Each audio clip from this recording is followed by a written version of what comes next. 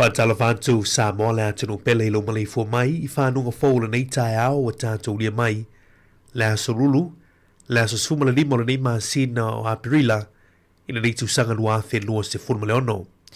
O le tūtua nea le si ufonga lo mui Wellington e le Sāmoa Capital Radio, toi amataliela na tautua le nei tae ao. Alo mai o le tātou sauringa lotu whal ainga o le ataita ia lea, e le sunga le whaafengainga, Reverend Whaalua Tele ape talasanga savea, o le whaafengainga o le kānesia Samoan, Holy Valley Assembly of God, I apaha tūsi maia le whaafafonga.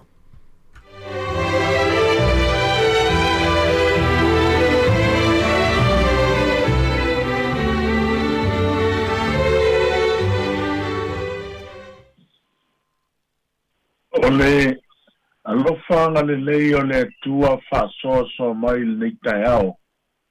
Lea ua tātou a whesila whaiai le whamaoni whaasoa mai o le nganpa ia. Wāwhoi o lele ua tala noa manu o le vātetea. Ia maua tapisa masangisangi whamanuao whaatastasi.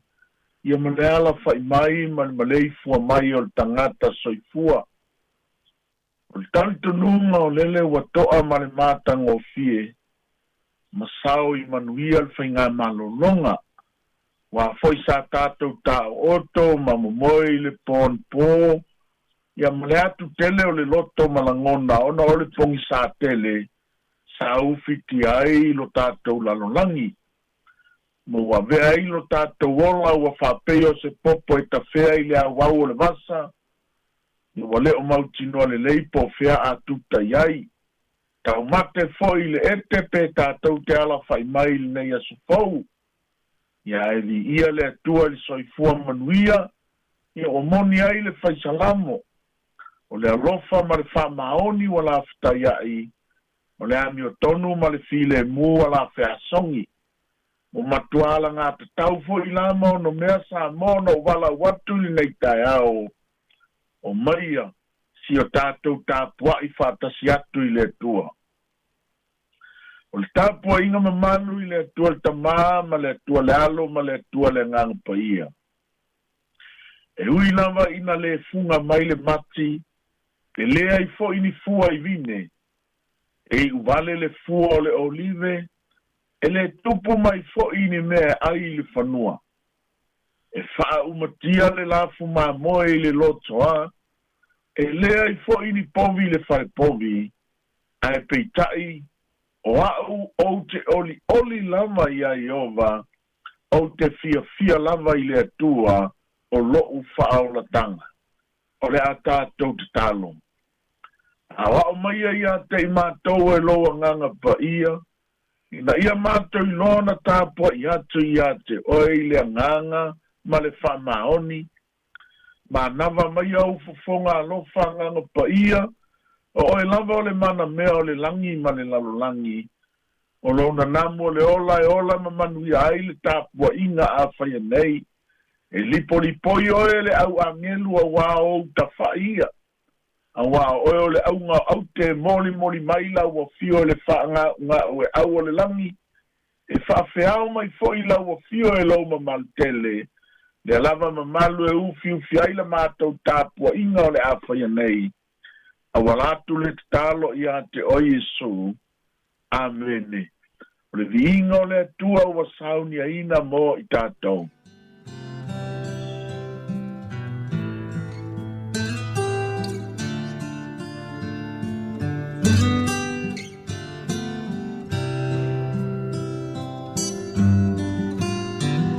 Solo mai maunga luluina mea uma te tele le ngongolo le sami o te le fefe o tahuntai o hello atua le pule ilea, le sami le fanua, pesolo mai maunga, lulu ina mea uma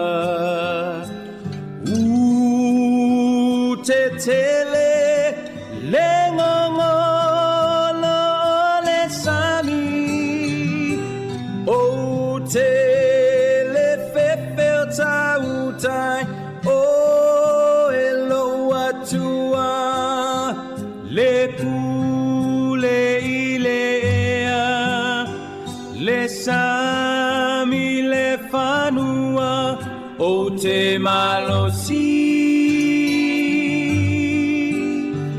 ngalu e pea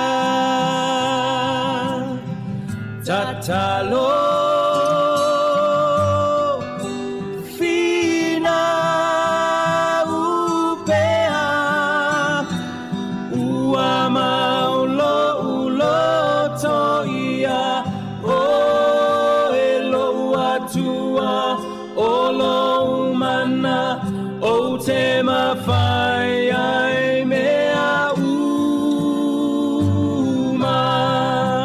pele funga mai le vine le mati le olive fa umatia le la fuma moe le fanua tu maulo ufia fia ia o ele mafai ona suia lo una ya oe o te malosi ngalu e pea tatalo fina upea ua maulo ulo toia o elo atua o lo mana o te mawhai ai mea uma o lo soi fua oe e ufi mai o lo soi fua oe e ufi mai o lo soi fua oe e ufi mai o lo soi fua oe e ufi mai o te malosi ngalu e pea tatalo fina upea ua maulo ulo toia o elo atua o lo mana o te mawhai ai mea uma o lo mana o te mawhai ai mea uma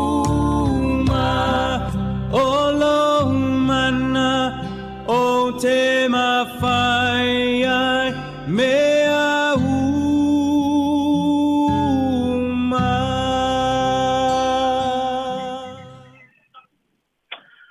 Ua malia na wau vi inga i le nei tai ao le li e.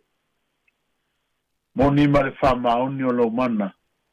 Mātou te mawhai ai mea uma. Lo mana leo lea mātou sauni mātou te whalongolongo. Ai fola ina lau tala le nei. Awa e mangu le mutia. E ta ulu fo ilo na funga. Awa fionga lo mātou tamae.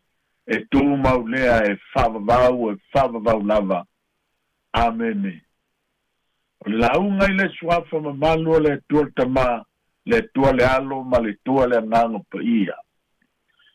O le tusi fai tau filifilia mo le nei tai ao, Mawaini ma faufonga o le tala leie lima ta ina I fo'i te au mga luenga o nei asu. Tusi ali perfecta malaki. Malaki lona mta upe lua. Kasi se fai upo te fai tawina ili nei tai ao. O le mta upo le wha maoni sa ilona ngutu lea. Na leilo fo'i se mea ele tonu iona la ngutu. Na sava vali fatasi mau ile ami o file mu ma le ami o sao. Na ia whaliliwina fo'i o e to tele nai ile ami o tonu. Whamanuia mai le tua ala ile whaafonga mai au whaita wina lana tala le lei. O le matua ile nei tai ao e whaupuina e whaapea ina ia sava vali whaatasi ma le atua ile ami o file mu ma le ami o sao. O le whaautuino ma whaufonga o le tala le leile nei tai ao e whapea, e mana o mia ina se tātou whisota inga, vā vala lata ma le atua i le nei asu.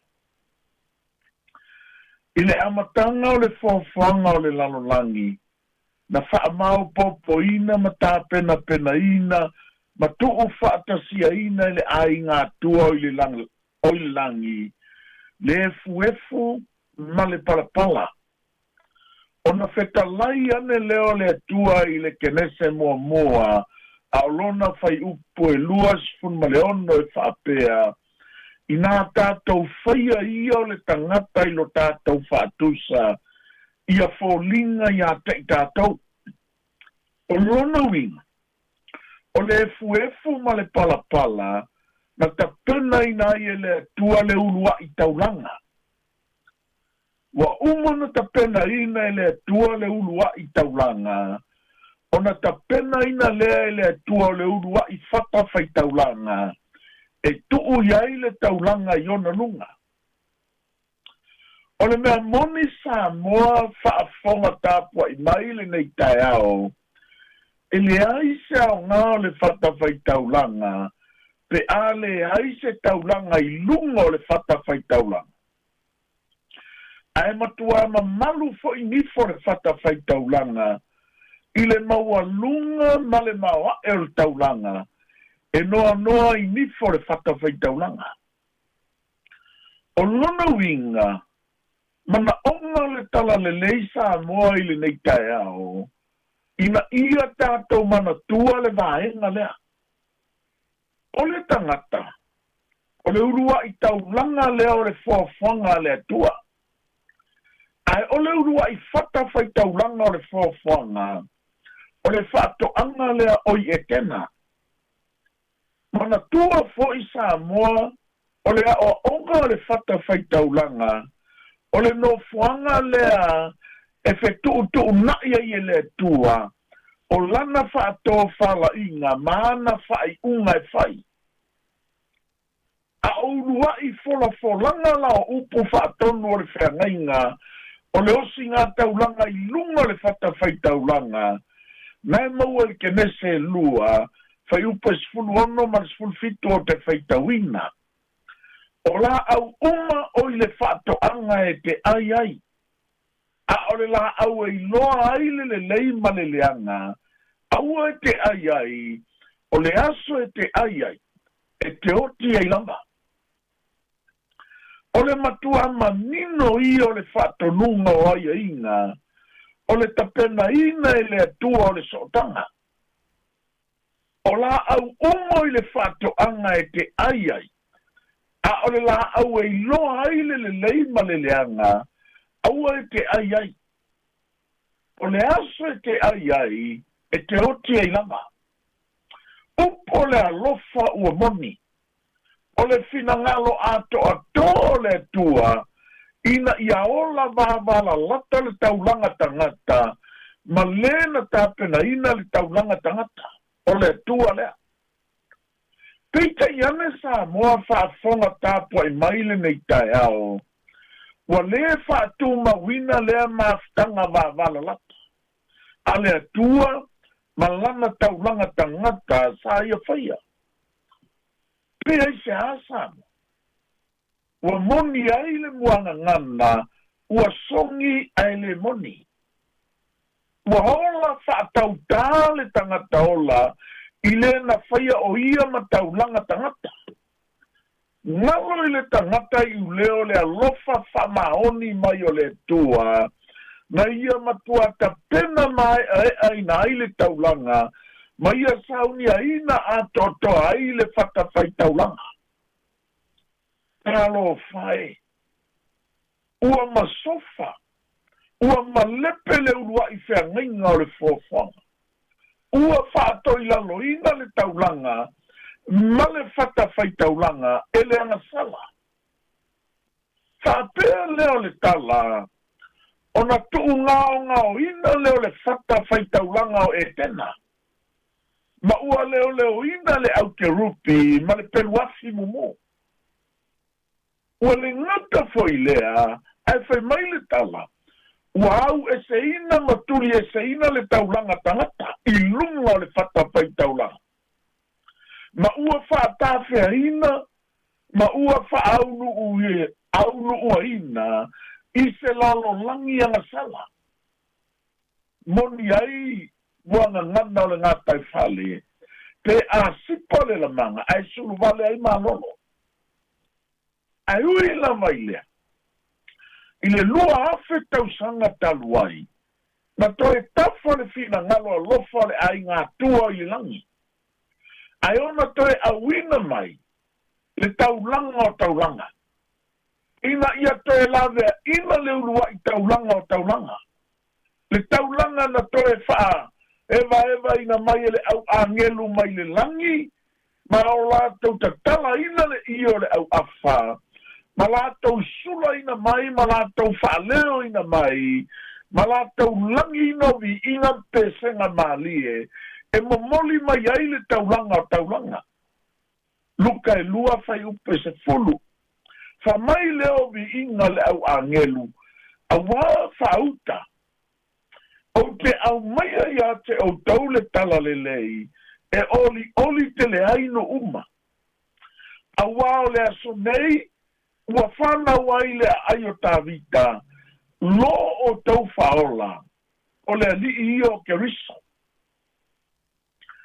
O le alofa whaosi tau langa o le lenga, na sauni a ina i le atua. Na whaatino ina i le whale pomi o pete le emma. Na liu tino mai ai le taulanga o taulanga. Ai na whato asu nui le ulua i pou o le whata whai taulanga, ina ua whatu wina le i ua le sā taulo, i lau ele o le maunga o kāle varia. Mana tua mai fo i Sāmoa i le neitaia. O le sā taulo, o le ulua i whata whai taulanga lea i le whengainga fau. Ai o le alio ke riso Yesu. O le ulua i taulanga hola lea. Mole whaamanga loina o anga sala. Ina ua anga masi seile ulua i taulanga. Na toi osi aile le lenga i le vāo le langi ma le lalulangi. Yesu le tongi ola. O le ulua i taulanga na toi osi aile le lenga i le vāo le tangata. Le na ia whia le tangata. Amen. O le taulanga. E tātou te mana o mia ina, ia toe fausia ina mai iai i ina, se tātou fesota inga vāwala lata, ma lo tātou atua i le nei tai au. O le fe au tau moli, ma le fe au tau whamanatu o le tala le lei. A whaina o si taulanga mai le tua mo i tātou. E matua no mea fo i la maala ngata tau fo. Ono tātau wosi tau langa tu fo i le tua. Pita iane Sāmoa.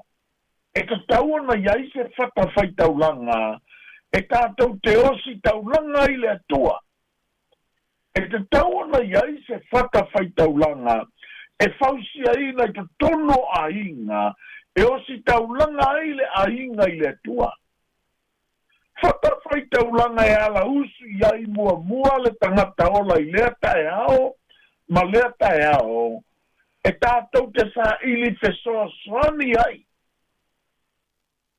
ala usu I lunga le fata faitaulanga, tātou te asamo I le atua, mo lana whaasino manga, e lima ta ina ai fe au mga luenga, o le aso, ma le aso, ma le aso. A whaasifo fo I le lai lona taua fiafi, o oe le tamama, oe le tina, I aurua fata le whanau I lunga le fata faitaulanga. Osi le taulanga mo le whaamanga loina le aina. Osi le taulanga mo le whaamalo loina le aina. Osi le taulanga ina ia whaamanu ia ina, whanau ma aina. Le winga leo le moli maua le tusi sa faitauina. Malaki lona mta upe lua o lona fai upe ono. O le mata upo le whaamaoni sa ilona ngutu. Na le iloa foi se mea le tonu iona lau ngutu. Na sava vali whaatasi mau I le amio file muma le sao. Na ia whaalili wina foi e toa tele na I le amio tonu. Lona winga. A whai o le mta upo le whaamaoni ma le tonu. Na fufonga ina mai lea I fufonga o le atua. Ma ta upo foi lea. Ia laua lunga I ngutu o mātua ma whanau. Ia tala noa I lunga le fata faitaulanga. I le pua ina mai lea I fofonga. O le mata upo le whaamaoni ma le tonu. O le ki a toa lea Sāmoa. E manuia aia tātou wosi ngā taulanga.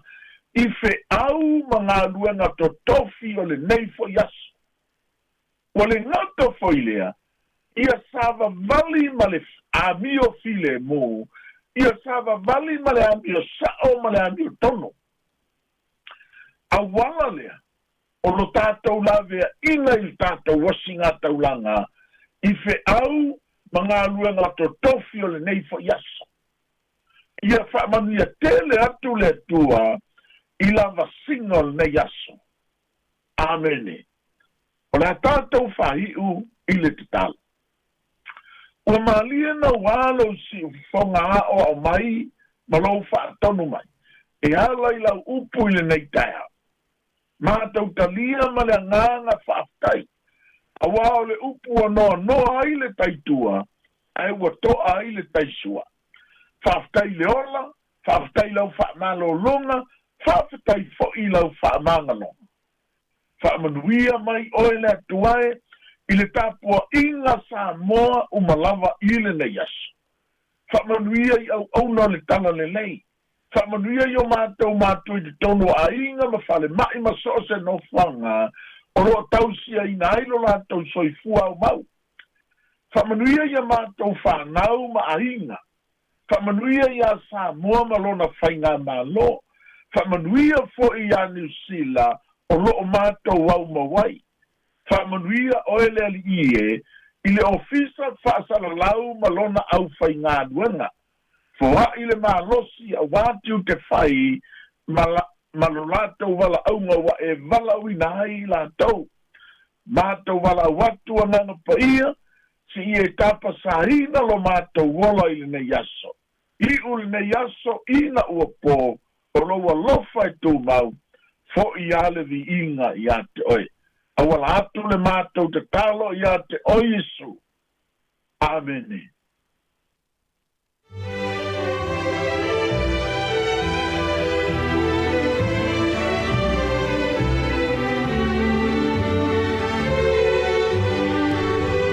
Viele tua Sāmoa le atunu pele le nei tai au le nā ua whaafonga le tātou tunu I le tātou sauninga lotu whale ainga le nei tai au. Na vea ile o na le tua le sunga le whaawhingainga Reverend Whaalu Tele ape talusanga savea. O le whaawhingainga o le Kalesia Samoan Assembly of God, Holy Valley Upper Hunt. Ia mo tātou o si taulanga le nei tai au mo le tuela nganga whaaftai, ma le whaamāloi le o na le tua. Ono le tāpenanga mātou o fthi le nei tai au. Le o whaafonga le tātou tunu, tōma tauina I tātou le upu fola le tua. Tau I o se whatu e pa o se ele lei, tupu maola I eisau ngā mo o eisau ngā mo au. A walo tātou soi fuafa le nganga. O le titalo le tātou polo kalame ma tātou ala leo. Sanga whamnuia le tue lau sunga le whaafenga inga le whale tuara no whaanang. Te nale le tāpo inga le Kalesia. manuia tele na yaso fa manuia tele le tua. O le vingo le tua mai le sa vale keriso vivi i atu ma le faa vitai. Te te liu mai le pun klamen ato tau i le afoli tu lai fitu. Good morning, talofa.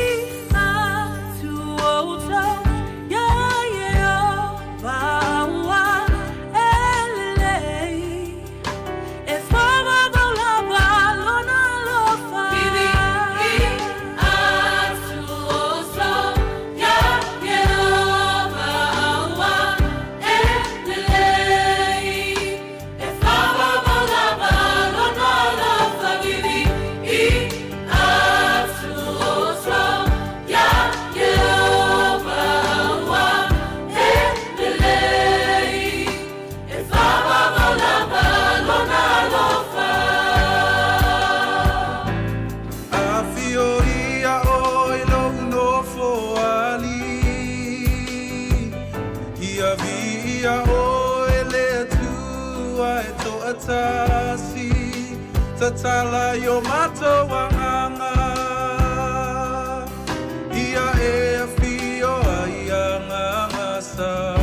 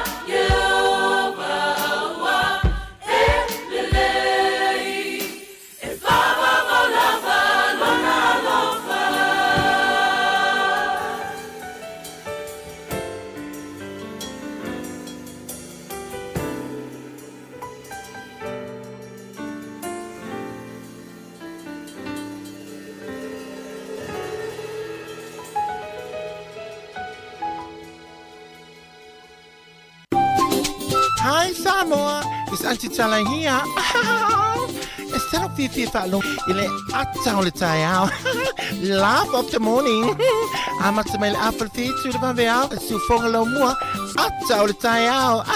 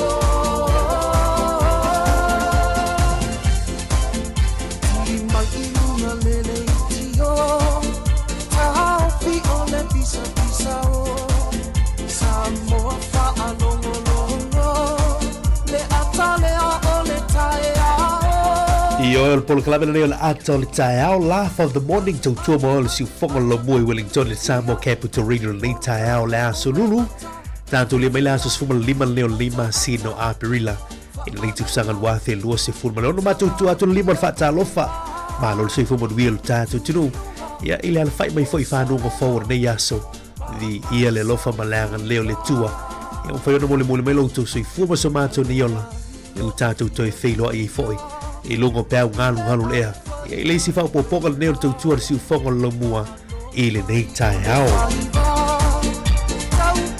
Patalo fa tuai le pa ia lau fai ngalu wenga tofe le tua ia lo fa fa le malu le fa te fai taulanga ma le fa te fai taulanga feitai tunga wale tau suino lipu vai leola e wale soi fofa le ngango neo tatu tangata ma lo le tau ma lo le fa tua ma lo le sa i ngalu wenga le tua ia ma lo le tau tua a tunu ia ala le fina ngalo le tua ia e le aso ma le aso e peo na ili tātou whi ngalo tu nei tai hao ia na tau mua e fōre sunga ni wha a whengainga te alei nei fōre tātou tau tua e le nei aso lulu se atu swata alofa le pa ia o nei o tātou tua a sina sino ta mami tina ma tua tā po e maota malawa le nei tai hao po le whala ma ula le muni la tā po ia whaiva matute ia olo al whaivelo tātou tinu i le aso ma le aso le whangaro ni hoi whata alofa nei tupulanga talvou along whanau le atinu le malosi o le atinu se fumanu ia malole tau atai le nei tai au le pai o Sāmoa i ona tūlanga tele ia malole se fumanu ia manatu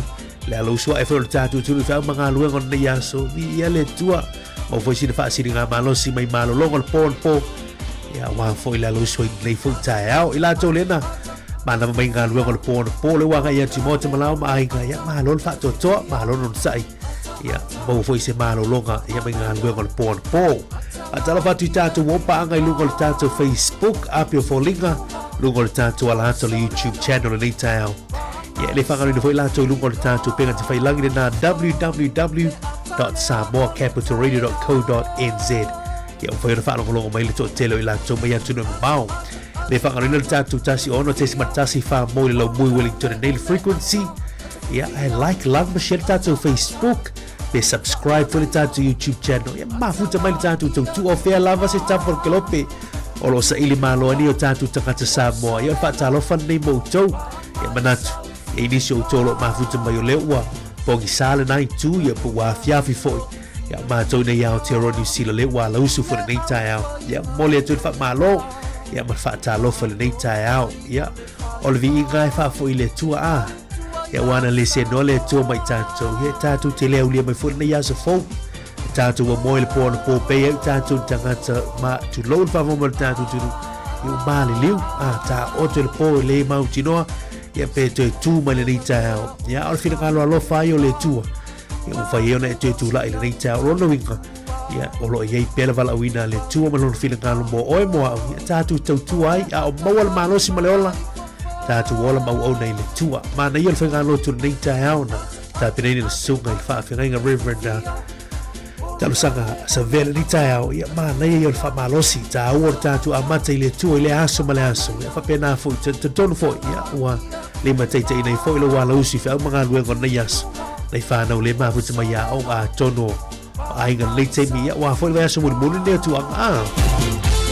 Ia ai o le tātou tanu me wha solo le proklaman ato tai au. Wha velane sa uputi koko, uputi kofe, uputi lau moli pu le au e po le alau malu tai au.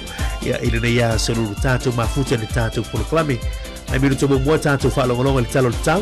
Talo le tai swing on tupe ava no wha mneango a se kua maso wha nau. Tātou wha longolonga voile men tupa nei a se le tala wha solo pito le lalangi. Tali tu le valu wha upopoka mua tātou telefon tala mai Sāmoa.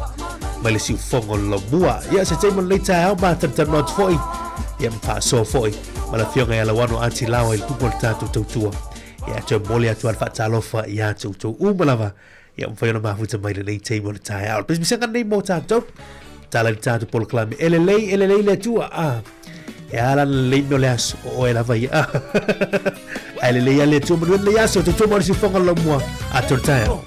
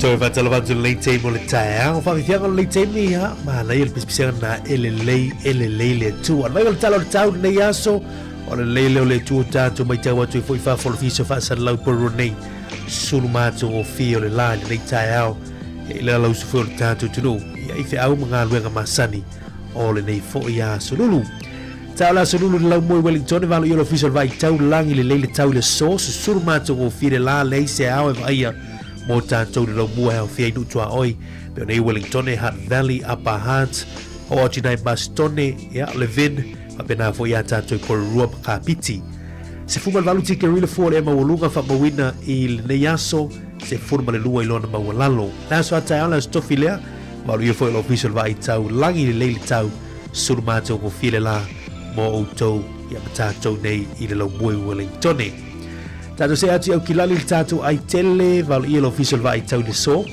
Ia o le atu ununa i wanga le teimo le tae au. Ia ai ono va ila mato le lasi teimo le aso. A solo atu ai i le a woli. Ia ma le fia na nei. O tūlanga foi nao le tau mo nai Hamilton, Tauranga, Rotorua, Gisborne, New Plymouth, Mataupo. Ia pe ona whamawina na le aso e l'official va ai tau. Tato se atu le motu I saute whatala whatu nela soni sulu matu o file la mo tau le so. A pena voi Blenheim, Christchurch, Chatham Islands, Timaru ma na ila sulu matu o file la mo tau I le so. Ia le foi se awe vaia. Mo le tatu ai nai Dunedin. I le nei tae au lo walu ila official vai tau. Ia sulu matu o file la I le nei tae au. Ia si wangana le a wuli ono ia ini wanga I tu uluai. E fa solo antu I le fia na nei. Tūlanga foi nā mo le tau I nai Invercargill. Ia. Wa ila mata le lai le te milion tae au. Ia ai ona wa ia le. Tu ulu I wanga I le a wuli fa solo antu I le fiafi. Ma mafa I le poa nā nei. Ia ona pāpā foi fai tili le fia nā nei. O au toi nā Invercargill. Tālana le tau musi o tātu turu I Aotearoa New Zealand. I le soe pe ona whamawina le official wa I tau le med service. Patala fati se tatu turu I Sāmoa le nei tae au o wingo le tau o au savili o le tau polu savili mai se sae o lo o pitia I pia Sāmoa mai au mai au matimu e a fia I la tunu I niso taimi e le ise e fautuanga po ne lapta inga o wha Malosia mo le tatu tunu mo le nei a surulu ai mo le so mo polu ma savai e le lei wingo le tau se ia wakana aina I timu wha pia wila ma fai tili ono iai I le a woli I vaenga maua le lunga. Ia alena. E le leiwi o le tau le asu I se tātu tunu I Sāmoa. Se ia wangana aina I timu. Fa pea wila ma whaitili e ono iai. I le a woli I vaenga maua le lunga. Lono winga. O vaenga maua le lunga le ono a fia I tūlango timunga. Ia mai se foi nei whaitili e ono iai le a woli nei. Ia I se tātu tunu I Sāmoa. Ia tue whatalo whatuai. I wopanga le tātu ala leo mai se tātu tunu I Sāmoa. Tato se mele talo tai ngata I whale Wellington fa pena foi mana por rua le nei tae au Wellington ia o le pe o le tai ia I le aforitu le valu le tai o nei ia no wingo lai suor tai timi nei fanto a pe la le tai I le aforitu lai valu ia I le tai o nei fanto ato I sua le aforitu lai lua I le a woli ia ona toe pe lea I le toe sifuma le fitu minute o te toe lea ona tae leo li tula iva ia I le poa na nei Wingo le sulfitu anga I le tula iva le poa na nei fanto ato e pe tai I ngata I whale Wellington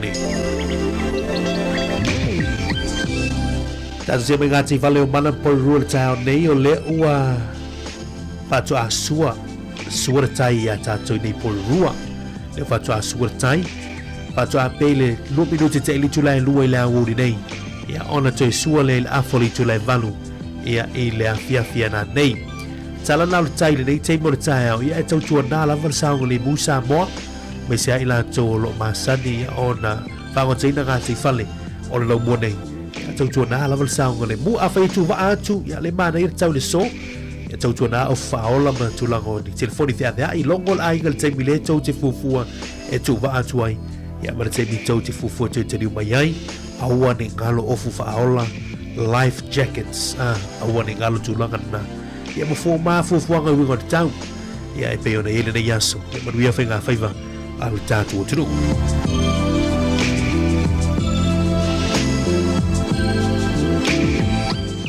Tātou se mai le talo le talo le tupe, talo le tupe le tai au, tasi tala New Zealand mau wai le tupe Sāmoa tā la fast food iwa sene.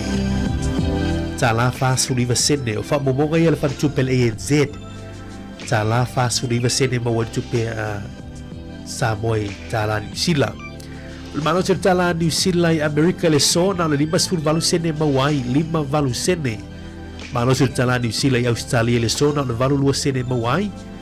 Al malo sur tala New Zealand tonga ile so e tala tolu lua sene ya male tala New Zealand nai fiti tala lua sur fitu sene tala lua fitu sene ya mana ele asiasi pelu kola unanga click X ala Digi Sound e for my cash ala Vodafone mana ya nai unanga nai mana ya lato rates ya wala foi no to seleni ya pete asiasi pe inisi o unanga we masani ai ya moli la nga fa tse fa malol ta tu tu ba tai lu sao I me fa nei ta tu ma fio anga Samoa o e kale sia pe avala mai ya ala tu tu ma sani nei ta tu ai Samoa o manuiana ya va tu ya mai foi ya fa munia le tu manuia la foi no tu sele ni le so manuia foi nei ya sia tu malava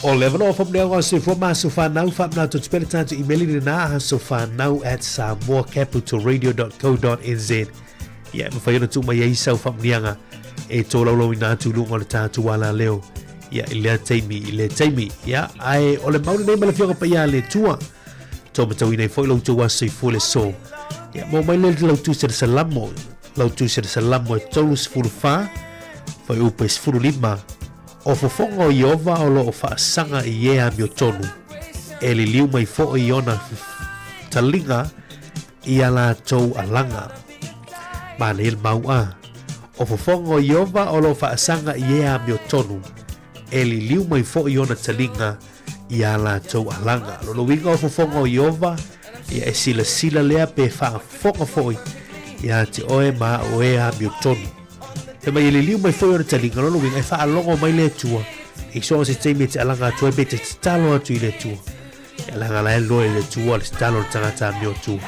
mo tangata la e fa mua ia malata atu ia te ia manu e te lau toa se fua pe special tu si u fonga lo mo tau sanga tulu I pe le tua nis tau sanga se le walo tu se fua una ia te ia malona fina ngalo pe se nei mo si u fonga lo mua manu e toa se fua le so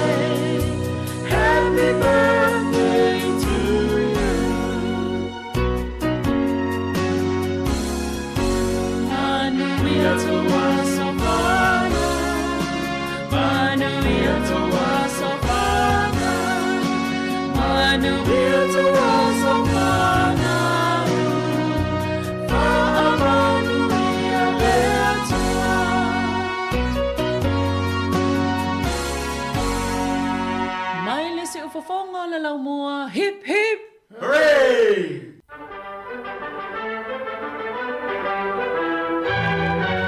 Ya tala falava o smefa fonga o tala mena tupu la langi ni yaso tatu lia le aso se furma le lima o aperila.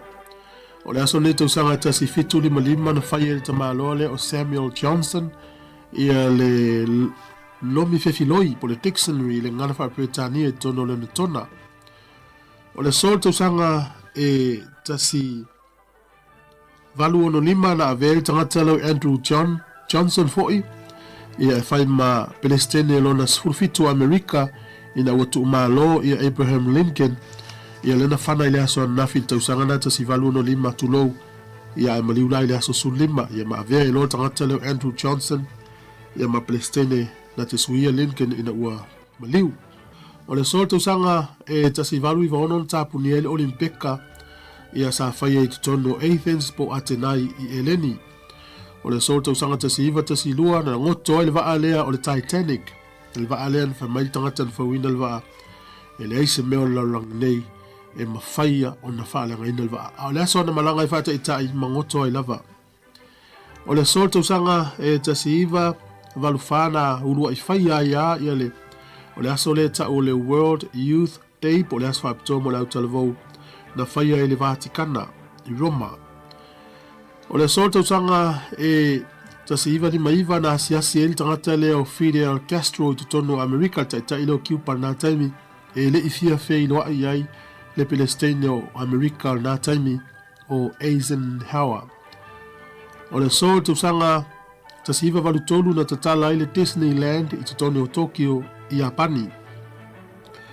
O le sol tausanga e tasi iwa valuiva na whai ista alonga football po ta alonga le soka i tutono Engelani ia ma lepe i lalo tele o whale mata iwa sifuru ono tangata na malili wai. O le aso ne tausanga i luafes futolu na whaapā isi auso se pomo i malafoni tautaua foile i Boston i Amerika to tolu na maliliu ma le lua se lau ono whana malilu ai. To mau whapopongo o tātou tala te masani whaftai lava. Sekia Samoa Ketwatsa Radio.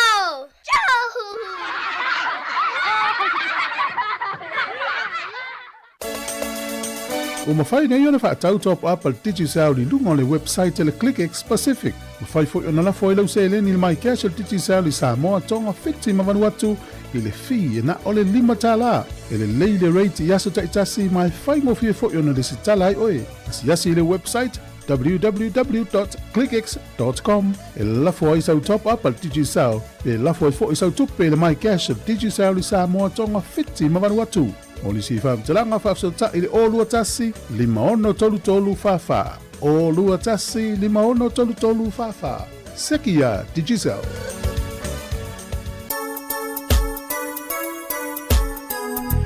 Ia le ute whamalafa minute tani o le tala li tu lai valu, tali tu lai valu, ia le tātou whapuponga mo telefon tala mai Sāmoa na ni tai au. Tātou tala mai Sāmoa whangaina le sunga tāsi Salam Sam. Tātou telefon ia ini sirnei ma tunu mau ia whangaina to fine ia ana whaasolo. Ia tātou programa le tai au nei, ia awani misia fwoi whaatatanuanga fwoi. Nisi hui mta opu ma nisi fwoi o whaasoa. Al whionga ia la wano ati lau te oli tu lai valu tai au nei. Tala tu tātou le telefoni. Tātou tana taloma tātou whaasoa ai awane ngalo Sāmoa le atunu e pele loto me le nganga mai se au tau i olo alala pampa au i nai mastone e one ngalo tātou wha moe ia awa fo i le tātou Pacific Outreach Engagement mana siu whonga lomua ia le whai il vai aso fau awane ngalo le vai aso fau le asto na i le aso lua sulu lima i o Aperila lua fi lua sumalono i le i tūlai sifurmalua i la wuri whai alai nai mastone ia isi tasio a ongala na o le maitau atu ia o le Lakeview Primary School ia ina i Mastone ia toe whamautua atu na fuanga ma le taimi ia o le tūlai sifurmale lua i la woli la so lua sifur lima o Aperila ia tātou whailoa i ina i le lofa malanga leo le tuan whamau moa siu whonga lomua i lana Pacific Outreach Engagement a le latu longo atu le tua atusi ia i le te au tātou telefoni tūlai vanu al whawhiwhianga nei musika mo le nei te mo tai au Sailing on the Sea of His Love tātou fo lau le lofa malanga leo le tua e vasalo na lofa sunga i le whaiwhiau ia vilieru ia nei te mo le tai au mespisenga nei mo outou.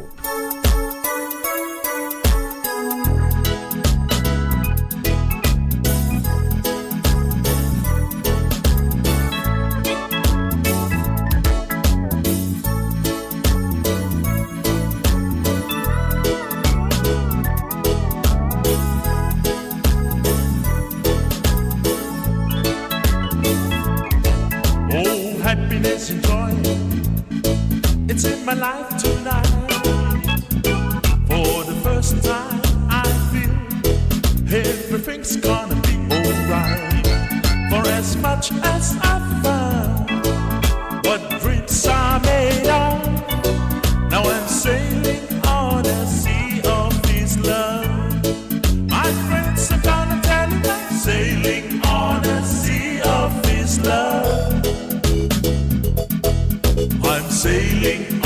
sea of His love. I'm free as a dove. Now I'm sailing on the sea of His love. It's a miracle that Jesus placed in me. The truth that we share, I never thought it could be. He taken me to new heights of love.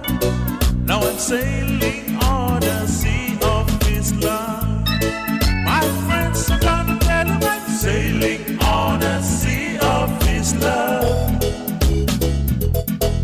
I'm sailing on the sea of His love.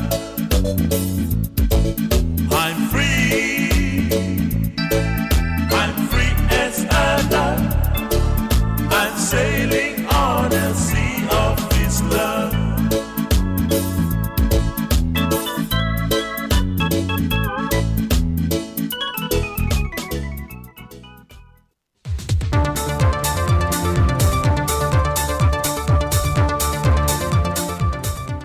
Toi whatala whatu le tātua te du ile nei whai whaopoponga tala whau mai Sāmoa o se mai ele whafonga. Manuia waso whanau, Manuia waso whanau, Manuia waso whanau, Manuia lea tua. O whamanu ianga malo whaangana mo moli atu e sui umor ka peneta sa awai i le aso nafi whaamanatu I nai le aso soi fuol te tai o le atano. La aulia le maali atoa le ua te apolata e Valfosi Schmidt. E na waulia I le aso se fulma le whao le maasina le neo a perila, lona aso soi fue ato I eilo na ono se fulu tu sanga o le soi fua. Ia, no le akura ngana whawhikai kere le whaia kako ka peneta. O whionga sui pāne mia, Minister o Kāpeneta, ia whawhikailo o mama ia le aso mwhanga o wengi ko inga. O lewa lea lo whangia le kuaka ko wala winga, a wasa moa. Ia, nga se mumela lawa fisu nga I fisu ia, au le kuolo pude le kako wola masu ia. O waka ko wala winga whawhikai ni whaaloalo mawalunga wo kufaya. Whawhikai aku yo ko whionga me Minister, misi le whionga sui pāne mia. A me se poi whaafonga tāpua I maisi o kako o kong, whaafikai ka karo, whaafikai ka puai, ia whaafikai poi whaangongoa mamu, e mamu iai whaiva kai ka ingo kako o malo. Ia me se la ko o whima Kāpeneta. Whaafikai poi ano whiri, a me se lo kako o fisi. Ia oa kako o whaamamari aso. Ia, mamu ia nas whaadau. Ia. Le whionga le ripāna mia, la aude le maale toa le ua te apolata I Valfosi Schmidt. Wa whae lo manino mai el te mai ta I whaamasino o le whaamasino ngā whae tū malo, te lasa atoa sa anga. So sa isi la wamata opo e a fia I le tua inga lea sa whaasino I le a whionga le teitai o le atano, e a fia I mai se toa liba, e le toe se e le whaatau teinga o se mata opo lawa e tasi, wa mai a whola sila na whae unga tusia. O le ale toe se e le whaatau teinga o isi mōrianga o lo tua I haile whionga le pāle mia. Mai o la fo I mōrianga e whaasanga li tū te o le a whaapea lava o na le toe a wai. O le masina fōpea na whaalia I lana whae unga tusia, o le ato e wala awa isi mōrianga o lo whaasanga le whionga le pāle mia. E au fia I le 5 mōrianga o le whaonga aina o penata whae langi, 5 mōrianga o le tau whaasase. Ato ai ma upu whae, e whaaleanga I nei le tamari anga o se tangata. Mai o le aso limo le masina fau o le a wala au inai mo le teimi mua I atua inga. Ua whaalia se tustu singa whaalo toi whala le mtanga luenga o leo o lo sainia le sui komsina o le mtanga luenga le ia taua a whamasanga sa muelu.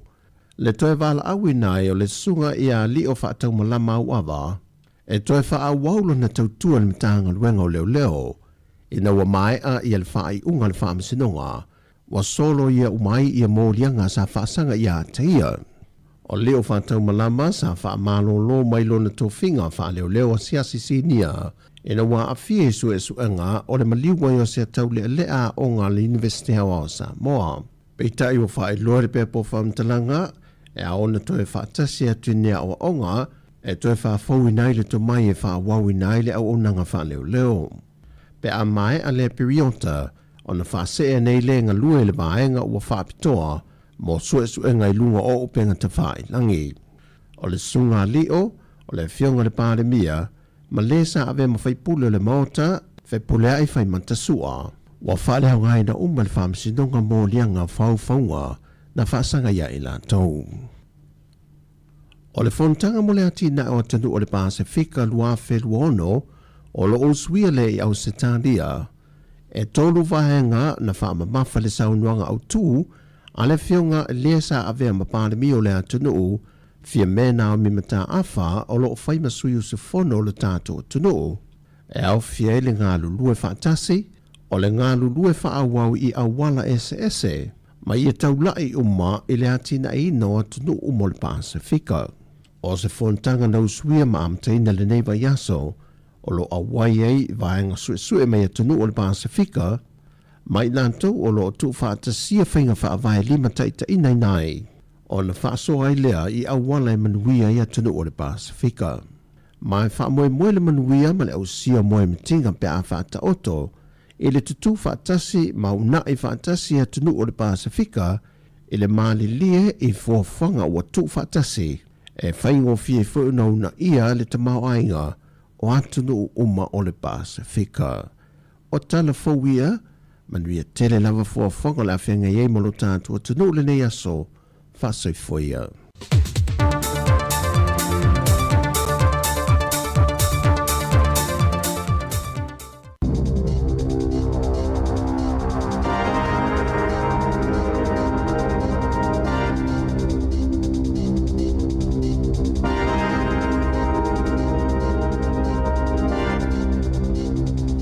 Talo falava tala fo mai le si ufofongo le lau mua mo le nei aso lulu, aso se funu limo a perila lua a whelua ono.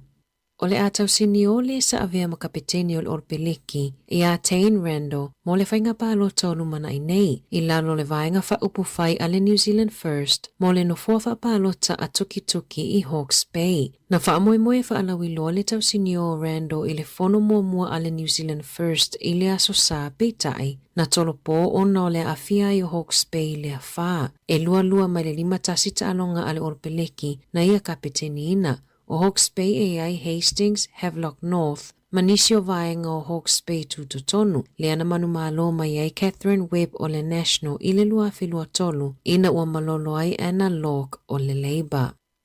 Ua whaalia se pepa o whaamatalanga mai le malo, e le oiei ni whaamaumaunga, e whaamaonia ai whaamatalanga e whaapea e whaitau se lautangata e le aini whale e mumoe ai i New Zealand. Whaailoa i le matanga luenga o anga whiso o tai, o lo ngā lulua e whaia se fuafuanga mō tangata e le oiei ni whale e nonofo ai. Aina whesilingia e le Radio New Zealand le matanga luenga, ina ua o la tautau lima ina lau pepa i se fulu mō na tupu, i lalo whaamaumaunga aloa ia New Zealand. O naolo o la tautu si ai le whaitau se lau o tangata i New Zealand e le aini whale e nonofo ai, e au noa mani whaamaoninga. O le tausangata lua ina whaailoa ai e le matanga luenga o whale, le si itia i lungo le numera o tangata i le aini whale e momoe ai le oi ai se fuai numera whaamaonia.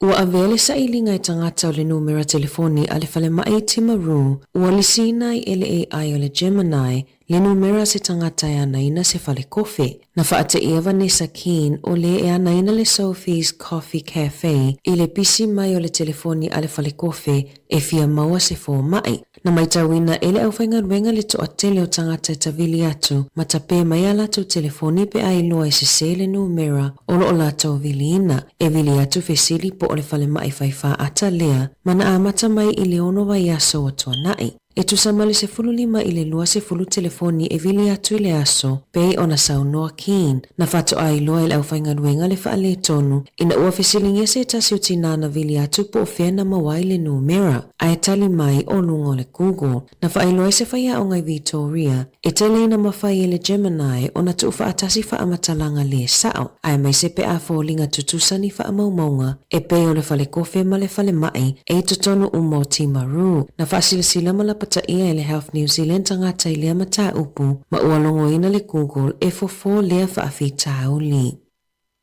Ua whaali se finangalo o katinale John Dew o New Zealand, whaatatau i la fonga ale Presidente o Amerika Donald Trump na whaia e whaasanga i le tamapa ia i a pope leo se fulufaa. O le tala Trump na whaia e whaasanga i le taitai o le Ekalesia Katoliko i le lalolangi. Ina ua tatalo pope leo mo se file mu o le lalolangi. Ai mai se le file mu e fofoa i le taua i le vao malo. Saunoa Trump o pope e vai i mata upu tau i taua, mai leo se vainga le lei wha vao malo. Saunoa fo i Trump, ana lese e maia i le tofi Presidente o Amerika, whaape nei e le filifilia pope leo se fulufaa e avea mataitai o le Ekalesia. Na ta ua katinale John Dew i lungo le Litio New Zealand, e iaile ai a tatau a pope leo e tatalo ai mo se file mu o le lanolangi. Ato ai ma le te e malosi atu i le taua. E to o te le taitai o Ekalesia ma tangata kerisiano i le lanolangi, e le ifiafia i la fonga Trump, peitai, e le ofuafua Trump e whato ese, e le langolangoina e John Dew whaamatalanga Trump e whaapea, ana le aia e le filifilia pope leo, mai na te manatu, e te taulawa ia Trump ona whato ese, ona o ana tala na lafo.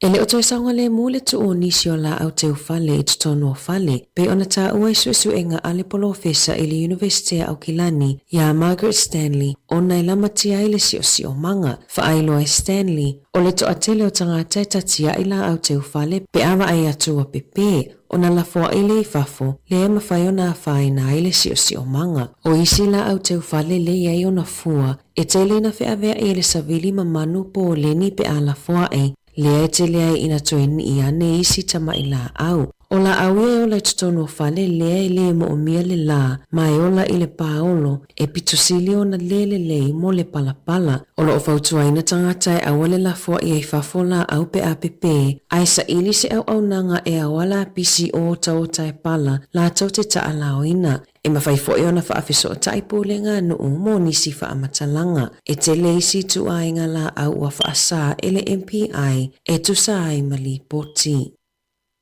O loo whaia suenga i se tangata o loo whaafolinga o se leo lo o ia vilina tangata mapelongia o ia o le leo sue. O le tala pepelo o loo whaongaina i lea tangata e whaapea o loo ia sueina se mata upu e au fia i se tangata o loo whaongaina whaamaumaunga patino. I whaamatalanga mai leo na whaailoa ai fuafuanga na maua mai ia tala noanga. Na tau mawhai ai lea tangata tau whaawalea e ilo maanga i e whaatala noa tupe maua whaapea te unga tupe i whale tupe po o numera whaalilo. Na ia whesilingia fo i se upu e toi reset pe whai ai se isi password phone e lafo atu i le e-maili. E mawhai ona lafo ni e-maili e le o mauti no ni e-maili sao i le DIA ili complaints@spam.govt.nz. Wala pata ia leo awe taawale ia tautua nali saunga le mu ilungo le ala tele, ta luona wha amawina tangata e to aiva na mali liu ilunga le ala tele, i tonu o aswe lima. O le tele o isi taawale na lave vea taru mailas faraile, o awe taawale talavou. O toi fautua ina leo awe taawale ia awane i tangofia le apa maalosi, pe a awe ina le taawale, mai taua le lava o le malolonga, pe a fai e malanga mamao. O lo whaia suenga leo i le maliu whafua se e o se tangata le whainga malanga le waalele le Qantas mai Amerika i Aukilani. Na whesilingia le One News le malai waalele Aukilani ma le St. John mo se whaamatalanga. Ua waaia le sitia lungo o pepe whananau i Tokyo, talu mai le se fulu tausanga wa tuanai. E te si male fitu pasene ua sitia i pepe whananau i Tokyo, mai le wao Januari manove mo le lua whelua lima. O le amatanga o Iuni a matafa ai loa i le whaitaua o whae o pepe na whananau i le lua whelua lima. Ua au sia se tamaititi walu tausanga mai tauranga, se matati o foru lana sii o le deadlift i wasfuru kilo le mamafa i le tauwanga si ngā ua mea mamafa o le lalolangi. O Johnny Kane e walu tausanga mai le kalapu si le Ruthless Barbell, ma ua whaamawina o ia le tamaititi pito i maa losi lana sii i le vaenga fitu i le iwa atama, na mosi e Johnny le fitu 5 kilo le mamafa, so o ai le walu se fululua te sima le 5 kilo. O le whaamoemoenga o Johnny e na te fia si ia le se lau kilo kalama, ai le eo o le whai unga o le tausanga.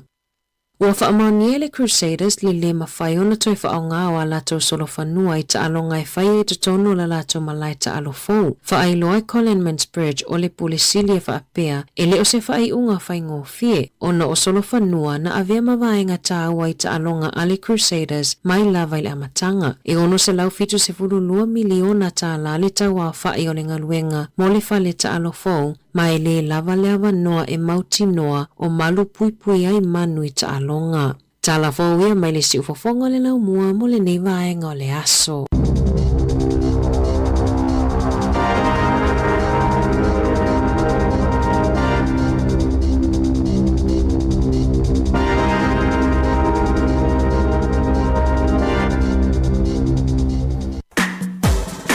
Ata o le taia, si ufofonga o le lau mua, aso ngā fua, I le aso fuaile. Ata o le taia. Se fumo le whaminu te luite ne litu lai valu te whaatalo whantu le tātu. Tino umalo le sui fumo nuia whai whale whatu ai mafuta mai le te mo le tāiao. O le tuituane le si fonga le mua le Sāmoa Capital Radio man polo kalame o le ata o le tāiao. Nisi nao tātu tona foam tala mai Sāmoa te whaafonga I litu lai iwa ma litu lai sifumo le lua I le a wōri nei. Ia o nisi utara la walunga I le tāiao pei o na riputia mai foi ia e le tuafini ia ana whaasolo mo tātou ia o Tiro New Zealand nei. O le lapta inga leo lo mo moli mai le matanga luenga o leo to o iwa I lātou e o le maa telea o I lātou I o tupulanga talavona maali liu mai laman whai ukona vai aso nei le aso for really lena mai atu nei e o mai le nei ia lo winga e whaangata mai le aso nafi wha momonga ia to o iwa I lātou na maali liu lawe vei wha lawe tau ta avali ia o lo toi ma moli mai hale whautuanga matanga luenga ia o leo ia ina ia lava le mātala e ilungo ala te tele ia mese ia aua ne I tango fiera ava malosi pe avina le taavale ia mai ta aua lava le eo se malolonga ia pia whai e malanga mau ia o tātou e te o tele o tātou I e malanga fo I le malanga I au kilani ia malanga mai au kilani ana ia tātou I Wellington e po nu tua oi ia o tātou masani I tūlanga ia o fe malanga inga ilungo ala te tele ia lava le malolonga Pea mana fitu le valu I tūla le malanga atu nei a tātou Wellington nei au kilani. Ia a maua sina malolonga I le afa, ia I le vālea, fai sina malolonga, moe mo sina sifulu I sulim minute, ia to e wha wau le whai ngā malanga. Ia ai lo le vai atu ala ila vātu, lou la vol wha whonga le tātou tunu. Ia ai a ngā I pea le alo le sā la tau ia, o fautuanga masani, o le ava malosi la tau ia tu lau ala wha whonga le tātou tunu. Ia tā ua I o fautuanga nei manamtanga luengo leo. Aisia, ia lenga lefa maunia e to o iwa I lātou na mali liu. Mai la velas for real whai unga aso len tene ia o mai la so nafi lefa mawina. Wha mumonga mal matanga luengo leo. Ia to ila lango to ilfa moe moe le tātou ana leo. Ia I fe au ma le longo pui li o le tātou tunu. Ia I fe au tā ua. Ia alo ma tau loto le nā mau I le nei aso. Tala noi a inga, tala noi nei whanau. Ia wale mai tau atu fwoi numero nei. O to telo I lātou ia na mali liu. Ia o tupulanga tala vau. Ia e tātou tālu sie ia isia o ngā o nei fi au tau longo atu pia e le tu ua le tātou ngaluenga o le fau tua tā longo ia ma longo pui li le tātou tunu ia I fi au me matanga luenga o leo o wāna saunga le mu o nei o tātou tangata o le si telefona nei tae au ia le mai tau ina atu fo ia nisi fo I o vaenga o leo ufa atu pula ia I le fa tau fa valea fo I le ma I tūlanga o scams. Ia la tō ia ua ofu pei o ni leo tu lau wha whao mai o le tātou tunu. E wha whaulinga pei o la tō ni leo. Ia ai nao leo. La tō te whao ngā ina le telefoni. Ia e tala noa e vile atuai. Ia whesini ia tangata. Ia la tō wha maumaunga. Ia ma le moli mau mai e tātou telefoni tāo nei. O lea watu ia tangata nei wha pēat o la tō o le ima tamai tai malu le malo. Ia mwhape o le la tu te suesu ea ia tūlanga o tangata le whao ngā ina sisea tau wha maunga le tangata le vili ai ia tangata tau wha valea nei ia mamulu mai o wha maunga ma le tele o la ia maunu mai ai ia le tele o vaenga fo i o pe o vaenga tupe o numero tu stupe ia o vaenga pe na passwords ia o vaenga umane ia o na tātou mātalai o le teimi o le mātala le sina fe au le mai tātou telefonu tāo nei mua saunga le mu fai te lunga ala te tele le mai le si whautuanga le mo tātou mai tātou telefon ia o le mātala I la tau ia o lo fai ar mele o le tau whaavalea tau whaavalea lunga upenga te whailangi scams ia le o a wo whaafolinga peo la toni a leo ia ele ai leo talo si ia te fia mauani tangata si ia na tatu whaasolo le te matai au tō lima lo whaatasi numero tatu telefoni pe fia whaasolo mai nisio tatu telefoni tala mai Sāmoa ia pe wisa matau puti fia tala no mai lita lunga tatu polokalame ta pena mai mātou whaatantalonga fōi am whaasolo tu wimala fionga ia la wano ati lawa le reitai au ina minuto mo mua ia ai o la asau malu o reitai au au tuanga masani mo tatu turu ia misi fōi ia nei o tatu mātua o wane ngalo ala tu fuala au fio inga mo fo mai le so la to appointment sil fo mai ia tau tuana umava pe na whaftai ia la to lo tau seina nei o tatu mātua ia o tau manuia na whawhianga nei te motau mai a Kelly filo a Kelly whaafelo ia tu Sāmoa nei te motau. Good morning talofa or club in Ato Town tau tumo orisi whakon lamua i Wellington.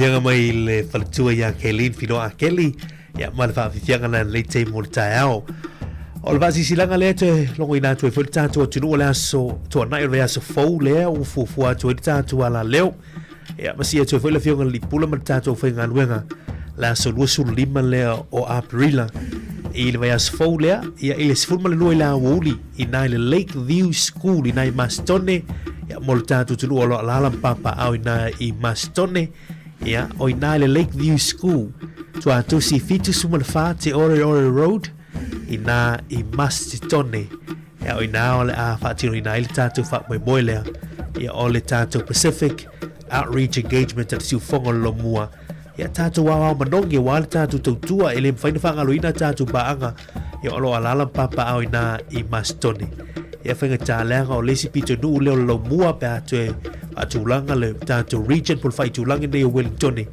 ia au fia fo inai Mastone ia I lunga atul maunga e peo na iei tātou ia le sunga ia o kalangolango man tātou uso ina I Mastone ia le mai tau atu le ua longo mai foi la tātou whiloa iei le aso lua se fulu man wha lima aso lua se man lima le aso foi le aso tonai ia ili tula se fuma loe la wori tāpena ina foi le tātou tau mawhtanga ia na sina tau mawhtanga ia e tali foi ia le sua le malo tātou tunu ia o le a fio atu ia o wha fia foi tātou wha ili lau mo sound ia ma tātou taloa wha soa ia ma whiloa mei foi le tātou au whainga luenga me se la fionga li pule ia ma le tama le o tasi DJ number 1 tātou whiloa i le asfo ia I le lofa malanga leo le tua mole atu le tua lau se fua ia ma se olo le tātou o whinga luenga tātou whiloa I le nava I asfo ia o le neite mo tai auto whatalo whatu ni so tātou paanga ia le sunga ia Rosie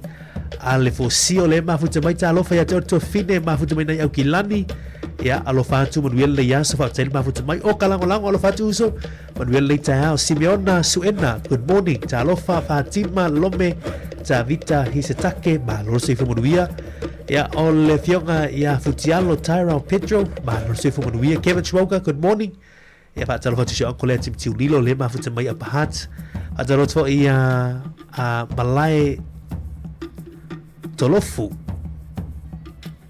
ia malulu atu pea fai selfa leo ino suafa talo tfo onko lea kuisa mata mea mafuta mai nai tutuila mamadua Amerika Samoa le tai au sai fo lau a fele a liva good morning ma lolo si fo manuia le sunga nao ia Elia lolo uta masanga ia whaatalo watu fo I le sunga ia li o a inga whale tangwa ai ma lolo si fo manuia ia le sunga ia lo matasila whaatalo watu ilo fionga lo matasila le tai au ma lolo si fo manuia ngasi savea ma lolo si fo manuia alo whatu whaptaili mafuta mai Tessa Jordan good morning tapsori lo mayama ma lolo si fo manuia ilo sunga ia lo watu fo ia Rachel sifa le mafuta mai na ia ukilani alo whatu ia jodi tina Rachel ia pemena fo I tina ia luiva fo mapusua ia fia lo mo lewa no le tai au ma te whaatase tu fo le fionga ia la wano ati lawa ia le tai au so fo manuia le fionga la wano ma lolo si fo manuia le tai au oi ia o alo ho le se fo la le lo sunga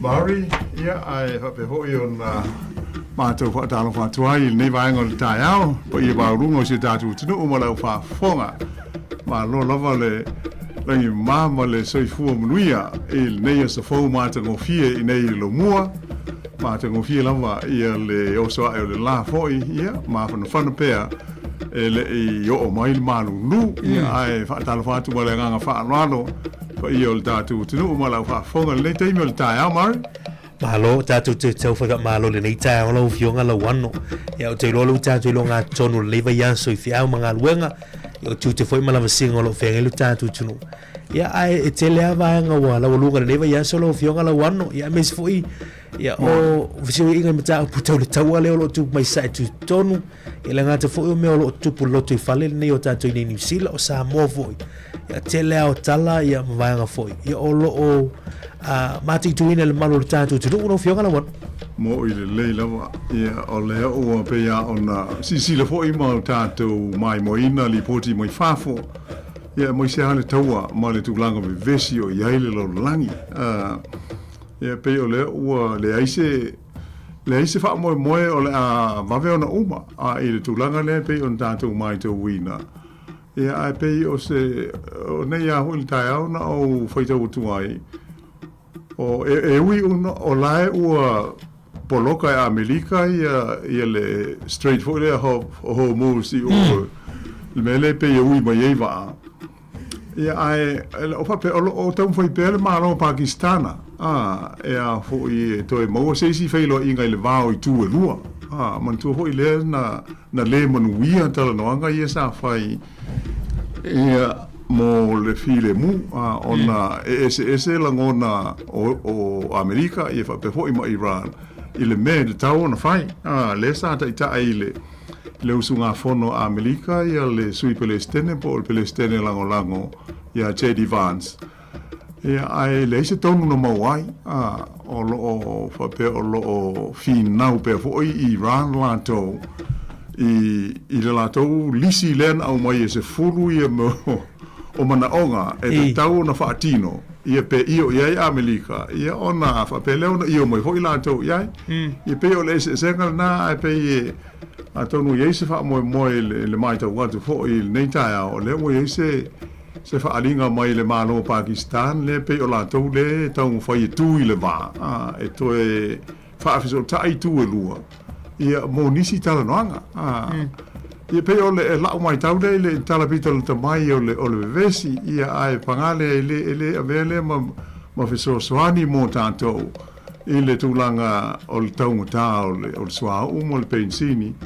ia mo le tele a hoi o le mau o loa le warua i runga ma le tau e uia i le fesota mo ni sua o mo ni pensini ia o tau ta ia mo le tātou tau o le soifuanga i New Zealand ei mo ni leilo fionga la wana mo ni leilo sa loa ngari tūlanga le pio a fianga i o le tau le isa tu tonu leo lo mai te una le tātou tunu ia ele ngato ia tātou i New Zealand ia o tātou fui le atu Pasifika i e Sāmoa ia e pe o le tūlanga haia mau hae rei teimi o le tūlanga lava la tau ia o le tūlanga o le sua o man pinsini la tau ia ai e leo te po mala e le whawama le tātou tunu o le upe o tātou masani ia nei vai teimi ia o le tātou o le sa ia malavati a tūlanga o le pinsini la tau ia ai te whamanatu nisi o unanga lo fionga la wana pe o nei ei nisi o wanga fo i apps fo ia le a whal pinsini ia pe le i le Z e fo ia vaanga ia i le PP ia o le mōpili la tau ia ia la tau a whamama venga fo ia na sifuru sene ia sifuru sene ono sene nisi o teimi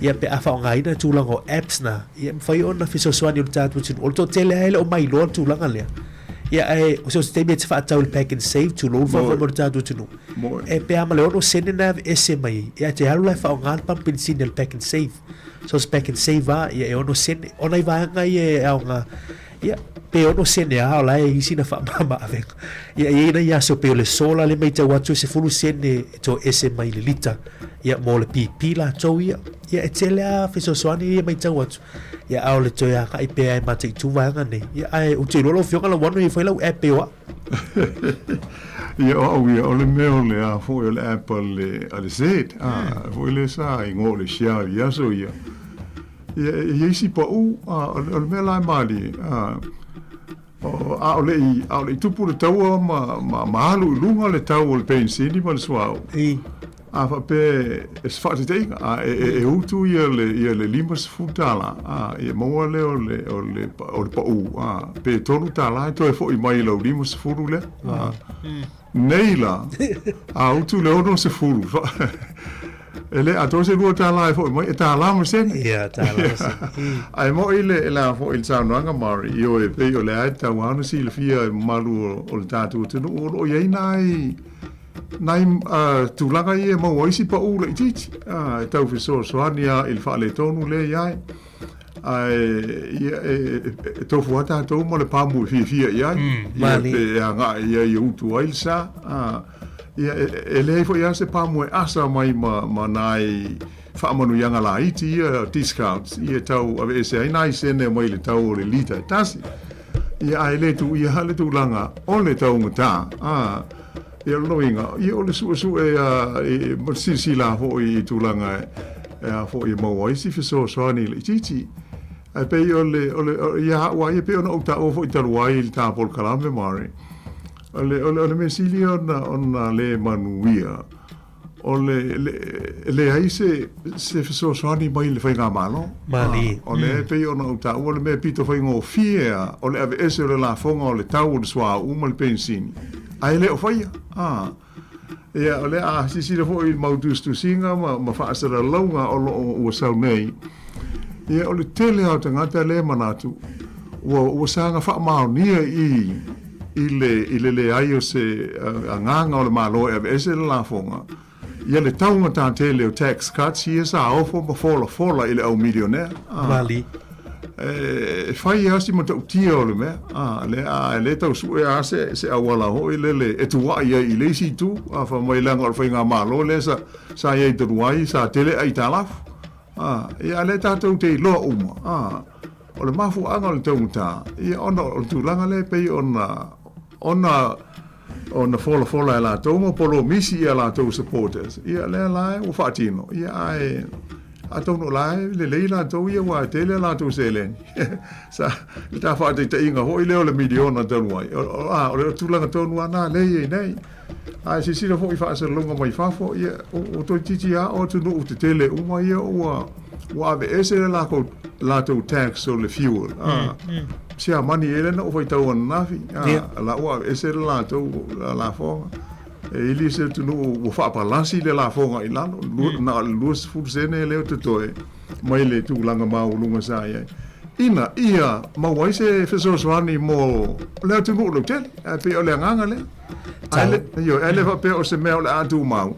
E temporary. Pe o le nawinga. E whaateli ei pe o le ase swinga o le ai le taua. Ia ma le tūranga o le tau o le swa o le pensi. Moni leilo whiunga la wana mana i o le vanga lewa e te tau ua te whamanino temporary. Australia ia mana o le tolu masina le mai tau atu le whaatūranga. Mani. O mai whana tolu masina wa iei i swinga ia ona toi te whapawhala fo i leo le tūranga lea. Ia e ono vanga ye au pe au na tatu mate tuina. Mana yo le atale sa e whamanino lo whiunga la wanu mana i fo i te whamanino fo i le tatu tu. Le se senga o le tax on miliona ta lale le ta ua vea te nei. E ona toe mauale miliona la pe a toe pe a uma whamamonga. A le lai tutu sai ma tangata whainga luenga lea e ia na o le minimum wage pe le o te levo i la sansele. Ia e le ititi lan tu pe toe mua mai pe a ona toe claim Ia pe o le me pito whengo fia nai mala mai tātou. Sa o le sa au mai le fua. E se furu pasene, se furu rua pe se furu 5%. Mō tangata uma. Mō tātou uma. Ia. Sa iaile manatu hoi lele. Wha ese le au mau mea. Ia. Awa pe o le ale te leo le fua. Ele a whaina lava ua lai. E te le e miliona ala na tupe wha atusa il tātou se lauta ala. Le se senga la o se 4% o se lauta la ma le miliona. Ia ele foi cantao no monino. Le manuia ai au mau mea. Ia ai mo i lai tātou te manuia. Ai le te le tātou manuia wa tātou te lima vai ma le te le ni tātou tupe pei o lātou. Pei o le whinaunga na tau ona a fo i ona whamalosi. I le whea, male le whea, ia ai pangalea. O le meo le whainga malo te mkalasi tātou te ai. I tātou te alua ai tonu. E whai e lātou ia, e eilu whainu mela futusia. E whaatino ai, e whai unga whai. E a whi ai tangata umoa se tino. Moni lei fa telo fiona la wano mani e te whamanino lwanga lea ia. Tau e telo tātou mātala mate i tū. Tau sanga neo whenga palo talo tātou tino. Ia, e tau e telo tātou no fuilu molo whamala malama foi. Ia, i vai ngolo a hai mai. Tau fiona la wano e li tāni star pese foi whawhi whilita e au. O le asone te nei lea sa tātou muli mawina tua i mala fionga li pule ia. Se tātou tātou paanga le na wala au mai tā whaasoa le asone te nei lea surulu. Ia o tātou tanoa nei tūlanga o ni va ainga i Sāmoa ia so mawai le tūtou tāsima. Ia ai whautea te fo i le sue ala fua ia por te mai a pāneta. Ia o le tōpito nui a mahate lea na fio mai fo. Ia mā nei e o vai angai tā matamata le asone te nei. Mā lo mari i oe e tā ua i o le vai angai le atono o steimi o na whaafonga fo i le sarunua ia i le fionga ia afmisanga i le tūlanga au i le ili. O le mea lofa ua tau aho mai e le anta māmatua o le tātou o te noo. Moni le leili sarunanga pei o le nganga whaafitai ia o tātou uma. E ona o lea whina ngalo tā ua. Ia e tau aho mai alo ia i le si ufonga le lo mua e teu malu ai.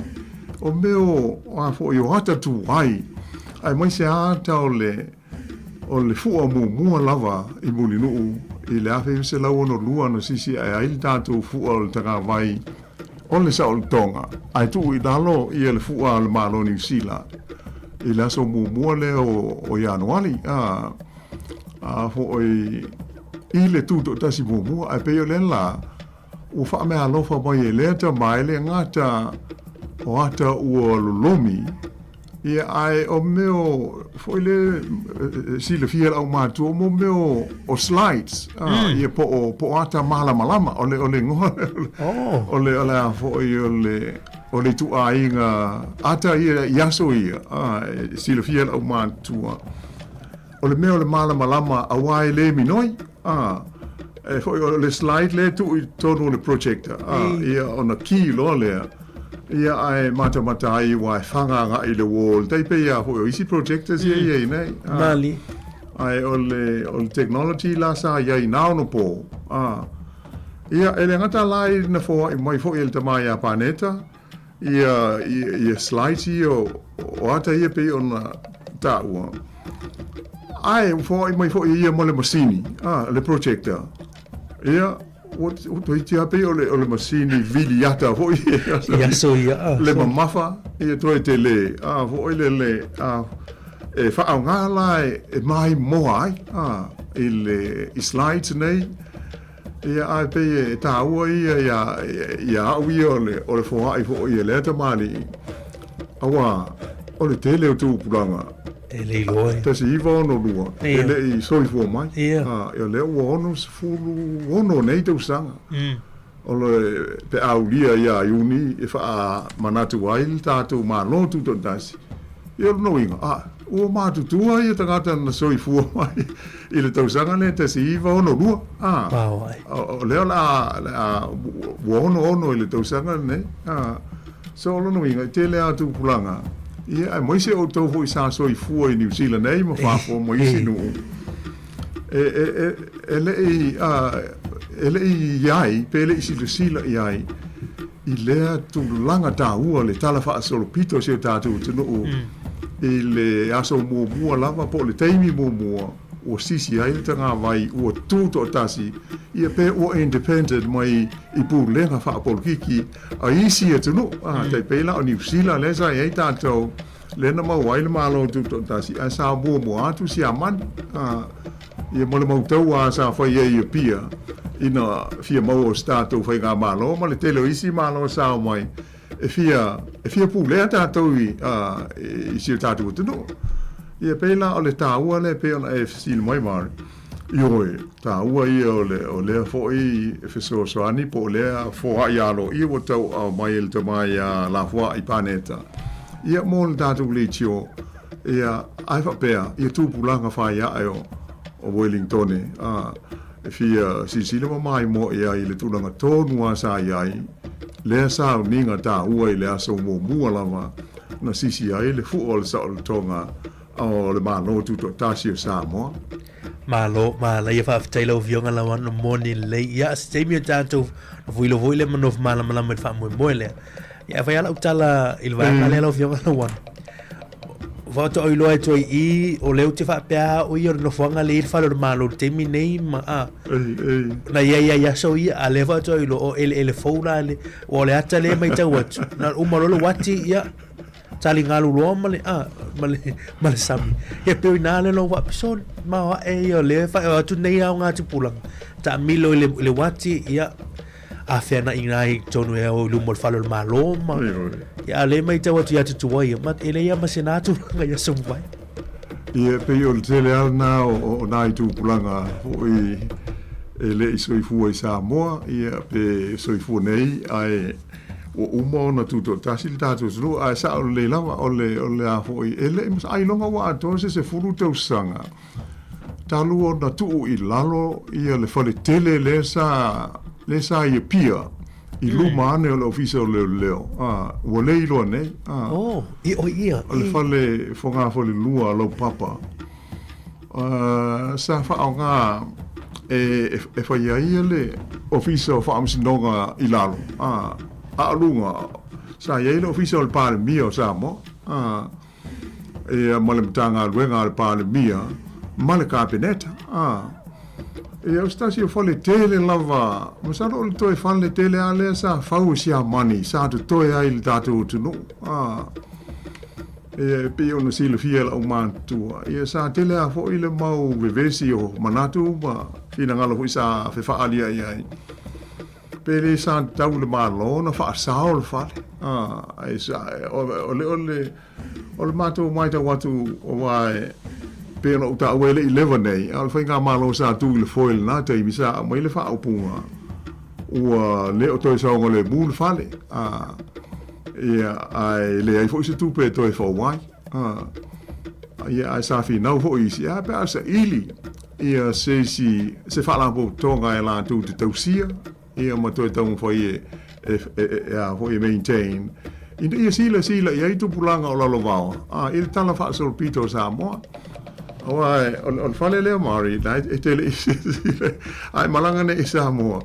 Ai fa sa ai male fale fo o le po officer fo la we nei o officer le a le tu saela o la o vacant ia po o tu fu nei o mo na tala ila no fale le sa so o male fale lo tele o koki po o coxen ia so ia be on Silvia la man tua ia o le ai nei o le officer tele la ale me na tala ai fu ila lo ele se me fo ia o sa fa pe ai pe fo ia la si fale o le a fo ia la o le tu ia ai pe o se o na ona tala no ne ia na ona misi fo le mai mau ia pe ai si la ia te tu ia o pia o fale le sa ia ile fa nga malo asia mani sa ye fo ina o atu la New Zealand tu tuli sia mani ma sai na sia mani ma o mai nei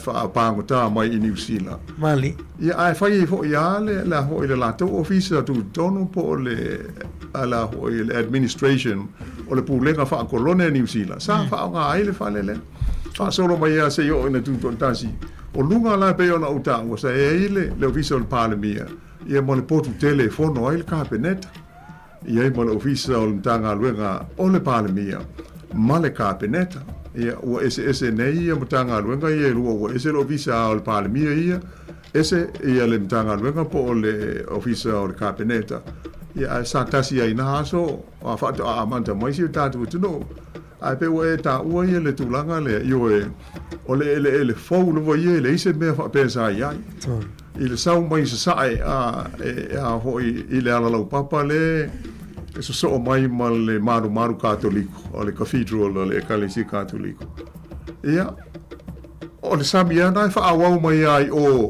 la sa wa mai o lu mo egi kre so o le samia to ana o mai ai ia o le lo nei fo tu o le wati samia to so mai mo le library ia mo le office foi nga foi ia o te la ina tonu mia o mai ia vai nga fo ia nga te fale ia la o tu ai la fale te le malo Central Bank ia o ia mo le malai o ita fauna ia mai si ai tu langa o fa mata ngo fia ia ma fai male tali ngaru ho le ina ia awana ia afia ai sa le ai se ele o le merna sa ta wai o le ele fo o le reclaimed area ia o le lo nei o la o pe ia fo linga o le mea sa wai mai no mua tai pe ia o tatou i Wellington o tele wa ngo lo mua i Wellington no reclaim ia pe sa tanu fo i pe o tatou ia sami ia la o tele nei ia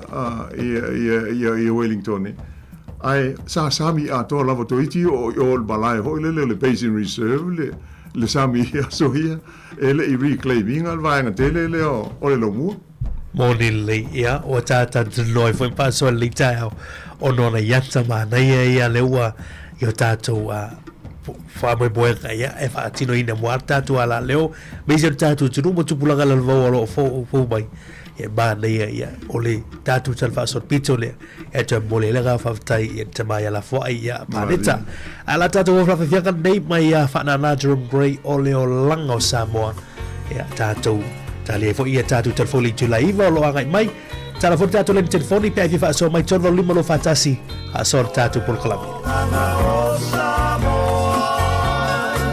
Te mana ia tele mavae vae o na tūlanga I le soifua mai o tangata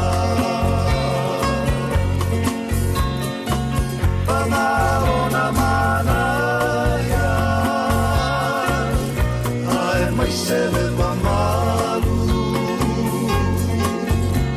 O oe o ia mau E ai loa o nava mamatalu Tau tua nama oe Fau tuana umaia E momi aloto e foi mai ma le tau satia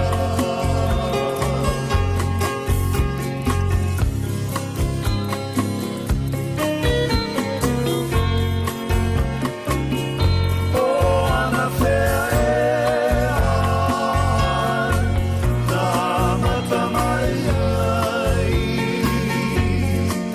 I oe kualoa lava tau sana O soifua I pea Sāmoa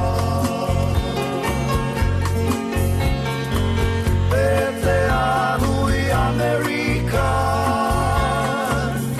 Sole ua de ingalo E vi ia pea oe e tangata I lau anga nu whaatau sala Tau tua nama oe Whau tuana umaia E mo'omi aloto e fo'i mai ma le tau sa'afia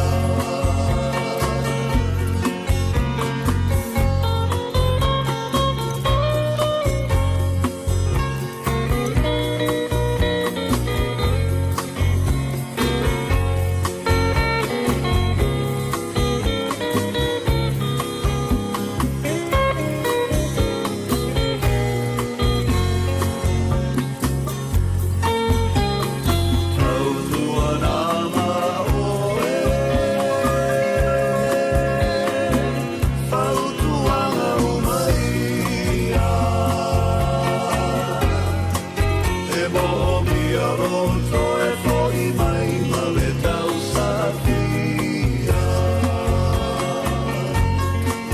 E mo'omi aloto e fo'i mai ma le tau sa'afia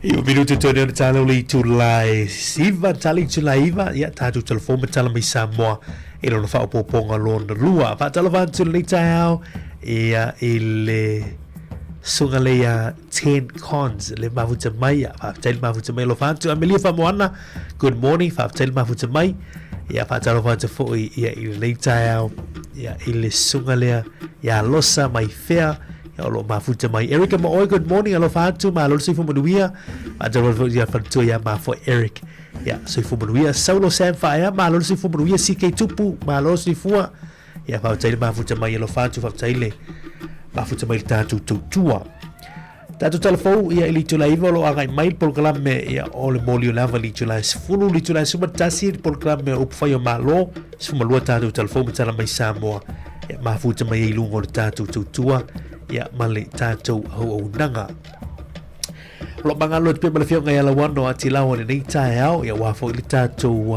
polo kalame ole mai tau atu ya inisi fo yo telefone ni tai ole na mai le to fine ya fo ya ana ya ole ma o tulanga le ole AI ya pola ta mai fa fo linga le we te minde ya e se tasio fa coffee le ole Sophie's Coffee Cafe ya o pisiala la telefone ya itangata o vilia tu foile ona o sui le Gemini AI ya le numera le ya pe o numera yo cafe ya ai o tu se le AI o le fale ba ya po le o o se tasi foi o clinics foi e anga e tu tanga talo vionga la won e pe yo le o le la ta le fa piasi tinale anal pisinisia o la vi le ta te vai la tu o ka foi o coffee ya pole sina sconi foi le ta ya ele o le fa pe tanga tot fa mai le o vi le tu o le ma o le technology ma le mafai le nei au na o suia le tu langa lo e pe o le tūlanga mo te utia le ato pe ya sa ta uo il ta por kilometer luai ia le pe o le tūlanga mo te utia o awhaina ia mo mea e ono o ia le foi ata mai fo wa o tūlai mai nei pe la an tātou si sila le nei vai asa le ngata i mea ia le o tupu mai le tono New Zealand tātou te iloa ai le fo ile mamao e mafai o na o iai le fa o ina o le te konolosi sorry ia pa malu tu lo le tato val au so fo mo vil tato val au so fo mo vil le tai au ma ta ko fia mari ma lo ano le fu tai au ma lo se fo mo vil ta lo fa lava ma lo lava se fu lo via mo vil o ka le tai au ya ma lo fo ile tau tua ma ta tu lo fo ile lo por kalame mai malo ko tau tu nei tai au mai le tatu nui nai mas tone oka ya mo le fa sin mario lo manuia me u mai lo fo mala ngal le tua vai atu foi fa foi ile sulu mana ya mai foi la ya ko dinga vai yo le lo fo mala ngal le tua ilo tatu tau tu ma so matu wala ha malo ma wala vano tatu fa so ya ele ise ai na tu la foi na le pe o tatu fa mo le le tatu te awai ni vai fo vale yo le na to fa mana to foi ai la vo se i nei mastone ia fa yo lo e fa lo mai i le nei ala leo por si fongo le lo bua ya tatu awai fantasio le la sumaile suka le pule por si fongo le lo bua ia mai se le malu male pai o le au pinga ruenga la fa sala la ya tatu te mafuta de nava ya so de lo fa malanga le yo le tua ai le la vai mata tu ma fa lo atu ko kalame ya ai manu ya no fa ba le ya so parma la wano tai la vai muni la foi tiuche fe nga ya ne ya so fo ta si le lo fa malanga le le te pa au lang ya tatu fe lo manu ya il nava ya so ya pe au lia ina i fo nga foi ia ma si tu fo isi tu malo fa tai va mai ya se foi ia o ka model mo le tu ya lo fa ia fa mo le io wa ko nai lo hat ya tu i vayone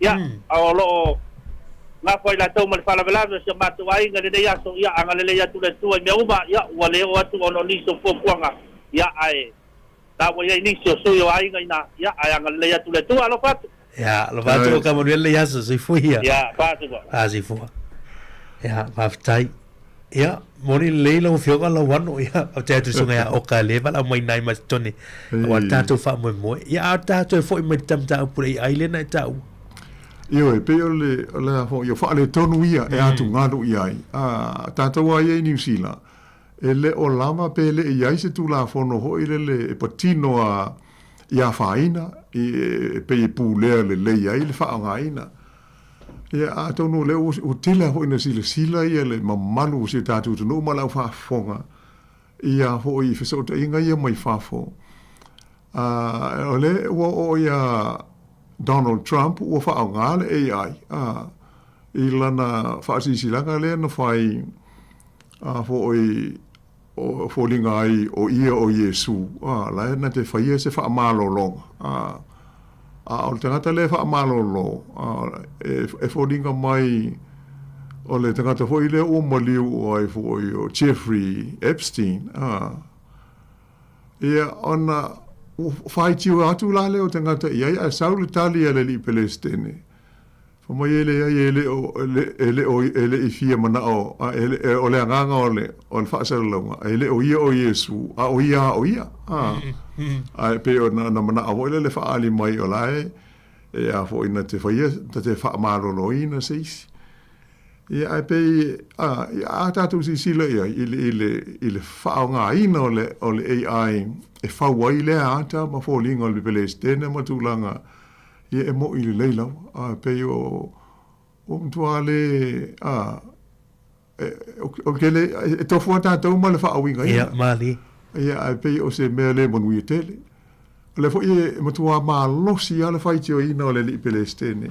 E le ngata o le kalesia katoliko i Amerika. A le laro langi atoa. Ia na saunga nga whaiti o ia. E whaasanga i le pope. Fo e matua fo i o le pope o le Amerika. O le whaife au mai i Amerika lea ua venei mata i tai o le kalesia katoliko o le laro langi. Ia le mamafa i e saunga fo i le li Pelestene na fo i ai. Ia pei o le whao ngā ina ala o le AI. Ia o se mea mo te utia. Ia i leisi whaasalunga le pei o na si le fo i le na e tāpe na ina mo le tātou website. O whape o mawhai e nisi o na tala noa mai Jesu i le tau e. Toru tala. Toru tala. Alo le minute. E le minute e tasi. Fa Sāmoa mai ho Jesu. E vei o se mea mo te utia le mea i le mea ua o iai. Le ho i le mae o le tangata. Ia po le mawhau i se si tu. I le whao ngā ina ho i le te kono losi. Moni li. E ti ngā lawan tātou i loa e le moi. Ai, o le tō tele hao tangata e mauti noa lawa, tu sa pe fa mai e whanta la, e whata i tai a, po la altu langa i o ia.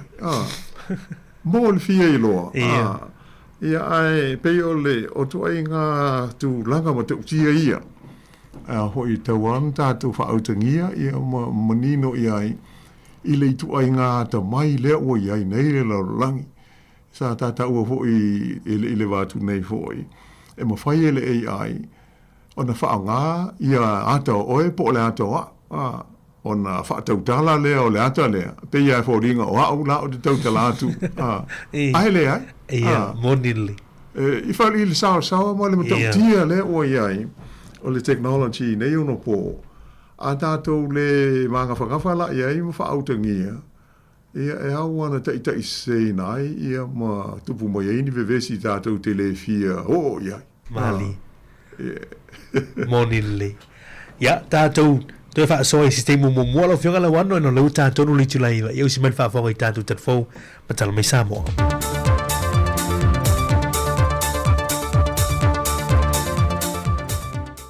Toi whatala whātulu tātou te du ile nei whai whaopopongo talafou mai Sāmoa o se mai ele whaafonga.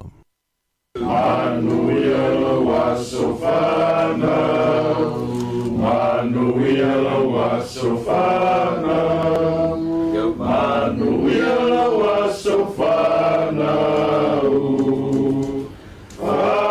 Manuia le atua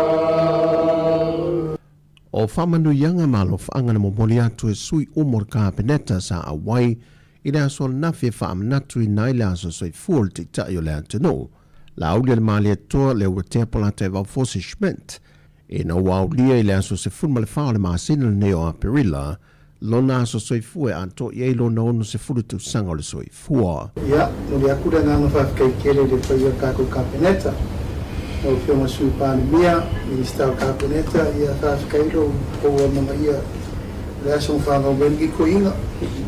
O lava lea lofo nia le kua kako wala winga a wā Sāmoa. Ia, ngā se mumela lava e whisu ngā I whisu ia, au lea kuolo le kako wola masu ia. O wā kako wala winga whaafikai ni wha aloalo mawalunga wō kōwhaia.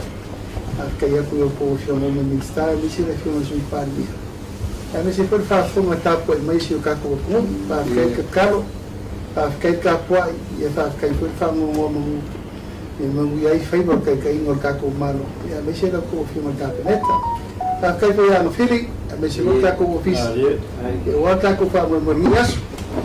Ia, mangu ia nas whadau. Ia.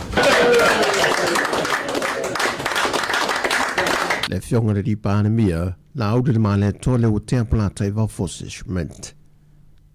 Wa whai lo manino mai el te mai ta I whaamasino o le whaamasino o whai tu malo.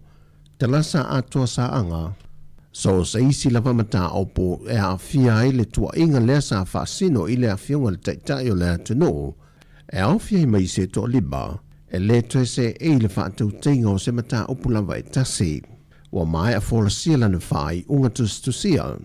O le ale toi se e le whaatau teingo isi mōlianga o loo tua I haile fionga le pāle mia. Mai o le fo I mōlianga e whaasanga li tū te te o le a whaapea lava ona le toi a wai. O le masina fōpea na whaalia lana whai unga tustusia o le ato e wala awa isi mōlianga o loo whaasanga le fionga le pāle mia. E au fiai le 5 mōlianga o le whaongaina o pengata whai langi, 5 mōlianga o le tau whaasase. Ato ai ma upu whai e whaaleanga I nei le tamari angol se tangata. Mai o le aso limo le masina fau o le a wala awinai mo le teimi mua I atua inga.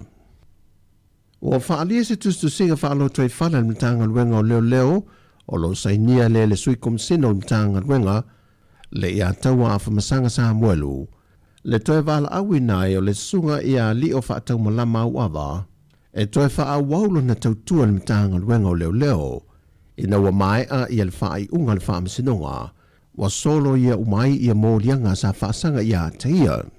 O leo whaatau malama sa whaamalo mai lo na tofinga wha leo siasi sinia ina wa awhie su e suenga o le maliwa i o se tau lea o ngā le University Hawa o Sāmoa. Peita I o whae loare pepo whaamtalanga e a ona toe whaatasi atu nea o onga e toe whaafau inai le to mai e whaawau inai le au onanga wha leo. Pe a mai a le periota o na whaasea nei le ngā lue le vaenga ua whaapitoa mo suenga I lunga o upenga te whae langi. O le sunga lio, o le fionga le pāre mia, ma le sa ave ma whaipule le maota, whaipule ai whai mantasua. Wa whale hau ngai na le whaamsinonga mō lianga whauwhaunga na whaasanga ia I lātou. O le whontanga mo le ati na o tanu o le Pasifika lua whelua ono, o lo usuia le I au setalia, e tolu vahenga na whaamamafa le saunuanga au tū, a le fionga lea sa avea mapālemi o le atunu, fia mena o mimata awha o lo whaima sui usifono o le tātou atunu. E au fia le ngā lulue whaatasi, o le ngā lulue whaawau I awala ese, ma ia taulai umma I le atina ino atunu umo le Pasifika.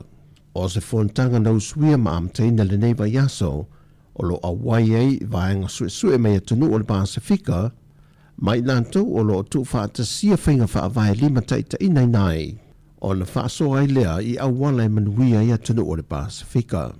Mai whaamoe le manuia ma le ausia moe mitinga pe a whaata oto, I le tutu whaatasi mauna I whaatasi atunu o le Pasifika, I le maali lie I whawhanga ua tu whaatasi, e whaingo fie whaunau ia le tamau ainga o atunu uma o le Pasifika. O tala whauia, manuia tele lava whawhanga la whenga iei molo tātua atunu le nei aso, whasoi whoia.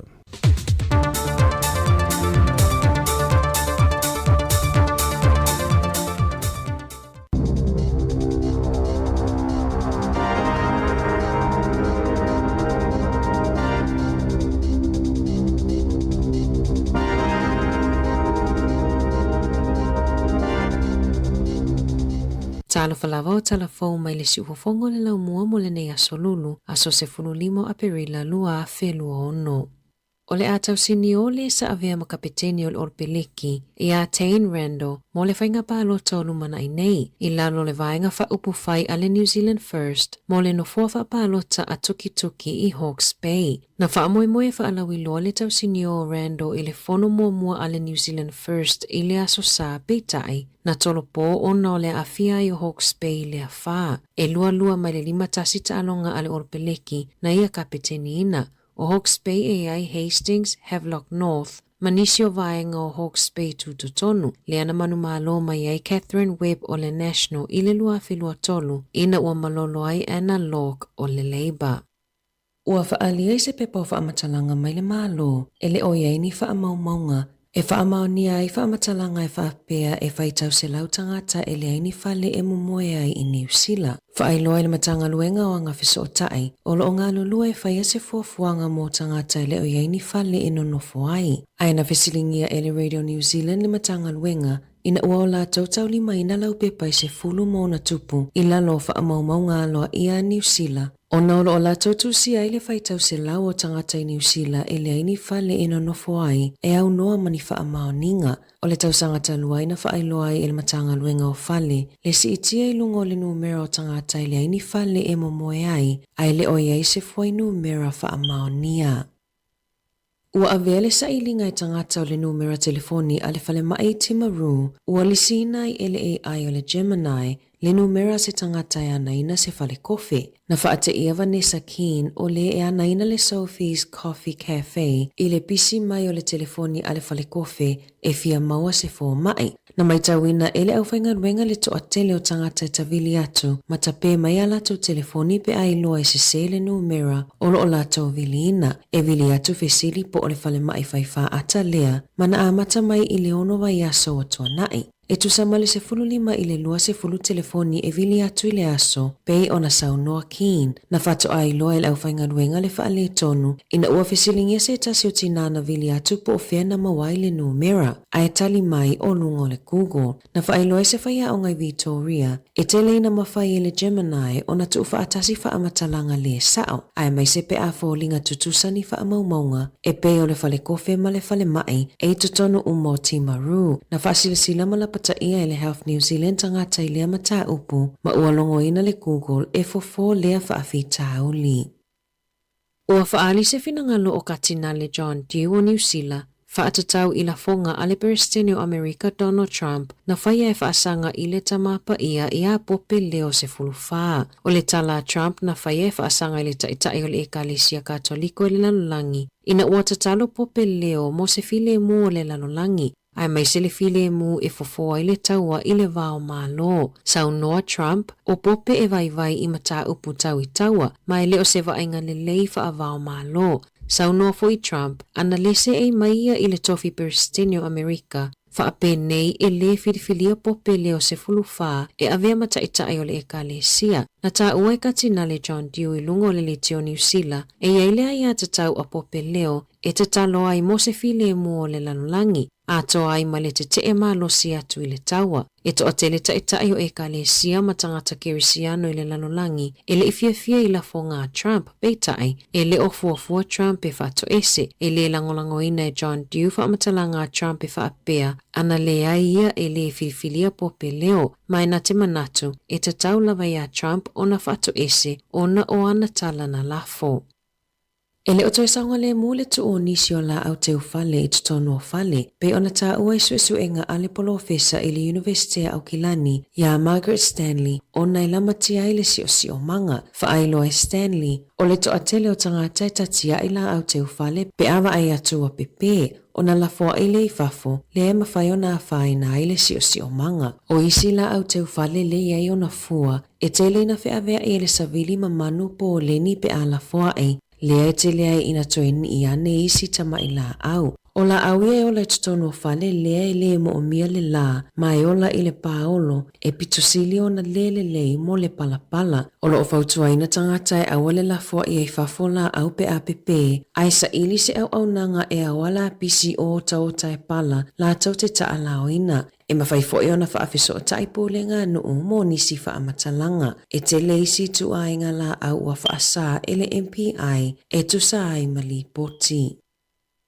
O loo whai asuenga I se tangata o loo whaafolinga o se leo, leo lo o ia vilina tangata mapelongia o ia o le leo suesue. O le tala pepelo o loo whaongaina I lea tangata, e whaapea o loo ia suesueina se mata upu e au fia I se tangata o loo whaongaina whaamaumaunga patino. I whaamatalanga mai leo na whaailoa ai fuafuanga na maua mai ia tala noanga, na tau mawhai ai lea tangata tau whaawalea, e ilo maanga I e whaatala noa tupe maua, whaapea teu ngā tupe I whale tupe, po o numera whaalilo. Na ia fesilingia fo ise upu e toi reset pe whai ai se isi password phone e lafo atu I le e-maili. E mawhai ona lafo ni e-maili e le o mauti noa ni e-maili sao I le DIA ili complaints@spam.govt.nz.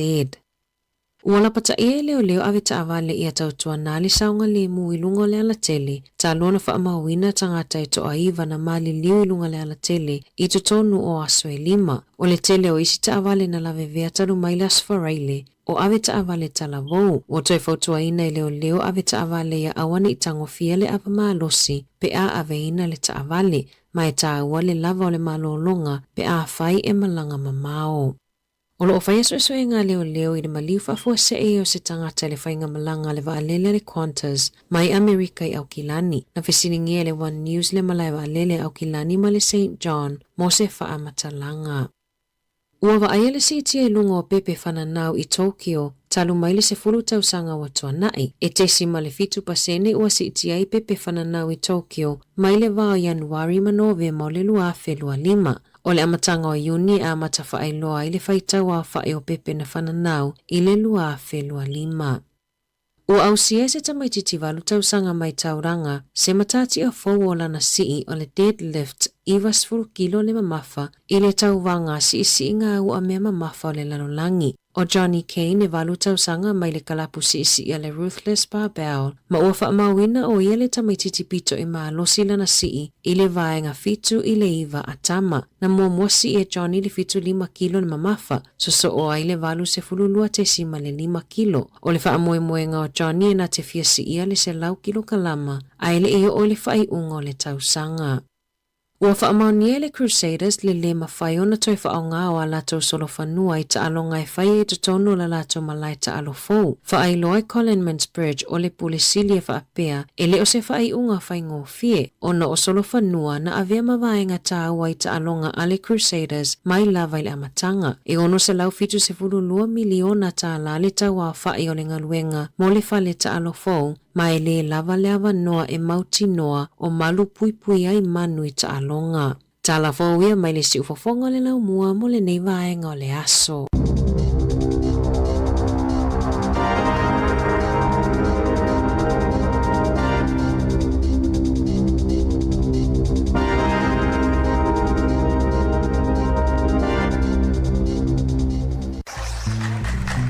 Furu 5 minuti le ute li tu lai valu te la tu tatu le telefoni ton volume lo fatasi ya wa fol tatu fasoa ava via fianga nei mal code li tolu manuiti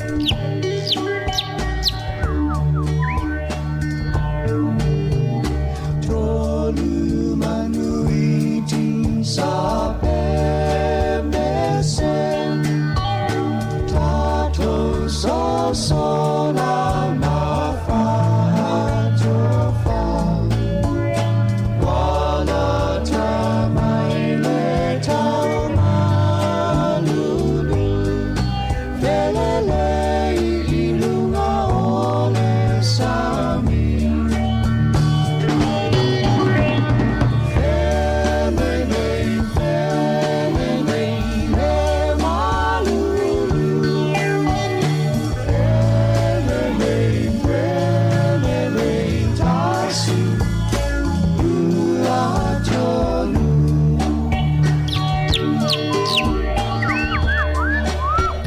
ya lau fionga la wano le wita to val au lungo le tato le ne leite mo tai hau fa talo fa tu val au ya se como wia i dan sunga pai au ya se funu la fionga ya la wano fionga lo matsila le tao talo fa lava malo le langi ma la fionga wia i sa se bua ni kai fo de ro fo de ri ya via le malo wa vaya de ala medio de li y pero yo ni callao mali y wa susuru mata no fi mai de la yo ko la ya ko ya ko ni ko amor en pata de weekend mali Eva se salu kana fa kadiva Januari au ko ida ko tiene la tonu no la va ia o fa ka ia ide di matia i de ko so fu mo ma ko vola ni fa incam no ma ia re fa so mai fo ni ka au u fa long kom kiki nge wasi ia nge kilo so de ai sa o so de ki orni como kikiari mari ia kalo sia fo ia orni li ia ni su en fo ni ke fu filosofi fo i fa pe po fa ni fo la au wan no fa la ni como kiki mari ai ore makua mangai o karenga ni ko mikiki mo Afrika ni ko sanga i kwara ki ari kai soifu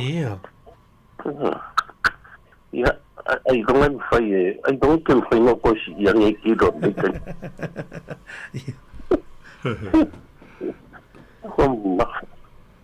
ya dia ho yu ko fa mai de kunanga de ti on kakkar ngoi de chi bai ka ngai tanga ka po ia ne ngam pai de malo aba usen malungo au bala mo menga ngofo mali ya de ko faro ku di poki e wa mai ya de la wo de po ia sa de wa mai ngi ia di poki de ia de su me fa pena ku o lai ke le sali ya a fera a mi fius kanga ka ka en sali ya mali fiu wa fia ka sanga apalai nga isi kanga ani ngi ba ka ya ngara pa ore umang fa yo farfo ya ka ya ku ya wo ya kanga ka mai o is kanga ngo mai su fa mai a fale de yang fo yo makwa manga mali modili o yang da ponga ko ngi silama ya ta ko nga lu de fia se fulu ka sanga ya nge ya ku le ya ka ko ya ko ya o duo ngai ke lua la ai duo fa le fa ka lu le au ye le ma ko de ya ngo foi fa le malo ya e si ko foi se fa le fo le su ya fai fo se poi me ka ke manga o li pe ko po fa ya alo pa yo Oni la sapari le se fubu ko sanga ngare o mai ka pu e ka o mai de la o mai ka pu e ka o ya akike I wesen mai yo mai ka nga vari o fa fo se ku no fa fo ku lang ko ngon fa ya ona ngi fo ya fa ka e foi la ma ku ni ko sanga ya le la sa ni e longa la ka lo pa lo ka ma ka po long ku le mai ka nga mai ya ka di si ka sanga ni pulang at ya ka ko fa mo ya mali walo ya ya kalau mo wai se file mo ya pulangan ngapi yang balago kun ni ya fo ya ya malo la de fato fo malo ka ngolongo ta wo ya le ko anga fa no ngo ni yo ye malam mai ne le o irman malam ma de ko alo sila ta wo wa nga le wa sa no ya mo se ha mata u to fa le moni le lava e a fo o le tu langa sa o na le ye nei tanto ile fa nga malo le tu nei fo ya fo o le ona la to wa filosofia mo la to manatu fo le fa fa yo malo e pei ele leile ave o fale ile au mau mea e sanga ola ia la tau business e au tātou ele e pei wha ale tau lia il wha so longa o te mau a inga e pei wha atuatua na iai ele fau le mea o e sa no iai moni le lei e fiu e tui fiu e fo i tāro sanga e o le tari lava ele ai ia ale tātou te mori mau wina. O le mātou pito nuu le e mate e fo I mao. E le fale e tua oia atu I le isi tu. O le fale o le housing. O le kainga ora. E sano pela alu le ono maasina. Talu ona o ese nai tangata sa iai. Le ilo pe maa foi sa. Anyway, lo winga lo tala. O lae empty. O lae vacant. Nei, yeah. Aro hape lea. Po mai foi e fia se lau tangata lai le lisi whaatari. Pala mo le au mai ei nisi whaanga sia whari. Na pawal me lai mate mai tau. O le anga ia tu o tangata e moa le vao. O se upu wa pe no foi. E lei se si o iai. O pe la o le pe whaafisili mai. Oi. O whea la o fai ei le lisi. O le whaapu ngā le na wha mai te le a le lisi whaatari. E peo e tā ua vaenga I e tātou te mana tu natu I ai, o lea e peo na ma tā ua so ofoi. O tau sanga tā ua nei mo tātou o le pālota.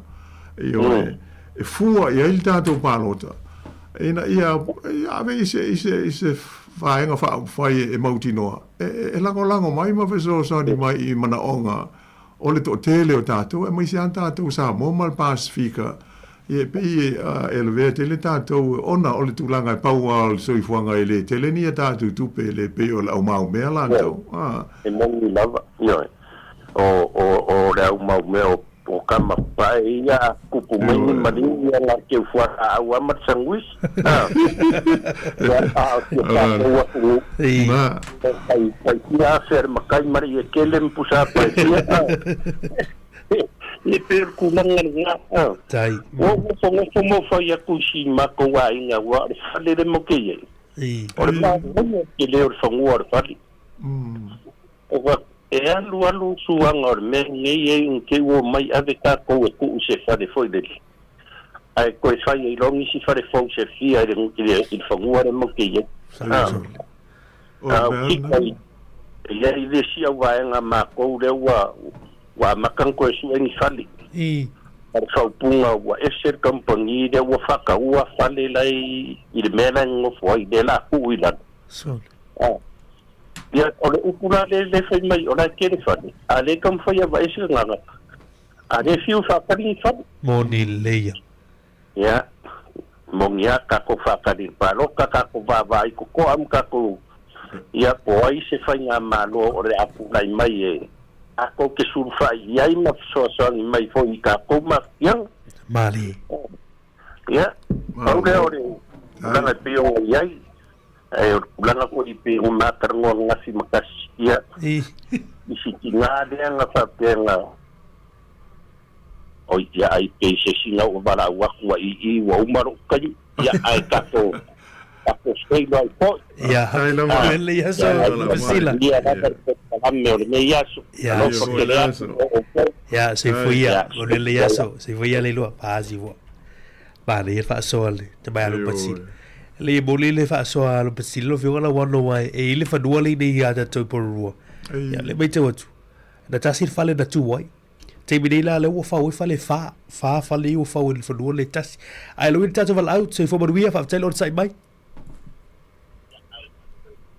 Talo fa balon sei fua. Malole, sei fua, Mari, nado fatu de. Lo va se lo de nei kai au ma de to fa ya la wanu. Ya, sei fu buelo fioga va suaka. Balon sei fua ni tai. Malole, le na lue, alo foile, pa so. Tai. Ele se sa fa so na na se ni tu fa so ni va ya so por ni foi ya. Sauno ia. Tino le Folding foi matu mang ore tau te angatu ile ono sfur fam na tu ina ore ono sfur mo fi ono sfur mo le ono ne te sanga taru on tato tu totas. Io ono io ya se vai na foi le I folding o pia matu mang sa ia ile na vai temi no paro no tu ile si vai temi foi le do tale no nga o te mana tua ya la ano wa te paro tate tu pulanga le dei. Te mana tua. Po leono lima na usabadia ia wa o le api infe. E tengi mua na leo te mana tua o standard 1 po standard 2 le api primary. Ia misalo tengi mua na usabadia ia te mana tua mai. Ia masalo tai fa pe na vo ia manto sai I tato wa onga vo le fan fitu. Ia le primary. Ia pe ia io ale o leono lima fa solo mai fa pena te mino mu ai munu. Io o te mana tua o lo fa ia onga o le lo matua o Mrs. Bird na sei tu ro o fa o le lo matua. Ia te mine na ano sa vali mai le ma matou sa vali mai le pia pa. Ia eu su tai au po ile ia u le ia te tino le fanu ia tarula ia tai au. Ia ese le fo na vai temi tai man tua mai. Le por temi na pa fa tanu le. Ia sa vali sa mai mari fa te mundu. Ele fa po se mea. No. Sa ora sa vali mai na. Ia o suine ia so o no o ele le fo tu ranga fa pena. Ia leo te mantua sa fa matala po I la fa na uma le to te leo. o le ainga foi le iola mai na vai te ia o to ora mai ne vai te mo pa ni ia na vai te mi ni na sa vai mai e il taia sa wa le softino e ia softino o tongu ia na sa wa ora em fala ia le eu fale portasu ta su luo mo to ai mu ti Malo, body le lei lova le saunanga vausuanga ole tulanga na sa ia tu pulanga ia tātou le ua ta iono se furuanga il fitu se furu ma rua tua ilunga foi le mesa sa wa i popo fou ia le ono le tausanga le nei ia tausanga talua na fai le fua ia lona winga ia a foi te le lava ia se tulanga o le tātou wa afia i nao na po, ia whaasolo mai e also i fuanga ua nei lea tunu uma o mai wafo. Ia pei o lo o mana tua pēr nā i tūlanga sa ia i nao na po ua sa te lea le ese senga male mele ua iei nei le tātou tāulanga i pia, mai se leanga i mai munu ulantou. Ia, mai, o te langona foi o le si tūlanga lau anu. Ona o asola. Sale tele di tavali. La lea, moni le lea. O le samari mai e le whai i pū sa api whato ia ia pia le ungiana o mai ai tau nuu wape o mena sa ia e nawai te misa tawhia mai matamatai hoi lea. O le tele whai i pū o ia sa o atu ia pia sa api pito nuu o pia ia e le i whapena o mai ni tavali. E te whanonga whai i le tai au po o mai le i le pū sea i e tau lato le o le tele e sa pa di mai ai me sa api ai po fato ia po motala po matau tu po fe e ta me ina le fai di tau munu e le yo mai se fo vai le ese le fo na vai tem sa va di sa o mai ama ia pe me na fo le levo o se nei mai tem ono le tele le ta vale ta vale la vai tem na pasia ia mata va le leo sa ta dale wala ko ile ta le tere se traffic ia ma sa tere la sa vari mai le kolo se tu lo no ia ona vai te mi tanan na sta mai sima ko ile ta ia ile me lu mai le pa ia pa le pe te mi ne te vai eu ma tuai mo tua ia ona vai te mi pe na popo a sima lu ngol tanan na do pasar ko ai lu mo e ki je tau te tau il me ro ngel ma ke ki awa every claim po le na me pe le tau mo le foule ia ole vai te mi fo le foule te mi po te wo mar ku ko kas ia pata le palolo ia sapi sa wa ia le palolo lo su fai tu la mi ki aku nga se tu lo fo ia le ol pala mai nga kai ma ka ku ai kon ia ku ngole i o le mela wo ye ni ia ke le te mi foi lea kala i kai pe o ngasa o de kai mie e su ai pe mo ai ku pe kai mie fa nga ko lunga le ngom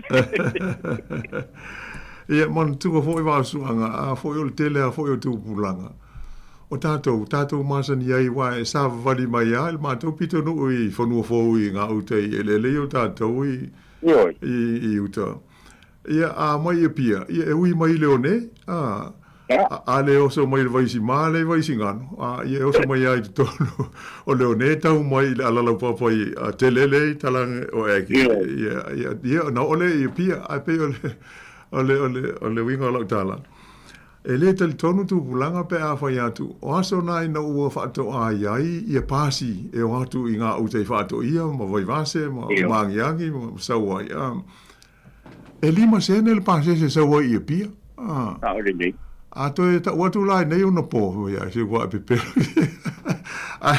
ai tu la to wana sa ai ona o aso popo fo o ta male i ai sa i mai sa ta ngo fil so i fu ngai na ona po fa tu se le temi le o ine sa le ya ole le lima sene na ya atava ba sa badi ya u pata wot pa falawa ai feli pa falawa sa badi wa pe menga sa fai matua e mai ala que tu pe il matua poi o so il pas ya ma na marta ya u supo fa ka falawa ma pa ka wa lima sene falawa lima sene Ya, ya le ole apa vai si wo, pero kurang sa ya. Ele o koi fai el kurang ngai vai kai mi Samoa, kai kurang le. Mo ile la wa ku kai mi ngai. Wo ka vai le uma. Pero ya pasi o que la comiti ya wo fai ka vai le ska mi. O ile. Ye senga nga.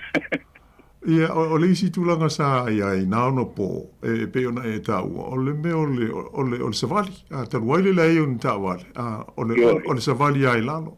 Ai, sa maalo losi, e whaale a fia nisi ni ngase whaingata, wā nei le mele utu. Ia, pe o le swinga, matau tia o le tātou soifuanga. Ia, ai a fatu sa inauna po ia pe te le la vale ese senga ia ai sa soi fo mo ia win le ai ni tupe ma ho ma vai tama ai ai sa mo ia ma fia ma no ina tato Aruina le saunanga ia o te mana tua ta tu le fifi sama ka paka ia ai pe na le au mau me fo sa mo muri atu la to fa na uta va la le ale te le ta to ia po le ma mau mo ta vai ala o vai va sa va ni mai ai dau ia fa pena ko no o atu ia o mau lunga ia wa ti dia to na mau le me ia o nga ia sa va dia o na le se ta va le ai ia ai sa wai ia sa no ai vai e kino ya sola tamitia on male vai temile yo tatu stu lima to o pai e o ia ai malo lai o lai a fo e healthy ia ar stu lima to sanga nei stu to nei vai tem ia o to tiki to se lau pongo mama ya pa tu tatu e fo ile tatu vai temi male vai temi stu fa stu lima tatu to sanga sai ai mai ka te le ai ia ole ono de sa o le le se me ai ia la ma lo si sa bali ia termine u fa ngai na tu ritam ki su to sanga ia sa bat mana ia du ta bale pe ia be mo muri ia so na walo ole a fai fo ita alonga ma so ngai na no po a mo tu a fai athletics a kolisi ia se le ai ani to le ninga e foi nga fa mo ole so le si anu le se la o tato house tu lo ia ma ai le mo ko le nginga fa nga la kwaru lo se le pe ma tau dia foi o polisia o sto na o parcela ia ma tau dia ta longa Sāmoa la so le to foi ni va e te sanga atua e umar soka so atu la kapia tama o le Felix fa pena ko tini no winga ona ia ma lo si rutino la ma lo si ai le o wa te sanga atua o panga solo ia po kalamita alo e o ho le ia ele ia tanga to la ele e talen ia o le si o ia pe ia ta uma tu o so tu le se kolen ia e pio tu langa hoile le ona ola ai fit ta wele sa vali ia ila inga mo sa vali ila ia pe fa ale mo mi tele la ia e tatu lo umola ale se ta penanga ia ile mo nui o fo se tong foi ia le ta na ola foi polengi vale sa o vale sa le vao ia fai saka fai de tu dang fa pena ile malo ele saurono po mo Xbox mal TV io che se sembra no nei tu budanga ma laso ia au pawa o le se men fa ia ta wo wa ga yo wa sa no ia ta tu to mana tu na tu fo ia so wo ma vai ia mo se le o le anga tu ia sa mo fa na tu lo no fu no tu sang te leilo ia po o mai se por kala me alo ia mai pia mari o le tuto tasi pele ai o le mai tau atu ia pe o amata fo i na toleni ia me o fautasi o tasi a le vai nga tele a fo i e fia le to tele se tatu tu no e silsila mai mo ia o me o fai nga mail tai tu nga o fautasi o me o vaalo ma papao tu lula me va pena pe una sa ia na no po pe na fautasi le wo fa taua ai la stu langa al bol kala me mari le ai o la le ia tonu se o stai mi le ma wa pe un tatu ta o vo il va se o mo vai ia e te le a se tu pe anu al malo e fa ia fa ai longa e le ngata i tu unga a fa fianga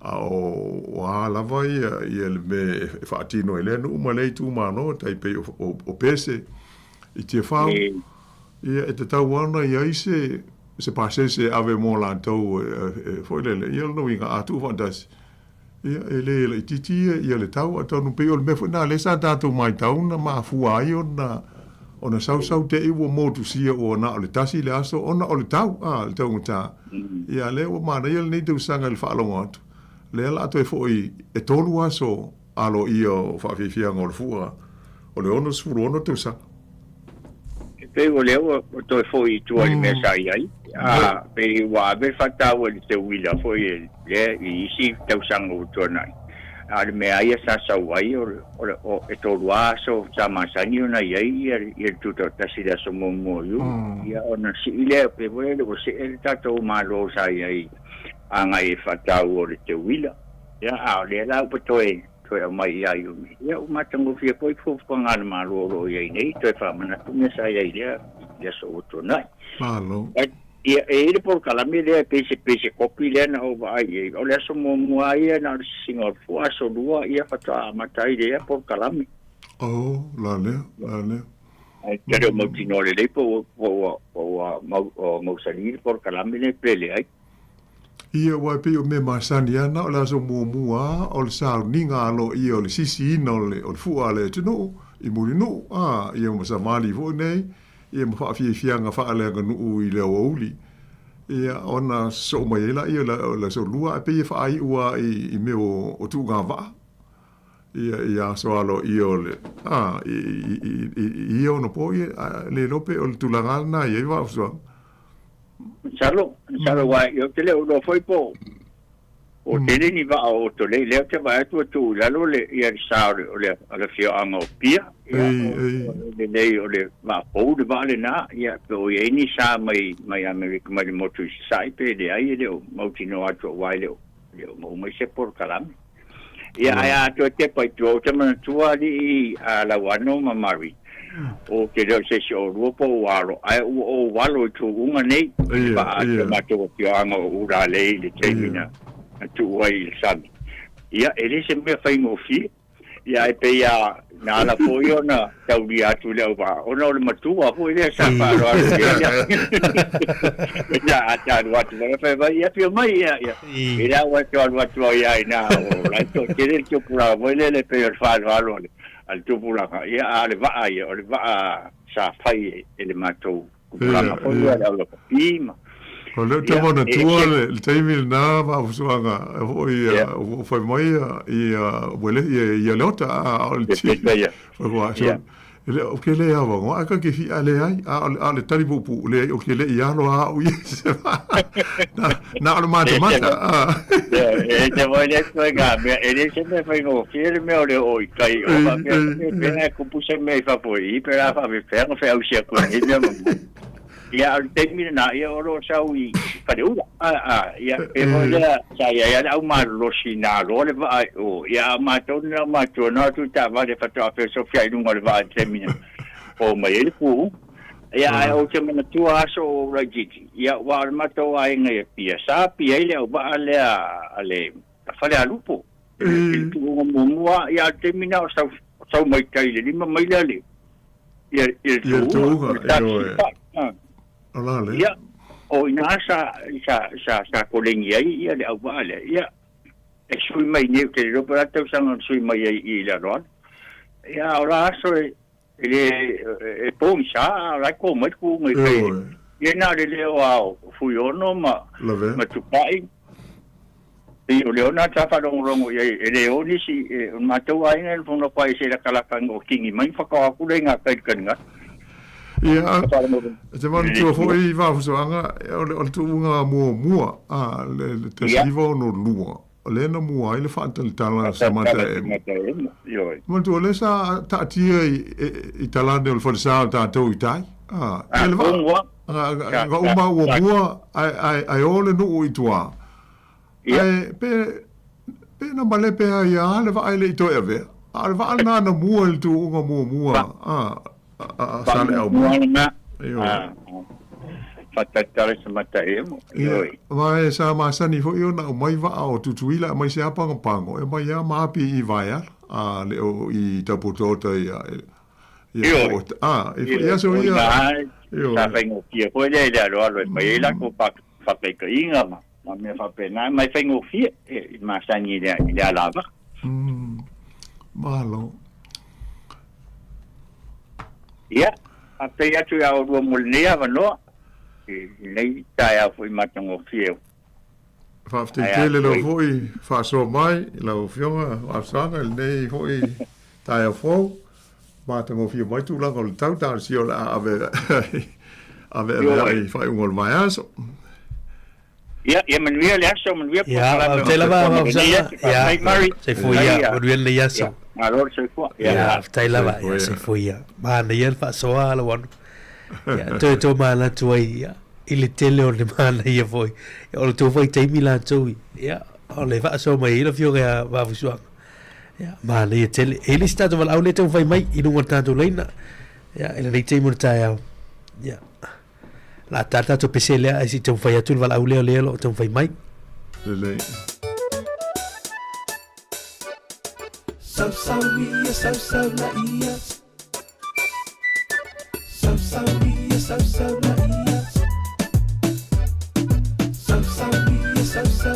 ia so tau fe ai le tu loa ai le nge pala ai I le mo tama ani le tu fanua ai lo I le fua ya le ulta te valau se fo manuia wa no tai fua ata la tu lo fe tele gal toa le fio nga ya la wa alo toa ma nga ya la fa yelo ia le fio nga wa putuang la ma ke ngu mo wa putuang la ka ta e wa sunu ia longa ko ale pri wila e voi fa pe o ta ko malo o na wo e yele ba ma ko ngu ai ranga e sa foi ba putuang ranga ma ke mika o o ko sa nga foi I fa karka la o ma o kampanga o Akua ya el pakar kala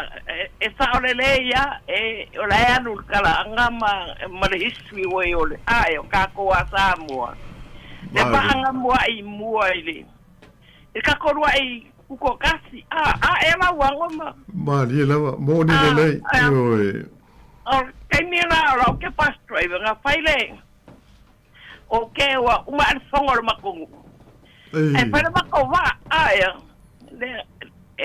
a ver va alma con nga ave a ver alma con que la co a ver va aya ngoi la kitila pia el lero la ngo que los que le caule a pealo nga spidi aya okay a fai pongo alma con ngoi ya que no tira pia foi la wa a fai ya so fo menge ngoi ya be wa ka uma folele ngu aya ngai kau le pe ai kong I foi ngale la o ka sa ka o angi me ko mai ya ma le la o me anga kau ta me foi ngai kau au la ku la ka wa ku ye o pera u ki mo ngai o ko ke la le mo fon kai ngi stila la ka la o kai sa mo le ya ka ke nga pa kwa ya ka pa ora o ki ro ku ya pa de mas me pus apa ma kau le era que foi agora que quero era que cupe ela que cara que sa era cupe ale mela o que o ponga que pia ya uye pe o lo ale asipili wana ngale o lo que a lo fai menge o finga o malo pe la o pi a ver va ai anga sta pa pela o que pongale o que ngau ka a ver va a con waranga lo el makong unga ia ngale pa long ke kaule ke a le lavi pe ku lima el makova o ko salamo ang pa pe o a ver va al makong ai ola ka kia ba ku boy ola pa le al para el makong a le ala o pa long ko por kala mermano lela ko po ya ngai ku po ngare pai pare le me penga mas ngai po ya ia whainga o me kere nga whai o kako ko a wale. Tia sa le pe luku pou e uma e Sāmoa e makua oi. E whanga le wha. Whai nongar koko kasi. Lila. Wai e tere. Asola, pe o tia so ka ua, pe ngā ue a misa lo wangoranga le sa e. Whainga luenga fuatu e pile. Le kere pe o tia so e whalonga e kai e pika whaangui o ka kingo. Pe ngiu vea ko kupo e o ai le kauranga e. Oe ka kumaka le makango pio vea ngau. O naka mamai, le loko, marako wha mamao, le pau kau kanga kako kau ama kako makua. Wea kako polonga, kako ino wa kako kuko kasi. Wanga le wa ilua kwe la lagi ya, le fi ngau maalonga ya kako kua. Mea wo pia wo wharungo lo kei kaya o koe. Sāmoa mai ia wafusu anga mau ko Sāmoa ngipu. Ia whapekai o ngale o koe. Ia wakai wet kūranga ka makua po. Pe wanga koe mawapau e maningiri are wanga ko loi makawa. Wanga le whapekai amuia e poi o le kalabou. Ai o ka beu ka fi wanga le wao ara pia la koe. Kulai mai le pa. Wakele mea le rei. O kere me le mai pa kai foi. Kurai mai me ano ke fia fia ui ala uli. Nanga okay role. Eskamari lo ko alofa. Mai ngau foi e manguia ka uma, manguia ko ko. Tai. Le o e mai or ka foi makau ile ku e la wale fai kau ile eskamari ile. E la wale point sawa la wale ka. Tai lava. Mai ka foi e uli kala le ka kangu uma e ngau i manguia ka uma. Ma lo fa ka ku por kala manga. Tai lava. Ko pa le ko kanga le pa lo ko ma ko o ma ko. Ya lo pa kere aku. Tai. Na ko veo ya kiri pe.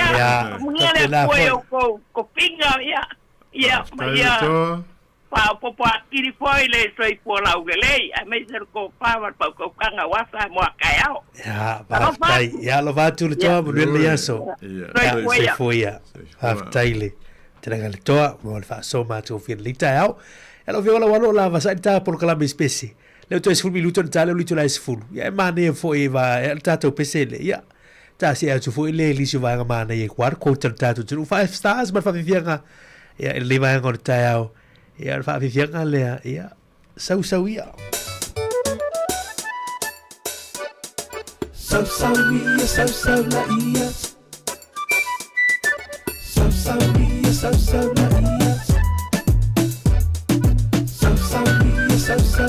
ia sau tau fe ai le tu loa ai le nge pala ai ile mo tama ali le tu fanua ai lo in the floor pena satani ilona fia poto ile lalolangi o mai lei unga wasunu ile api shalalala olia papae olia mamae olia papa olia mamae shalalala olia papae olia mamae olia papa olia mamae.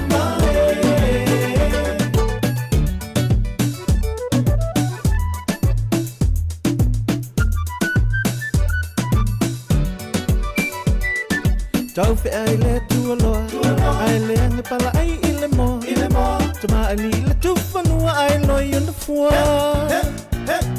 va pena satana ilo na fia poto ile lalolangi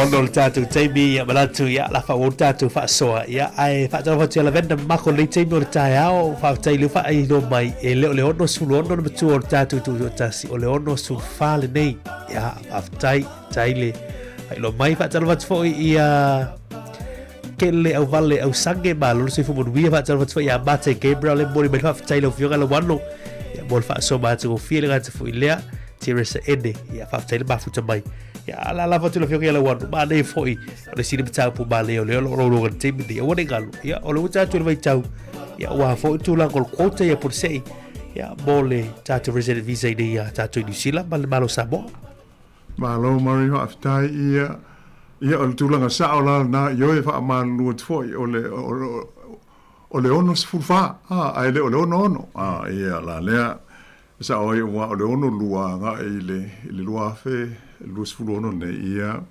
ono sfulfa tu sanga on tu sanga se tele o dia manuia mai i le forlaunga si o tātou no ai ono o tātou taimi Ioe wa foi o pe na ona fa manatu mari ia wale fa fonga mai tatu tinu o le fa nga solo ia le stalaina o suafa o tatu tinu ia e fe mo ni ava noi lalo o le quota o Sāmoa o le quota ia po o la fa i fo le nei fa atu langaina wa ava noa mai le malo New Zealand e mawhai o na tālo sanga ai tangata Sāmoa e nofo mau i te tonu o New Zealand nei. Ia pei o le winga le ai na o na mātou wha amanatu atu e whapea.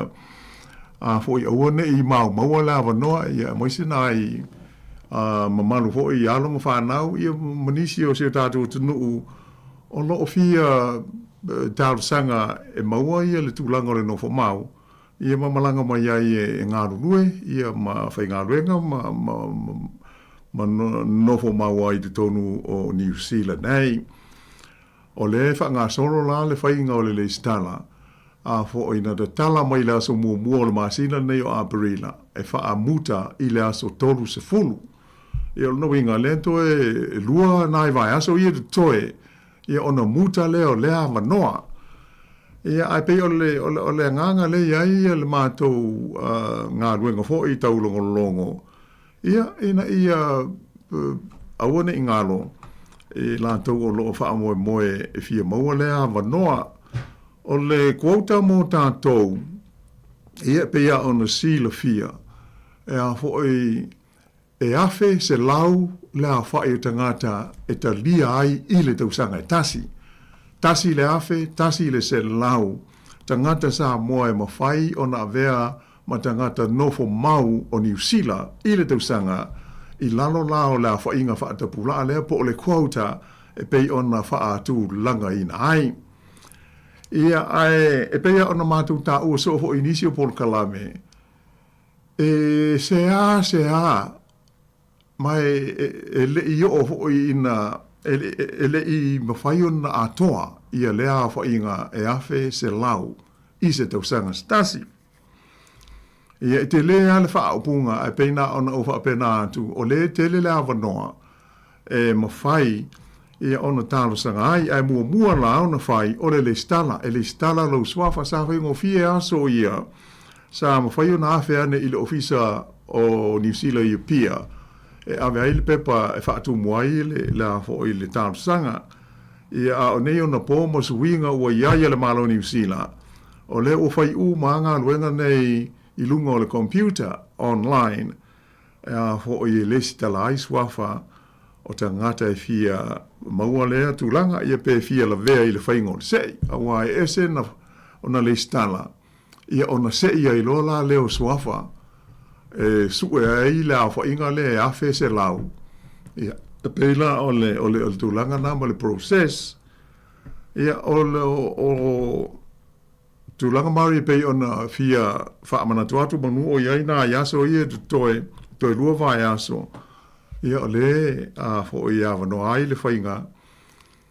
Ai, e pei o se whaafita aulia mo le to tele o nai o tātou tangata, ia le online. Mali. Ia, o tūlanga e taule tofu wa umai ia inga ma masini computer si tātou tuno. Ia e anga iane la isi i ofisa malanga la ia pia. E whaatino ai le whainga o le stana. Ia pe whaafso tai mai fo o tātou a inga i nei e le stala atu i nei. Ia o le tele ala nā o tūlanga pe o na mai te wina. Ai pe e ta o tu role online ia te ia le ua musu le si pe ia mai mau le teimi ai longa ia e pe o ma fo anga na e le ona le atoa ai o le aso todos fulu ia o le aso fa ai ulea e se fulu valu anga i le fa lima te usanga ia po no winga o na pau ia tanga te lia ona le stalas wafa mo le se i lea Sāmoa. O la tau ua uria se furu tau sanga o le soifua, e ngata mai i le fast furu ma le lima, fast furu lima tau sanga, e o lono inga, o la tau e ova atu i lea matua o le soifua, e le tau lia, e mai pei ona mātou whaelo atu. Whai au na wala au mai, ia a maise tātou ia i nei, whaafiso tai a inga i Sāmoa, ia ona whai atuale i nei o tau i lunga o le computer, ia le registration o suafa o nai o tātou a inga i Sāmoa, a o le i o ila, so le whaamutai, le whaamu moe mare. O le leilo whioka la wano mani o vanga le lewa e te au mai le litai au wai, ia, e lo tupo foi ma le le whaafoma tātou tunu ia, o whioka la wano e sa e ngalue foi, le nei foi, matanga luenga po le maunanga, ia iso tātou tunu i Sāmoa. Ia peo le ua sui ana nei vaitau, ia o aso ia pena e tā wana whaina sua tual manu le tunu, ia ilo ofisa, ia whaatumu, ia nisi o vaenga. Ia lela ua whaongaina, ia upenga te whailangi nei. Ia o le tu lalo fu ila le tātou tunu le ala papa au nei, ia fiso swani nei tātou ainga, ia whaongai tātou wa lo tātou le, e whai kofia na tātou access ina tu lango le, upenga te whailangi na. Ia e mwhai ei o le maua le vanoa, ia o le mai tau atu pea malvalu se lau musi fulu tā lale, le tau le au mai ei i, ia mo le kota le, ia ae utilo, ia o se tūlanga tā ua tele. Ia awane i tātou, me le fo i le wha moe peo le moni lau sau noa. O lau whionga lau wano po le asa usi le fia i se ae lo au si ei le afe se lau le tausang. Ia wai e isi whamtalanga peo o whaitio ina i le malo New Zealand la tau ia, ia po le tūlanga ia, o la i le avanoa ia ono tātou i le o apalai tūlanga lea. E tele a le whaale tonu o loo iai. Mai ai le amtanga o le neipor kalape na ona wha upo pe maalie i le wha upunga o iai se quota. Ai a whaatino loa ia ona tele lo leo le mau whaafi tauli. O le whaafi tauli, stasi o whaafi tauli au tū o loo iai. E a hoi e iai a inga. A whapea ua manuia au. I le sei, ua iai lo uingoa, ua umana whai le sei sau lo uingoa. Ia ona a mai loa la leo o la whai o le whaapunga mai le ofisa o le immigration. E whai loa la o application, ia pe tālo sanga atu loa, i le nofo mau o New Zealand. O tu unga la mai e inga o le nofo mau. Ia o le matua whai inga tā, lava ma lave. E o le mea mua. E whaatulanga mai la whai inga o le tupe e te tawona iai, e tauna maua i se ngā luenga o le a au whai ngā luenga ai. E te tauna su e a o le ngā luenga. E o le te tongi i le fua o au mai le official immigration. I a wala e wheo loro pe a whapea nā o au te sinko. A whapea iele to o lua ma le whanau. E o no winga, o le te le fo i nā ma le mau lunga o le threshold a fo i ma le fua o le te tongi i te tauna o i se ngā luenga o te sau o te whai ngā luenga ai i New Zealand. Mō le tau singa. Pei o le i lau mai tau o le mafuanga au tūua lea. O le whainga tā o a wanoa whainga aruenga. Ia lea a wha le tonu lalta mau a inga o New Zealand.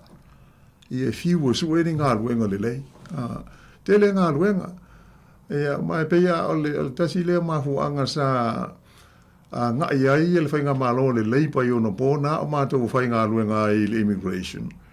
Ia fo i e whai se whainga mani au wala e tau wha ma aia ia inga ia.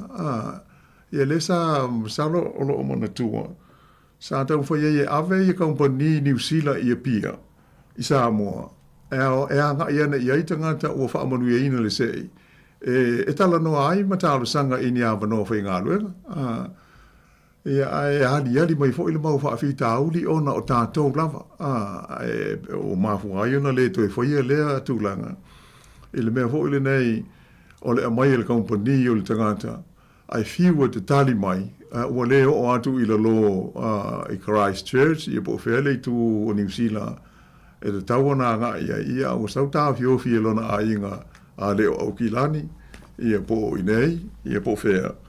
I ai leo e whai ngā ruenga na o mai ai. Ia pe o nai whaafi tauli na ai o e whaafsili mai i tūlanga o ni swinga. I o e swinga tele al na o le whainga tā o na mau o ni ngā ruenga. ia wa o ngā ruenga le au tu pe ia o nusila fia a le ise ngā ruenga malanga mai ai ia o wha le tonu a toa a inga mo le tau singa e tele tanga tātou mai ua manuia ai a o i ngā ruenga i e whainga tātele au na mauani awa no e whainga pe o le tūlanga le o lo wha awai tu i ai lea por kalame wha tau sanga ina fo i leo le malo New Zealand i e pe wha mata e fo i le nei e te tau ia ona wha atoa le nu mela e nai tangata ia ua o vaso ia ai lea i lava le malo le tu nei ai mai se al parti le national le matua te te na ua i por kalame nei e tātou Sāmoa le tātou quota ia wha pēr malisi por kalame mona isi Pasifika le tau o le PAC po le Pacific Access Category ia ai onai tūlanga wha no na ai pe o le nei awa noa ia le na ona mātou wha amanatu atu manu le tātou o tunu ia e le stala ia na ie o no ofia awai o tātou e se asa moa mai lo isi tangata uma ia hoi a whai o le te New Zealand ma whai na e tālusanga a whai o le te Sāmoa ma whai na e tālusanga ia po whea se atunu o le laulangi o e iai e whai mai iai na lau application online ina ia le stala i lo suafa mo le se i wailele i whai le se ia pe ona i whautuanga na o le tātou teimi mari au tai te le lau vionga la wano mani ia le la te tau whaifoi malongolongo ia le tātou tunu ia walo mo pele ava no mal taimi ia olo te toe ia waalfa moe moe lea ia mole o tātou tangati le kouta ia e mole langa waf tai lau vionga la wano ia ono le tātou poloklama la ato tai au nina ia solulu ia olo mole mawina le to te lo la tolo o whaftai mai ia e mei se fwoi le whaasoe lau vionga ia ele nei tau lungo le tātou poloklama ia ai tali e fwoi tātou poloklama o whai o malo li tula sumatasi au le la soma poloklama o le moli o le ava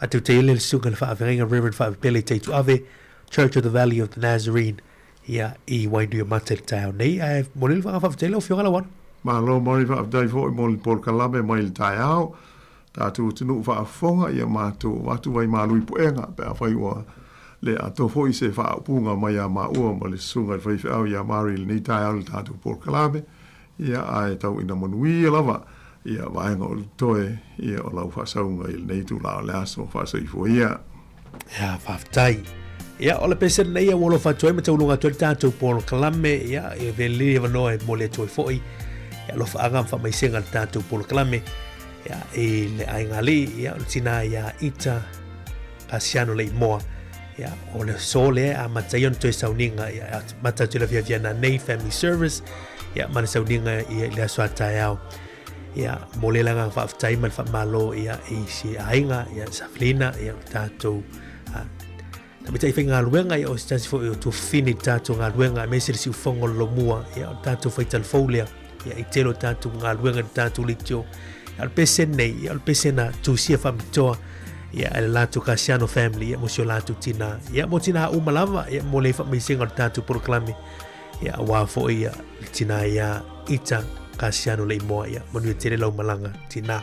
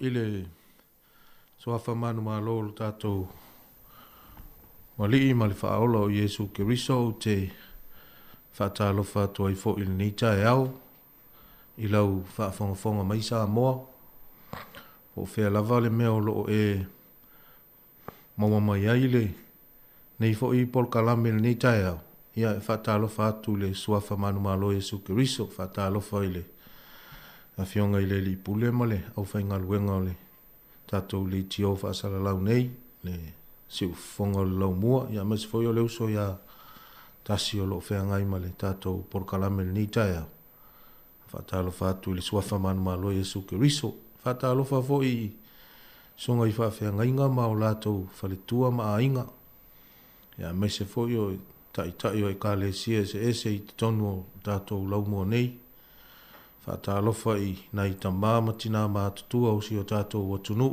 o e ua pula la ngoto le soifua ma lo lātou wola. Ia e mai se fo i o le lau tele o le tātou wa tunu o mai lava i maunga te tele se ia pa ia maunga iti. Whatalofa atu i le suafa manu malo Yesu Keriso. Ia e le o toi pose lilo o le tātou por kalame masani fo i le nei o le moli o le ava. Pe ona masani ai ia solulu taitasi ia o lea ua ou. Sa vali mai e whea ngai ma le tātou por kalame ni tae au. Tātou te whaasoa i whaatasi e ala i lea fionga pa ia lea tua. Ia talitono lea au taitai nei tātou se te talo. Ia ona whaitau ina loa leo le tātou tusi whaitau ua whilwhilia mo le ni tae au. Ia ona to ina to ilo leo le ava noa il tātou i pā anga tātou por kalame nei po o i lava o whaafonga mai. Ia e whai mai eisau whaasoa whaalea nganga. Tātou te whaasoa i whaatasi e ala i lea fionga pa ia lea tua. Ina ia o tātou maua pēa le maalosi whaalea nganga. A o tātou ia i le a matanga o tātou savalinga i le ni tau sanga. O le au ta ina i tātou se te talo. Mātou wala awatu whaapitoa ta mai le nei tae au. Mātou langona le anganga whaafitai i la ua fio. Ona o lau ta inga ia i mātou. Whaafitai le ola ma le malosi. A mai se fo i o le nei aso mātango fia wa e fo ina mo i mātou. Mātou wala au whapto atu i laua fio.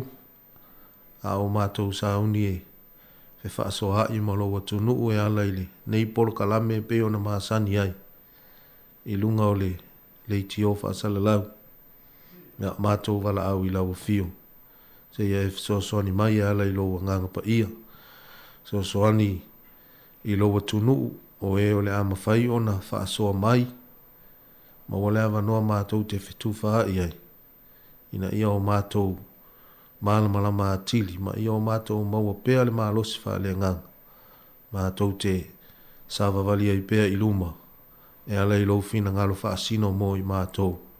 A mai se fōi o le mātou malanga whai, i le nei tau sanga ta mā, ia whaatasi mai oe ta mā, ina ia manuia le nei pol kalame, ma ia manuia le mātou whaasoa le nei aso, i lona amata ina. Se ia o ilona whae wina. Ia tele ai lava sauvi inga tama. Ona o Yesu le alii ma le whaola. Amen. Ia, o le tatou tusi filfilia pe ona whaailoa atu fo i ele sunga ia tasi ia. O le tusilina i le au e Peru. O le e Peru e se furuma le lua.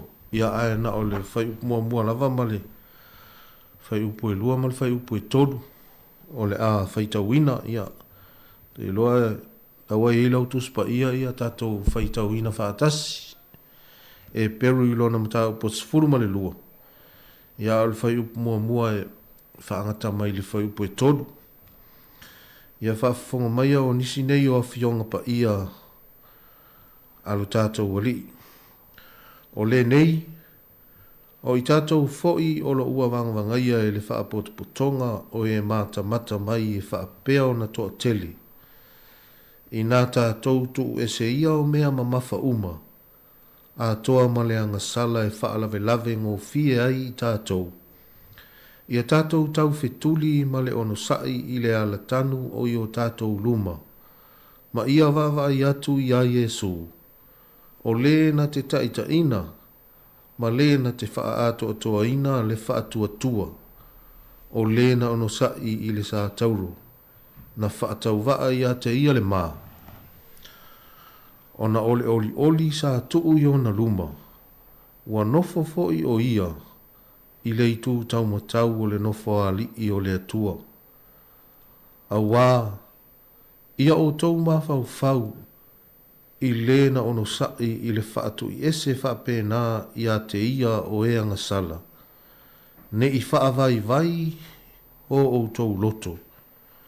Ma o tau le lavatia. Ia tauina ia whaamalama mai e le angangapa i o le atua ia.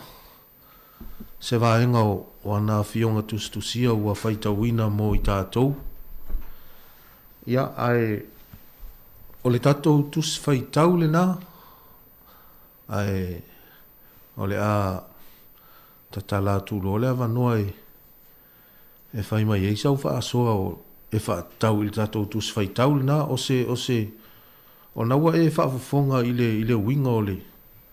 E fōringa mai o se ata le nā, lea ua whaamatala i le tustala ia le winga o le ola ina e le tangata kerusiano o le olanga kerusiano. Ia ne i te le atu sau whaamatalanga ai a mai, ai maana ia pe atu lo le avanoa e au mai mua ai sau whaasoa. Ia ma tātou whetu wha i whaatasi ai. Ia, e ale le tātou mata upul nā ua whaitau ina atu, le ale tātou tus whaitau. Le a tātou tātou pese ia e tu atu lo le avanoa o le tātou telefoni o le toluwalu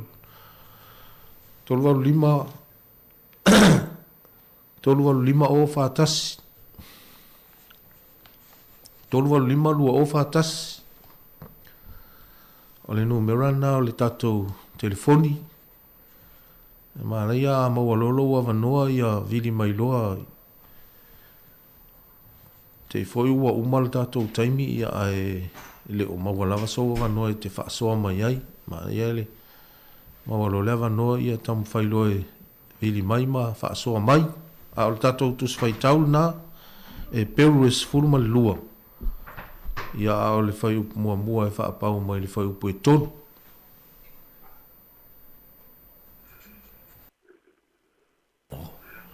Ia, o le wai fōringa mai la, o le wai tatou wala au ia whaatalo whātu i le wala au, o i lunga o le ea. Mā lor soifua manuia. Ia, mā lor soifua maua ia te maa, o lau sunga fui pa, a mataina tatou mta upuneta e au. Ia, o ai fo ile suafa whamone mole ia. O ilinga, telefoni whamone mole. O ilinga noa, ia. Ma lor soifua manuia tina. Ia, tu tau whai whaamalo ai leanga le leima le alo whole atua. Ia mai fo le ne ia suwa tato iai. Ia ai mai fo i o lau sunga o leo whawhaina no ta. Matanga o fie whale anganga le tai au. Ia ale ata mwhai lua i whai sina whato ate e manmata upu forsia ma o abalava ma lo whalo alo. Ia. Ia o te au mai le whai upu e lua. Ma whai ei ona tatala ma whato atu fo isi langona. Ia, ia. Whai mai le whai upu e lua. Ma ia wawa aia a Yesu. O lena te taita ina. Ma lena te wha atu atua ina le whatu atua. O lena ono sa ile sata. Na whaafutau wa aia te ele ma. Ona oli sa tu i ona luma e se tau i whaafu na li lalu a. Ia, ia. Ai o sa toa ma sa ulangona ia e sen matanga o fio o le whai upu. Pe o se ata whata i tai mai ai tātou. Tātou ma ai. Awa, a tātou ma whau i le o onga na whai e le tātou wali. E ia le tua po i watule. O lo watali i tele le nā. Wa o fia lava ia te ia. A leo tātou mau le nei tae au. Bava ai atu ia Yesu o le na tai ina. Ma wha atua toa ina.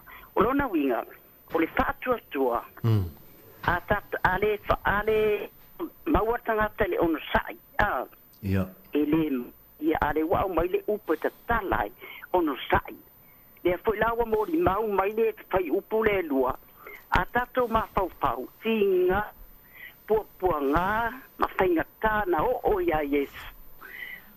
Ai le I whaafiti lava. Na o ia te ele tinga, e sa ono sai lava, ona olea lofa, ia te I tātou o lana whanau ona whala. Ole ala lea na amai ia, ina ia toe whainga sota ina o le tangata, ina ua pa atu I le leanga. Ole wha atu o toa ina la, ma te ina, ma le tu mau lo wha atu o tua. Ia tu mau, ia e mau le on sai. E mau le on sai. Ona e mau le oli. E ma faifo ia le on sai. Ona wha pale o ati ngā, wā me o mai ate oe, wā le tele o wha fi le o ilo wolanga. Ai a tu mau lo wha tua I le atua. I le ai ase me te pole ai.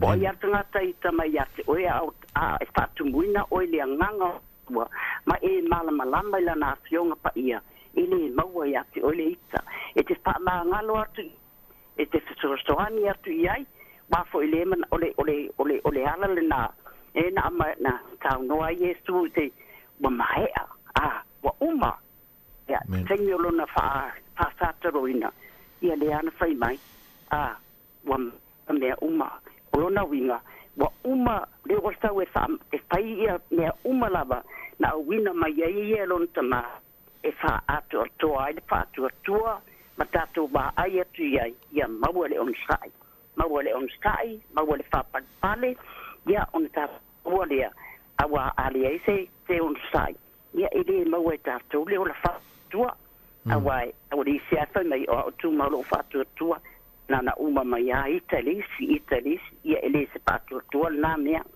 a pai wa e sta norma e te tala tu maulo o fatu tua le tua puli ai ma e tausi ai me wa uma na e fa mana malamaina e ma e tau tala ai batu fa ni e a tatu o no fo le ya so ia o se pa so atu na le lavan fa atu tua le fai mai na on sai de sa tau ia le o ta usta o mai ya o sa tau o le manu malo na le ana fa tau ai ma o tinga o tatu ba ai atu la vitosto mai lo na tino ai na manu malo ar tatu le lava na tu i le tu nga mau ai na to so fo mai lava ona o le sa tau le manu malo io ti fa so atu le ma le ava lava lo alo le tai au a tai tele mo le ava no atong mo le fo I fia fa so atu nisi ai man mata upu mata ngo fio for sia neta au ye fa man ya fo le tua sa unia fo yo lau sunga wan ta upu sa unia neta au wale pangai no nganga ta to lo tau tu le tua manon pinangalo ye malo wa la malo pa lo fa tai tele la mo le no ia fa tai tele lava I lau fa so o el tina linga noa ba la yali fa so le nita au ia ai ua ba na yo na ua mo mai foi ia tele o meta ua na da to tu sfai tau fa ftai tele a mo lau fa so ia tau na ia fa manu ia fo ile tuai to wenga fe au mga luenga ni yasu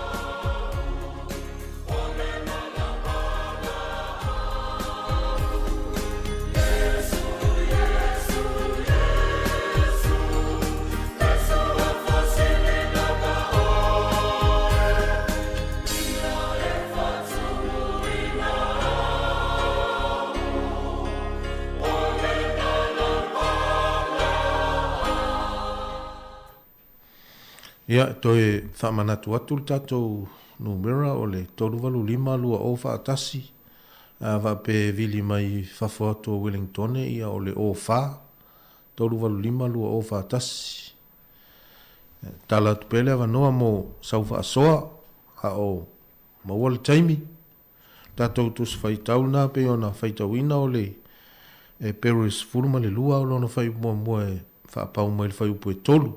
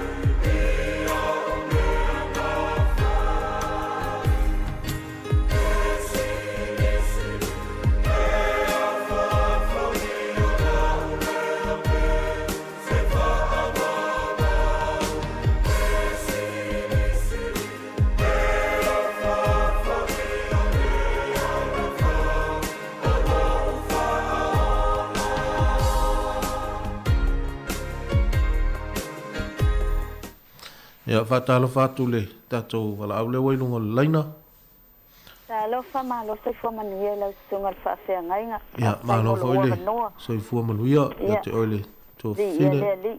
O i fua ilea wha man mole. Benina le li telefoni. Ia, malo so i fua. Whalo lava.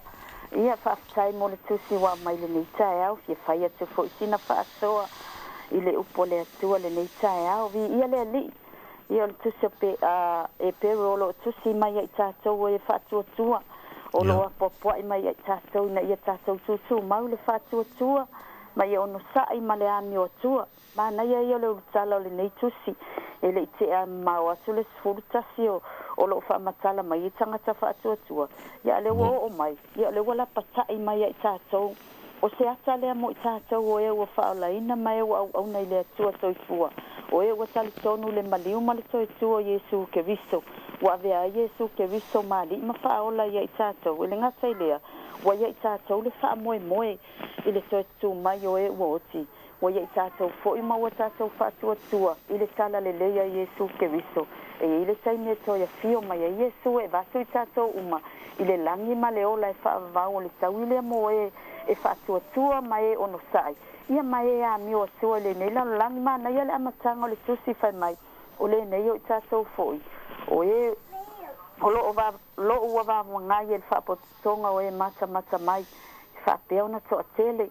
Ina tātou tu e se ia o mea mamafa o mātoa ma le angasala e whaalawelawe ngofia i tātou. Ia tātou tau whetuli ma le ono sai. I le ala tanu o io tātou luma. Vi ia le ali. O Iesu o le ala upumoni ma le ola. I moni fo le apostolo Paulo. I le luoko nito mta upe tolu fa upe lua ma tolo lo fa pele apostolo Paulo. O tou. O la mātou tu whaitau. Ia, o tu sia i o mātou loto. Ua i long whaitau lia i tangata uma. Tu saile ngata ina whaitau lia i tātou o e whatua tua. Mai e tali tonu ia Iesu le nei lalo langi le vava ai mai e lalo langi. Ai whai mele whai upo e tolo luoko nito namta upo e tolo mele apostolo Paulo. O lo whaalia fo i o tau fo i o le tusi a ke riso. O sau nia i mātou e le tusi e le vai tusi. O le anganga o le atua. Le anganga leo le atua o le wha mau whailunga lea ia i tātou. O le anganga leo le atua o lo na mana lea. E taita ia i tātou. O ia sotoani mai tātou te ono sa ia i whaafitau. Lima popua ngā o leo le nei. Whai mai e le ngata i lea. O le anganga pa ia lea. E wha manatu mai i tātou a fionga pa ia lea tua le whai upua lea na o whai tauina. E ave ese ia i tātou ma tātou whaatau ma mau ai. Mahanga sala e wha lawe ngō fie. Ia o lo tātou iai te tono le lalolangi. Mai moni lava le te talainga Iesu lana launga. Fo le lunga o le maunga. O tau o le malama. O tau fo i o le masima o le lalolangi. O tātou e le leia e le lalolangi. O lo vanga ngai tātou e tangata. O lo mata ia te i tātou. po le asa tātou a mio e susulu atu, po le asa tātou me fai i le taime o mai e whaafitauli, le taime o mai e whaasosonga ia te tātou. Ia maanga sala whai mai e whaalawe ngō fie, lona winga e te le anga sala, o lo si o mia i le tangata whaatua. E mana, ia le tusine nei tai au. So e whaamalo si au mai e tātou, a wana i ngalo ia te tātou. O loo mata mai le langi ia te tātou. O loo mata mai le lalo langi ia te tātou. Ia tātou a mio, ia mio atua, ia mio lo fai mai a Yesu. Whaawa o mai a te au awa o le anga malu, ma le loto mawalalo. Tātou whaawa o i fu o le anganga wa mai le atua, tātou te anga le lei, ma lo lofa, ma ono sai so si tangata, pe sau e o nā, pe sau e le anga, pe o le ale upu vale. A ia a mata ia te au, a mata ia te oi. Ona susulu atu le nā malama o lo i te tonu ia te i tātou. A wa o Yesu o le malama moni. Ua tātou malama ai. O Yesu la leo i te tonu ia te i tātou. Tātou te susulu atu. A wa ine i ngalo ia te i tātou. O tangata lava i tātou o le whanau le atua. O e ua wha mau wha ilonga ina ilona nganga pa ia. Ua ia i tātou le mana lea. Tātou te soli ai ngata ma akarava. Te tuu ai anga leanga ma mea leanga. E whaalawe ngō fie. Ila tātou savalinga ia te ia. A ia tau lai lava la tātou wa ai. I le ala tanu. O le ala tanu wa i tātou luma. Tātou wa ai le whaola tanga wa saunia Yesu mo i tātou. Tātou mana tu natu yaso uma mataimi uma o lo tātou wola. I lona alofa tu noa. Lale ua nofo i le tūtau matau o le tamā. O lo o ia whaia pele ngā luenga o le whautua mo i tātou. Pe a tātou se sepe tātou te whaale tonu. Ma whaavai. Wala au i lona swafa. Wala au ia te ia. E leo toi mamau o ia. O lo o i te tonu ia te i tātou. Whai mai le perofeta o Isaia. E le tu tuli o ia le ma whaafofonga. E whaafofonga mai lava o ia. E tali mai foi o ia. I so se a wala ese. A ia tātou le tangata whaatuatua. Le mātaala. Ia tātou le poto. Ia tātou le mawhau le lei. E ala le mawhtanga le tangata lava ia. Ia male anganga pa ia o le atua. Na te whamanatu mai ai tātou. A o mai ai tātou. E ana fionga pa ia. Ia leo le nā. E au mai ai tātou le poto. Male ava male whautauta. Tātou te whautauta i so se mea. Ina ia whapeona. Sulu atu pea Yesu ke riso ia tātou a mio. O mea tātou te tau te tala iai. Tau tala i le alofa. Tau tala i upo le manuia. Tau tala i upo o le afoi. E o lai le stangata e awa tātou te tau te tala le whaavai ma le whetu. Ia wā whai mai o le ngutu e tasi e vivi i le ali. Ia whaafento e vatu e le upu whetu ma le upu le alofa. Ia tau solo mua le tangata whaatua le nei tae awa e au mai ai le nei tusi. Vi ia le ali. Tau solo mua o na tū mau i tātou le whaatua. Ma ia tātou fua atu le fua lae o le whaatua. O le amiotono o le atua. I o tātou o langa ma mea malawa tātou te whaia. A waso na vi inga. Ia ai awane ia te i tātou. I o sea ule whaasoa le nei tae au. Whamanu ia tele le atua le au sunga tu maula na whaunga ia te oe. E mesa le kale sio lo ngā lulue ai le au whaafonga. E mesa le ofisa whaasala lau. Ia malo uawa mal whaala lava le suafo Yesu ke riso. Amene. Whaftai tele lava penina mo lau whaasoa ia. O talitonu o tele foi ia vaenga o le tātou tus whaitau leo o iei lau whaasoa ia whaftai tele lava ua. Ua atili malmala mai le tātou tus whaitau nei tae au. Whaftai mo lau whaasoa whaamanu ia te foi le tuai. Ia te oema ngā luenga o toi o nei aso.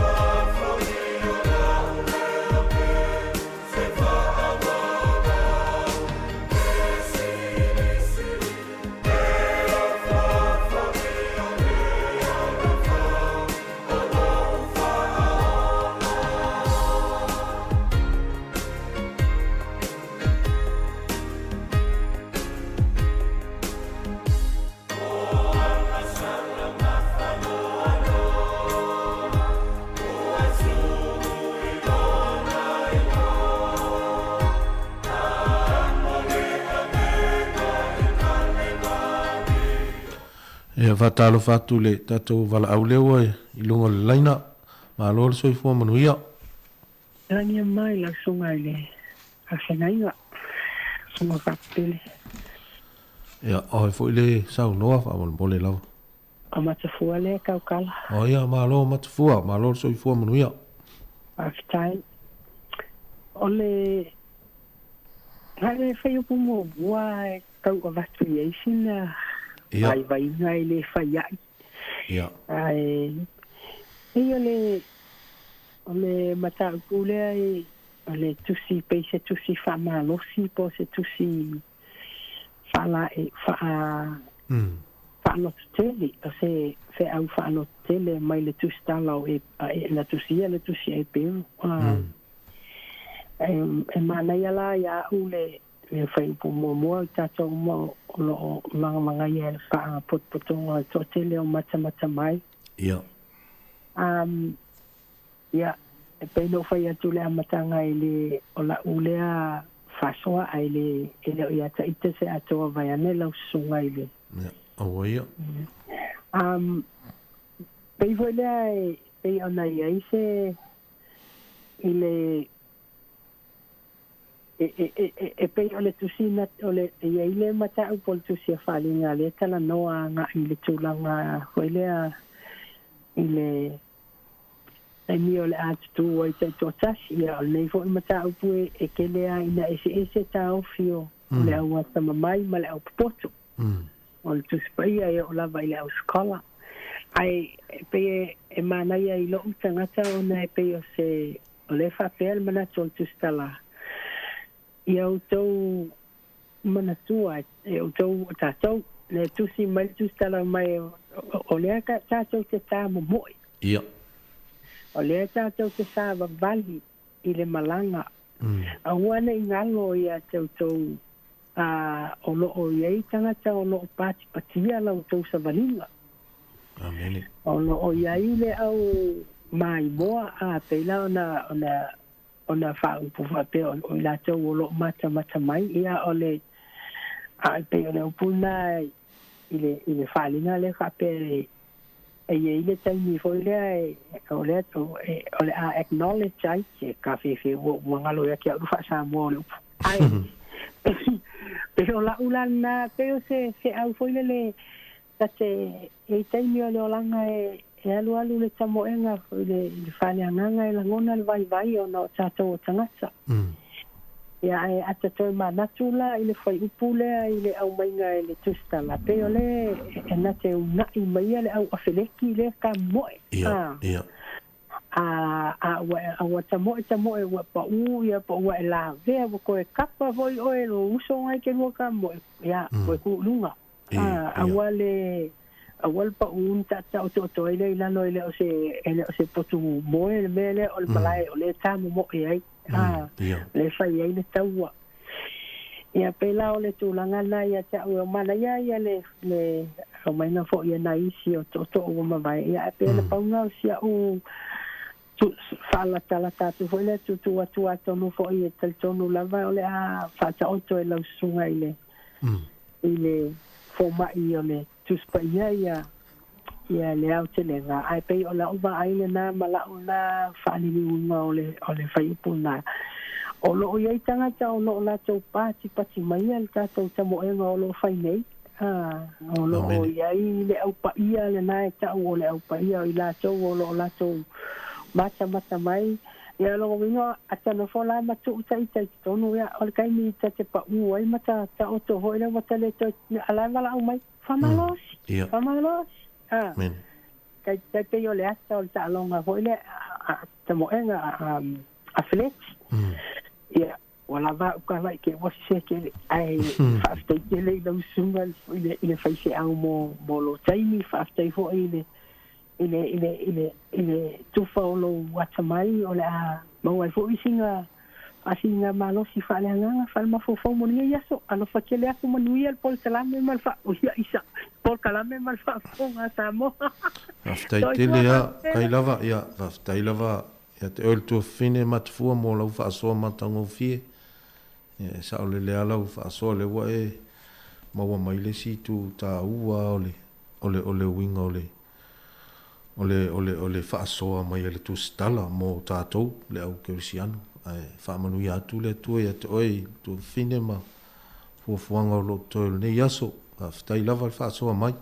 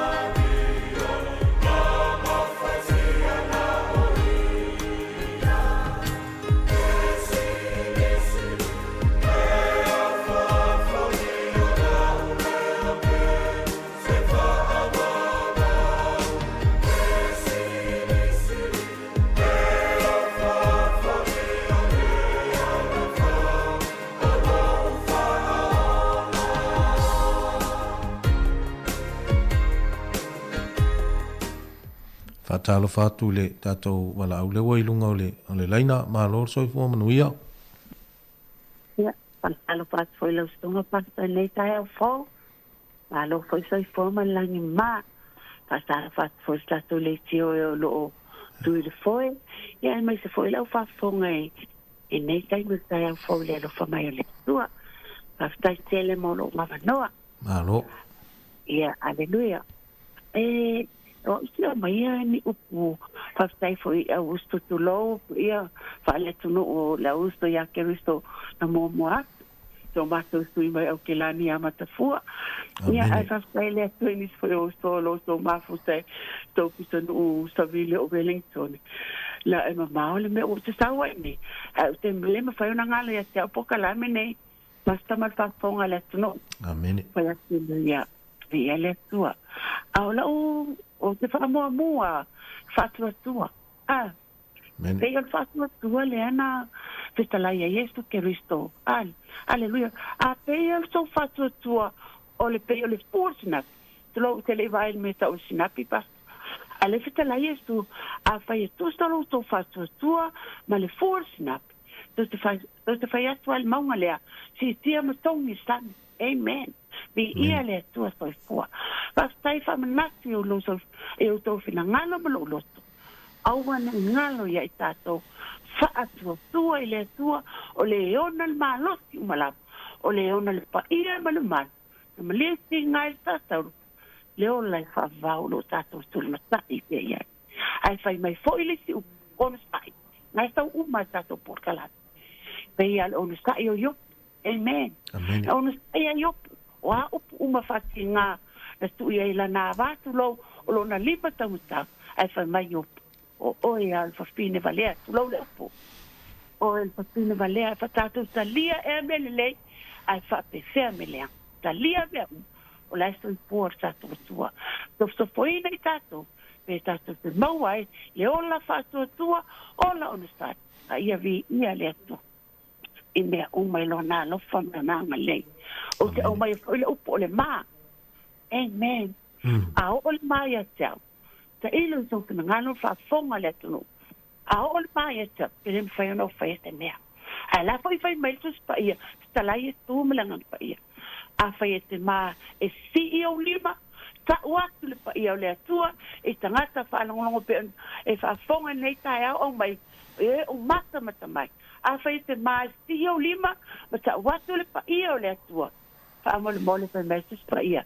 e ma fo ile stile Yesu Keristo e tau tato ele pa ia ma le malo tato tua sai fo este mata ngo fio nei tu lo pensa no ni sos este mata ngo fio nei ta upu foi fa stante fa mnatu fa stain matu va ai te nei au kilani nei au tele sau nei tu o ta se lo longa vai na o lo fale na o no po mo fa stai le tu ta ma na o ta'u la wafio o lo maota tu lo le upu wai au mai wa ta o lo fale ma ta te no fai mal fana basta na oi au vai o le fale tu lo e oi matou mea uma nei fafo na tafestea uma le vai a fai mai le tu lo o este vilia ole ofisa ole le fan ne te vilia and o tango a piki le no number 4 na o tango piki ona o mai te la tu tal fa mai tina anu este mai fale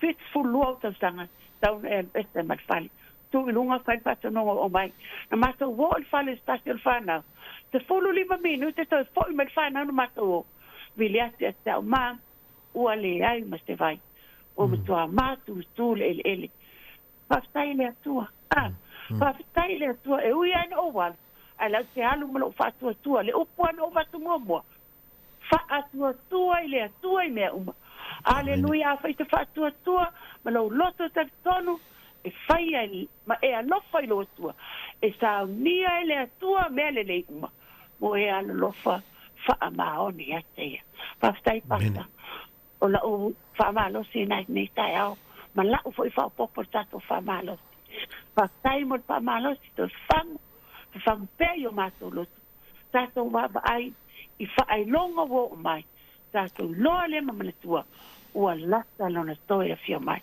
to lo to sunga I fa fenga ma le upo tina fa ta va tato va ai ma over ai poi fai to alona storia fia mai fa tai fo fang mai o a foi ta ma aleluia I sia o fa na va ai le tua ma malo au ana ingalo le tua I mea uma to wo fa mo le tua I mea uma to se fai tato va ai le va ai ian man mano le tua e le no lo fa malo si le sorry o lo fa popole tato fa malo si e le tai au fo familia le tua pas pe lo stunga ye yai per fa unga le ngang fa ia ano fatele mo lo stunga ano fa fo il tua ano fa fo I au kale sia lo luota ia ye yai familia nga le tua familia fo le tua tato le tio o mato ma waia manoa mato te mau wai fa mali au yo mato tino si le o mato nganga mato te vi ia le tua fa te tele pasta mo lo manoa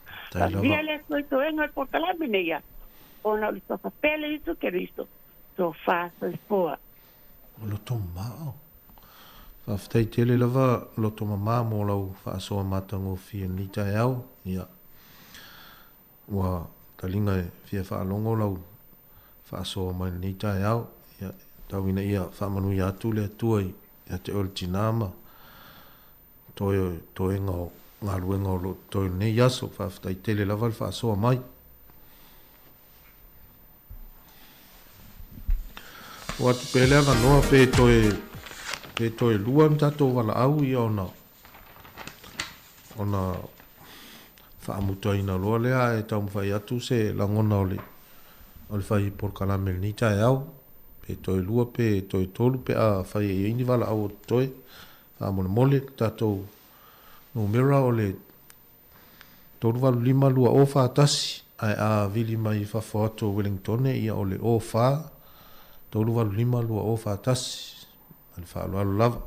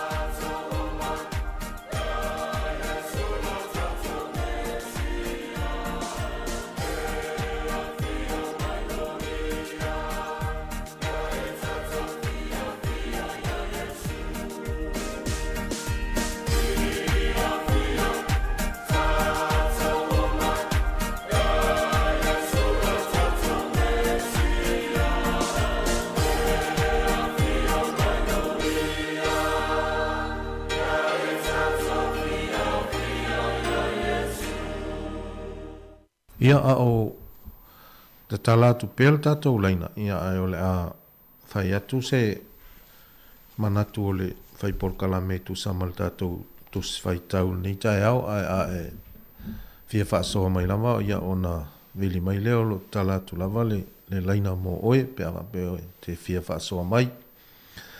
Ai e whaafitai tele tu ai e nai tina ia sa wa uma o na whaasoa mai tatou porkalame il nganoa pe nina ia masifo o matafua ma loto mama mai au kilani. Whaafitai tele a mo lau tau whaasoa mai tele ia i tūtā ua o tātou tuswhai tau lea sa o tau maua mai i le nei tae au i lau tau whaasoa. O le i tū mua o te fia tā ua. O le maa nei o le vali ina i le tusitala o le ata lea ua ia whaatusa ina i ai le au kerisiano o whanau fawina. Ia po o le au kerisiano whaatua tua matali tonu ia Jesu Keriso. Whaatasi ai la ma Jesu Keriso le atua le utino tangata. O ia lava o le whaatai muanga o lo tātou wola wha le whaatua tua. A o ia foi, Jesu lava lea o te talanoa tuai, ua whai mawa ainga i mea uma lava o le tātou wola kerisiano. O lea la ua whaatusa ina e le tusitala, lo tātou wola ina o leo langa kerisiano. E au fia ai lo i tau ese o lo fea ngai pea mai tātou i teimi uma. Le tau mawhai losi mai o le ti a polo maana au e whaato i lalo i tātou i le angasala. Leo ua whaatusa ina e le tusitala i se tū unga umi, a long distance race. Wa le whaatusa ina i le tusitala i se tū unga puupuu, taipei o le selau mita. A o leo ua whaatusa i tū unga umi, ia aua o le mea moni ala, o le tau whetūlinga whaalea nganga, lea tātou te iei nei. O le tū unga e whaau au pea e le uma, e tau nuu isi i le tini, a e whaau au atu lava, e isi kerisiano, ia maisi kerisiano. E whōlinga mai la, le zau whai atu le mana ia o le vali ina i le tusitala o le ata. E whōlinga mai e tolu wāenga te tele a po o i tō a inga o tangata ia o loo wau fia i le whaatula ngana a le tusitala, mua. O tangata mata, nai a mata al whaamtalanga le tusitala i lona whaapea mai. O loo vanga ia tātou, ia po o loo si o mia fo i tātou, e le whaapotonga o tangata mata. O loo mata mai, ia ae matuato a telea, e le ngata o loo mata mai, a o le matuato a tele lava. Vaenga mua lal nā, o tangata o loo au fia le whaatula ngana le tusitala, vaenga lona lua. Ia o le au awheleti po o le au tāma moe, le au tau fituli. Ia o lo ula langona, o tātou tonu ala lea. So o se tangata kerisiano whanau fo wina. So o se tangata kerisiano whaatua tua matali tonu i le atua. E au fia ai e ua ngā lulue i so o se ngā luenga. Ale e kale sia le atua. E ua ngā lulue e whaile fina ngalo le atua. O i tonu ala le i tātou. O tātou o le au tau fituli. Le au tāmo moe. Ia maana ia i o le whaasoa al tua fine a matafua le sa tā ua ai le upu wapea. Awa ne i ngalo e leo se mea foi leo se mea a moe a wa fia ka kia i lalo ia na ta tia ia le ma ia le lui na le sa a wai fōlinga mai e iai mea ia o loo whaamatala Pe o loo whaatonu mai fo i le tūstala. O mea tā ua e te tau ona whai e le tangata ta moi. Ia po o le au tau whetuli fo i whai mai le tūstala. I nā tātou tu ese ia o mea ma mafa uma a toa ma le sala e whaalawe lawe ngō fia i tātou. Ia tātou tau whetuli ma le ono sai i le ala tanu o i o tātou luma. O lona winga, o le mea lava ua o tātou mautinoa, e le mawhai lava o nā anga vaas tangata e ta mo e i le tau whetulinga whaale anganga le nei. Pe a le tu e se ina mua le anga sala, ma mea ma mafa uma e whaalawe lave ia i tātou, i le taimi o le tau whetulinga. Tu e se mea ma mafa uma, a toa ma le anga sala e whaalawe lave ngō fie ia i tātou. Au tātou wawa ai nei i tangata tāmu mo i tō unga umi ia lalulang. O le mā o ofu rā tau te whao ngā ina i le taimi e tau whetuli ai. E o ofo i se e vai. E lei ase tangata ta mo e ini puts po ni se e vai ma mawhawa pēna. Le ai o se e vai sili o na mā. O le ata le nā o le mana o mia o ni mea ma mawha e ta mo e ma le tangata a wheleti. E wha pēna fo i le tau whetulinga whaale anganga. O loo tātou tau whetuli ai nei. E sa o loto le tangata mai le anga sala. Ma mea ma mawha uma o leo langa. O na ta mo e loa lea e tuli le mea e tini i ai le tau whetulinga. O le vaenga muli o tangata o loo au fia i le whaatula ngana le tustala. O Yesu, lo tātou wali whaola. O Yesu la, o ia ua whaima wa ainga i tangata tau whetuli. E tau lai i ai le wa ai whaale whaatua tua so o se tangata kerisiano whanau whawina. Whaimai le tustala. O Yesu o ia na te taita ina ma wha ato atua ina lo tātou whaatua tua. O lena ono sa i le sa tauro. Na whaatau waa ia te ia le maa.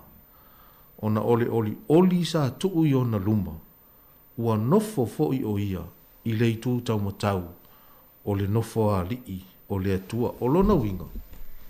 E le ai se fesili ngia o Yesu.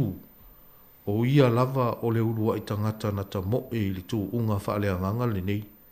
Ma ia manu malo ai i mea whainga tā uma lava.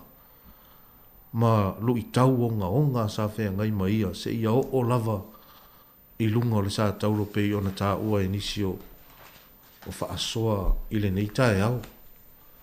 Pe i taila, i le taimi nei, o Yesu, o le si lea o loo mata mai ia i tātou, o le si lea tangata mata o loo mata mai ia i tātou, o lae ua nofo mai i le tu tau matau le nofo a li i o le atua.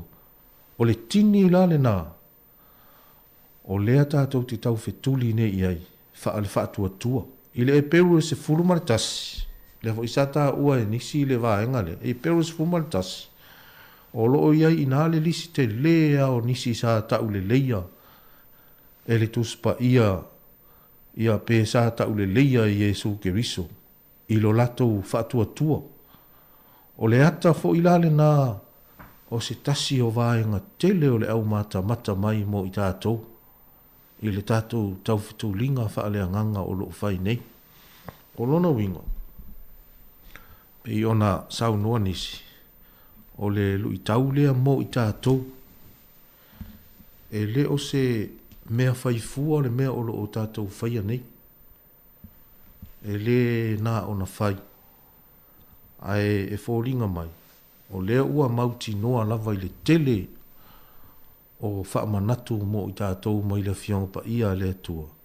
E ei lo tātou whaamoe. E ei le whaamoe e alai ona e ono sai. E tau wivi pea ma whainga tā o lo whea ngai ma tātou i leo langa kerisiano. O lo tātou whaamoe. Ia o tātou maua atu le tini o lo whaatali mai e Yesu Keriso mo i tātou. O le ola e whavavau. Ia o le whaamalosi le nā mo I tātou I le nei fo I aso lulu le tātou por kalame o le mōli o le awa. Ia tau ina ia whaamanu ia tu le atua I lau whaafonga. Ia ma tau ina ia whaamal malama tili e lea nganga pa ia o le atua. Ia nā fionga ua tātou whaasoa whaatasia I le nei tae au. Ora o taita inai tātou se tatalo I whaai o le tātou por kalame. Vi ia oe ta mai le nei tae au whaafitai tele ia o fionga pa ia. Mātou whaitauina.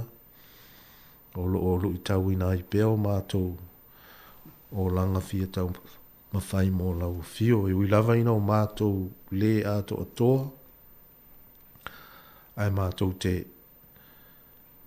whaamoe moe pēa I le fisosoani mai a lou nganga. E maua ia I mātou le mālosi whale nganga. Mātou te tausini oa I pēa e tuli so mātou ai.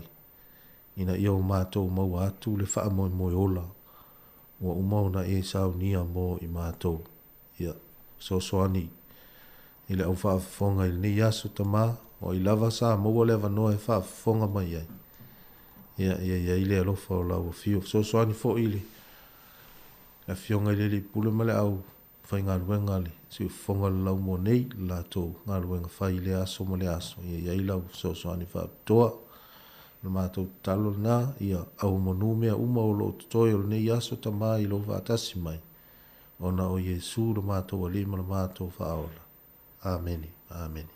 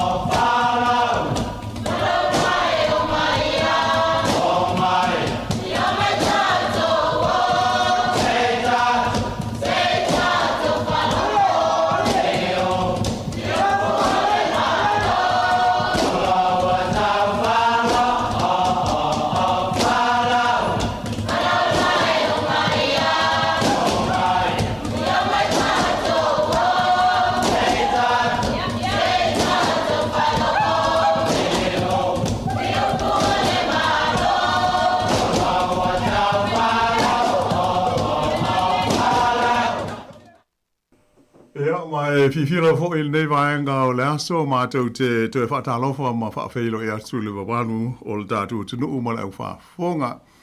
Se whaapoponga fo il nei o le Paul Kalame Masani o le upufai o malo. E whaasoa matalita no ai inisio mata upu e tula ai. Ia maari e mai le taimi ma le taimi. E whapea na mātou te manatu. Ia e ono mea ma te tau aona tātou manino ma silo fia. Ona o tūlanga a fia ai o loutu soifua mo le tātou soifuanga Masani I te tonu o New Zealand nei. Ia ai mo hoi o na whaatala whātu le sunga ia Mari Whaivan. La lea o ma tauto lua fo I tu inatu o le nei whaapoponga o le polkalame o upwhai malo. Malo lawa le soifua manuia lau sunga Mari.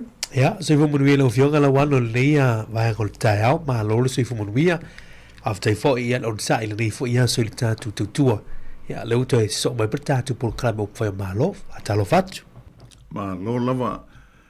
Ia pe ia fo io no sila mo tatu fa ngolongo i nei vai aso tele ia le mo ta upu te tele. Ia po ni fa unga onga fo ia pe na ia ona mo mial tau ona tatu sanga manino mamala malama tili ai. Ona o afianga, ia il tātou soifuanga ia so te tasi. Ai, o manatu nei wha apoponga o Paul Kalambe Mari, a mata atu ia e iaile le me o le mafutanga e o se whonutanga tele sa wha aultalaina o le wha atasinga wha moe e tala noa. Ia ma fetu fa iai ia ila tau fo isa mo la vano ai awai e fa de tau ile tu langa o fainga malo fa democracy fa ta o fa peritania le ma tanga tele o le democracy forum ia ma sa fa ia lai le moto le parliament le lo moi Wellington ile masina na mo vai tu nei o le ta upu o tu sa tala noi nai. O le tulanga le winga i le afianga o tātou uma i a po o le lau tele o tangata o se atunu. I mata upu tau i le whaia o ni whaaiunga. I a po o le whaavai na whoi o ni whainga whaavai. E whapea o na pulea. Ia ma whaafoe ai i a tulanga mo le soifuanga manuia i aso te tasi o le lautele o tangata. Pei o le anganga le o le mafutanga le nei mafuai o na wha upu o le Democracy Forum. Mai sa tari malo ai po la ua ia sa vea ma wha aururunga o le liwhaipule o Duncan Webb o le parti o le Labour. Male tama ita ai foi pule o le National so foi a Vanessa Winnick e pe ola o ia sa coordinatinga ia ma fa tonuina ia mata upu sa iloina ia ma nga ai ia talanoanga i lea fa te singa tele o le nganga pe ona tula mai o le ono to fia lea o nisi e au noa ma se filifilinga e pei o le pālota se whāta i te inga. Ai pei o le whāupunga le sa sisila i ai o tangata fwoi nei filifilia i se tūlanga lautele, le random selection o ni tangata. Ia ona o maila lea e ngā lue whaatasi e sila i le tāpena ina, le fausia, ia ma le whaatūlanga ina o ni Paul Kalame, mani whainga whaavae, e a fia umaitanga te uma. E pei e taeli fōlinga i le tūlanga fōili nei, mantua fōili tātou demokrasi le i tātou i New Zealand. Le a ia se tūlafono e manatu le whainga malo, e le tauana tu i natu i le pāremene. Ia e maua le awanoa o le atunu atoa e whaalia i aini fina ngalo mani manatu ia pe a uma o le whaitaunga mua ona o tūlanga masani ia e masani ai ia le whaafoina o Parliamene e maise le tātou Parliamene i Wellington e uma le whaitaunga mua o se pili ona tu inatu lea i le komiti ho il nei to o le select committee i po o le komiti fa Parliamene e fai ia la to i longa o sa ili linga la le e mawaila ava noa o tātou tangata uma po tangata pālota po tangata lautele le tunu e whaalia ia ini o tātou lagona mani tā awhi e tusa o sea pili po o sea tula fono tau whaawhi o nau se whai ngā mālo e tula i mai ina ia pāsi e avea mo tula fono e a whiai i tangata uma.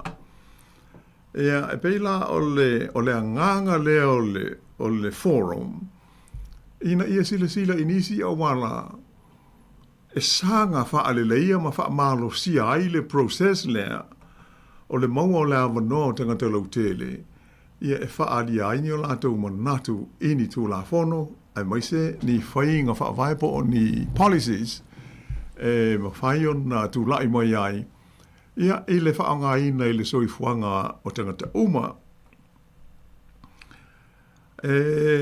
mai ta wina o le atunu o aia lani e ai la latou vaenga po o le whaalamutonga te ua o le Citizens Assembly i o po tangata nuu poto ma tau o fia ia ona whaatala no ai leo ma ta upu whapea o le o lo o whaamawina e whapea o se whaalaputonga mua lea ua whaia le tu a inga o ngā ruenga po o matafa ioi ese mai ai ia mai le tu langa masani po o le ngā ruenga a komiti filifilia o se pāle bene ia le la ua o fo iei tātou i New Zealand mai a tonu e le o toi mahoi an tātou whaalongo lea i le tu langa o ni whaai unga whai ia po o le alava se lipoti o le atu ina mai ina ua mai a ia le Democracy Forum lea i Wellington ia po le a ni tuklanga e ono maua mai ai ia mo le anga i luma ia ma le sanga whaale leia o le tūle pei ono mātou tala noa atu ai i le awanoa o te ngata lautele e whaali ai ni e tātou manatu mani langona i mata upu e a awhi ai tu la fono e whawhau ma pāsia mai tonu o lo tātou pālemene. Ia a tonu o se vaenga tā hua lea, e le a tonu mō le nei taimi o le whato a tau a mātau na whaatala noa e tātou i New Zealand. Ia ai o te elangona. Ia tau ana tātou mana tunatu i ai, sila i ai. Awa, ai o atu i le taimi e tu ina mai ai au i linga, ia ma po le alava le meo le ai eise fina ngalo fo i o le pālemene, mai se le whai ngā mālo, a lea e tātou te manino, ia malama le iei mari. Moni le leila o fionga la wano ni tāpule nei ua la ngā fwone nei vaengo le woli fo ia po le vaengo ni tai au i le whaavoma le tātou tunu. O le tāua fo i leo le whae leo leo fina ngalo le tunu upe o le vaenga tāua le na mai fo i le whae tanoanga le po le forum lea. Ia, wai o le ua tātou mai tawina i tono New Zealand lau fionga la wano. O le tātou moni mawina fo i tono Sāmoa la tau ia tala la tamai nei le wha ngā ilo le mele urgency. Ia po le pāsia le wha tope ia pe wha natinati o se tūla fono. Ia e au noa ma le swala o pulenga le a committee so isua e po o select committees. E mawhai ei ona sa i le lei tūlanga le tūlanga fono mau i le lei whaini wha tanoanga ia pe watu i wha tanoanga fo i le amini tangata whainga luenga malo ia poni loia po i lawa e atu i whau tua i le tūlanga fono. Ia le baita wina o New Zealand le sia tunu matua i longa i le mea ole e mana o lol whainga malo lo tūru foe ia e pasi wha tope wha alatinati se tūlanga fono e au noa mas wha soa i o vaianga wha whai ia pena o nai teimi ai e whai whaatanoa i tono le hoini la tula unga i le tula fono i tono le parliament.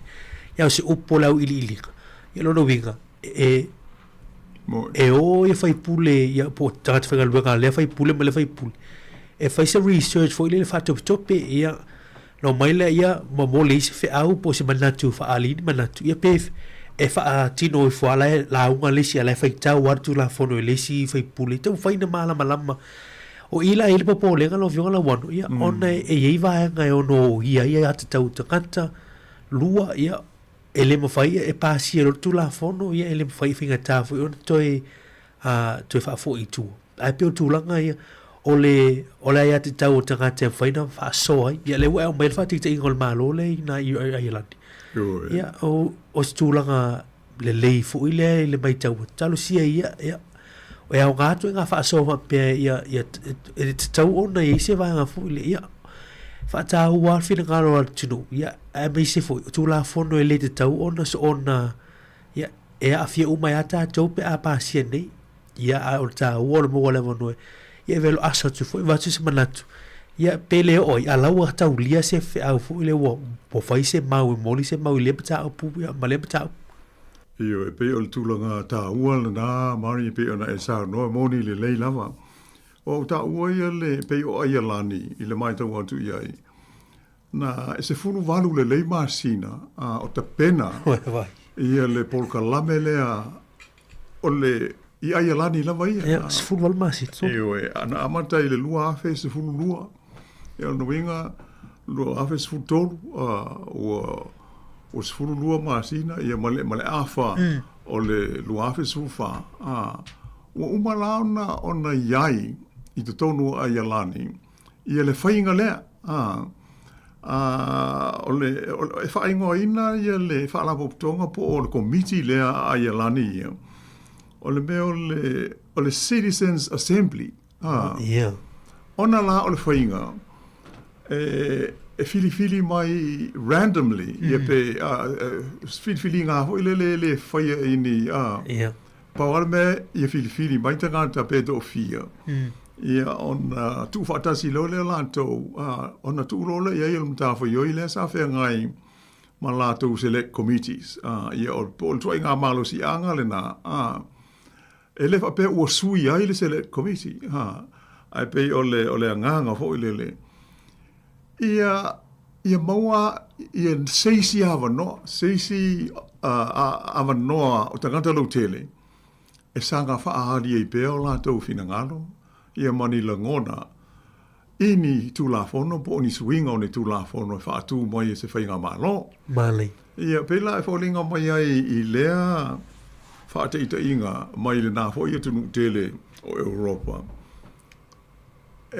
o lo o ia se fa le tonu i select committees pe fisilingia ai le tulanga ai a fa yo ia pe tasi le awala el manatu lantou e feso soani sanga falau tele ai ia le avanoa ma le aia tau maua le avanoa o se isi ele o maua le select committee ai a whapea tofi e iai tonu o se assembly whapea ia no winga le fo o awala tu ai ia lona ia langona i le nama ta upu ma le mata upu pe o le mai tau watu la le iai ai ile whaaringa lau fo ia le awata mai mata upu tau whai o malo. E whapea, o lea whainga, le whainga leo mo Citizens Assembly po o lea whaarapo tonga foi, committee, ia soa committee po lea lava le ngoe whaai ngoai.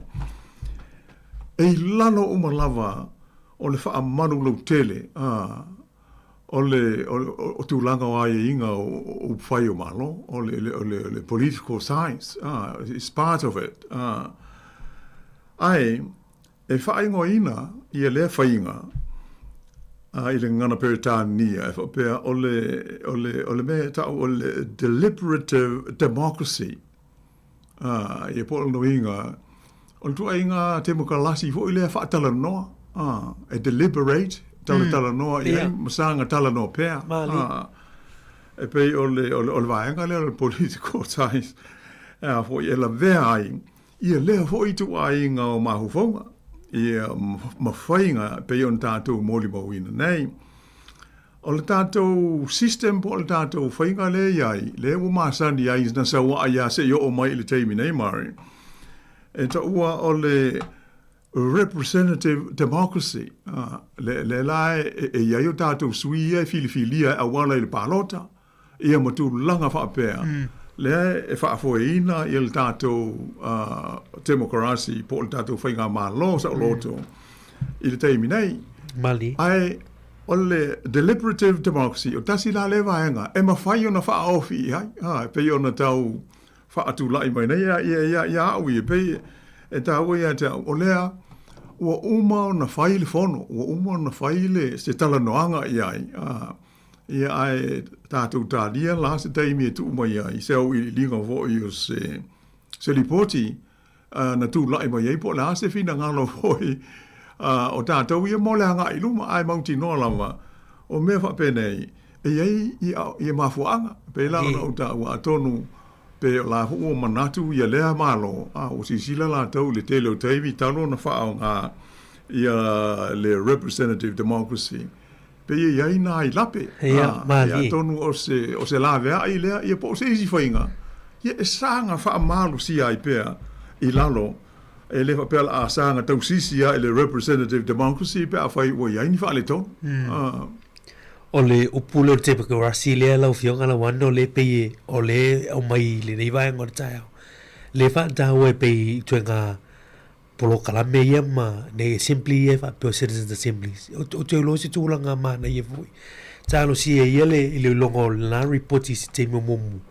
o le vai atu i la tau fu ia le na o fie fu inisio wha tanoanga i o le sa avea malo ia Silia New Zealand ia Christopher Van Leisen ia o le te tai vang fau fai le pai te mo to lai fio coffee te le la to Antoli io national e pe o fai pule ia nei to no le o fai hale min le o mai fa foto e tu mo de ai tu to pe nei va ngai le ia le la o ma le fo le o mai ni la to mau ta pule ai la fio la one o New Zealand ia so ia sai ile ba to e luo e le mo te mo lunga il mo pe pasi mai lai ia la to ia avea ile ilisi falele lunga mo lunga tu pe ya to ilo ya to mai fo ilan ya ono wale ile nei taimi ni vanga va pena ai pe ole mai tawa e le o to e fifi o tata fili ai pe ole mai tawa o le sao tanga tala teli e fili mai fo ile le hatunu ya o pe ina le lo mo se sao tanga tala teli ya mo le se fe au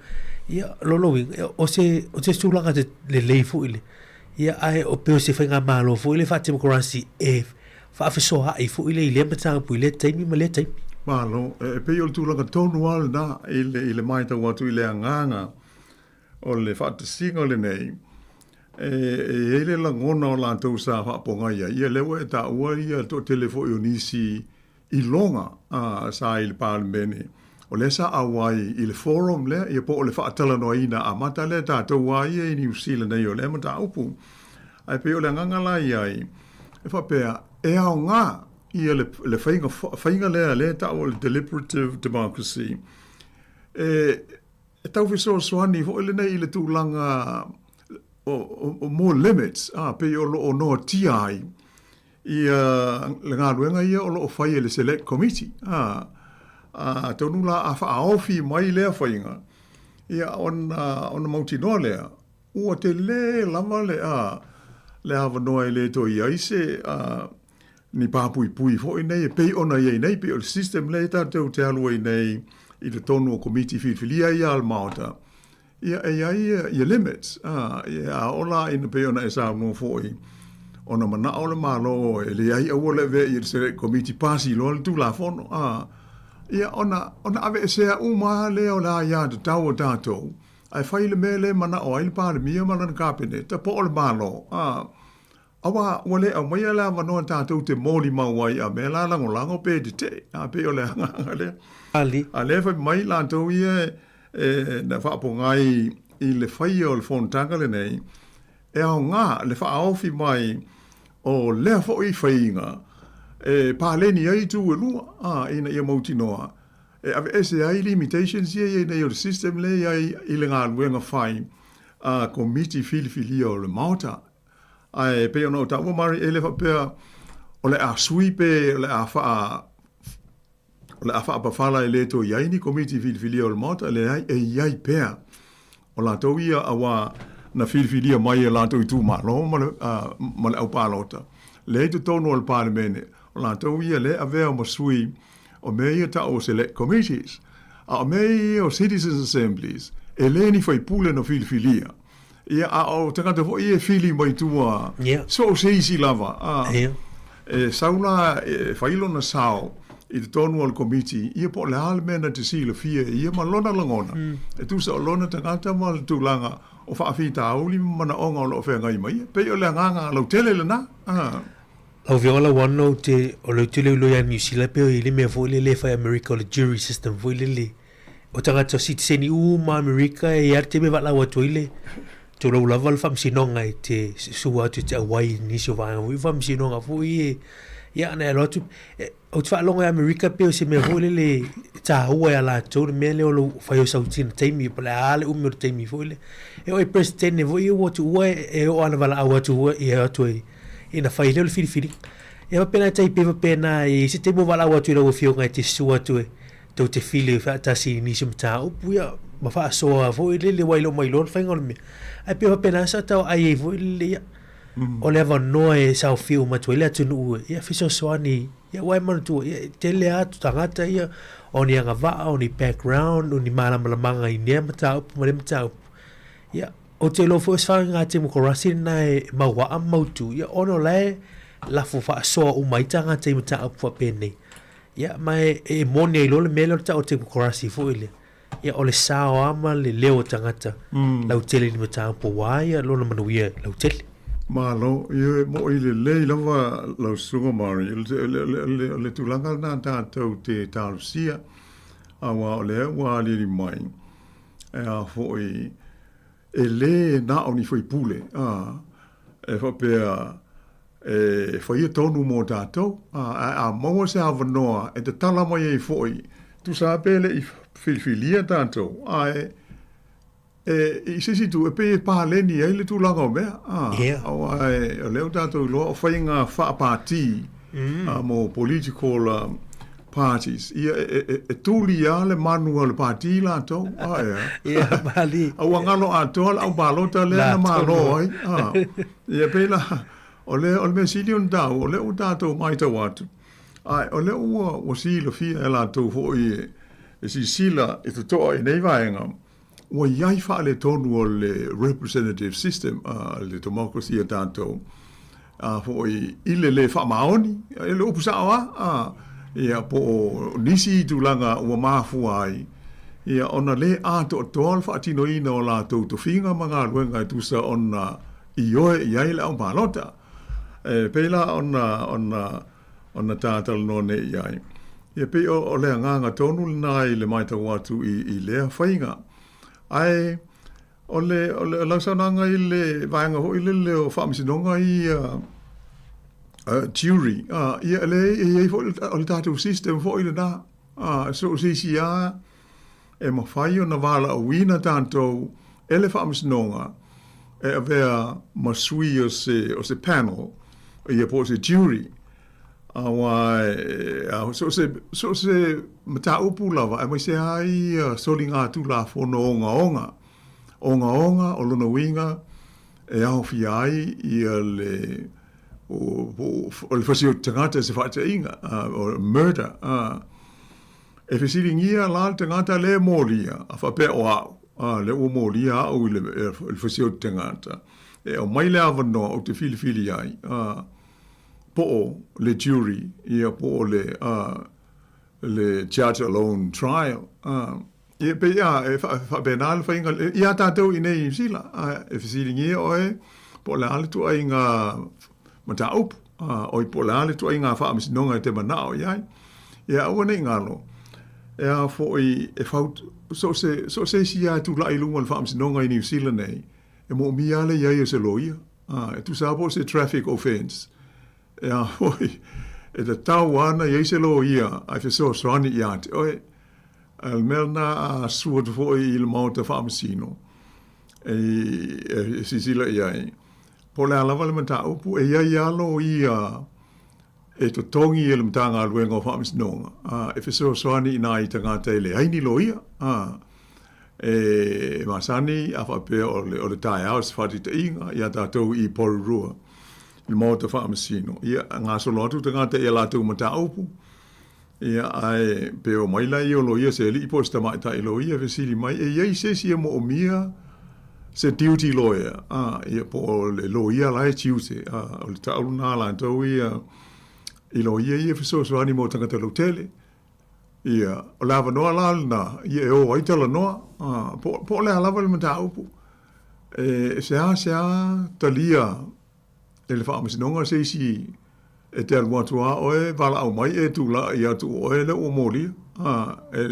O le visiri mua al whaamasino pe e sau lo ia. ale ai fa mo ia la koe toi tu itua ia la unta upu vai se lo ia nai fafu e pe ona o hoia so e ta u tele ia le ia o se isi ia le tomai fa lo ia e fe so sani so se sia da to e ha fie le sol tu la fon ia ai moni le lei o le tulanga o le vala o winda so se sia a sa wale le vala o le mtanga luenga po o fa so longa ia tato po po ia o le foi ngai la fa longo ia la to fa foi e random foi tato uma ia foi o sit senior New Zealand ia la ia tato ngoi o ile database o le Ministry of Justice ia fa ia tu nga luenga ia wa ia inga fo ia si la to ia una mala au mai la le a pe a fai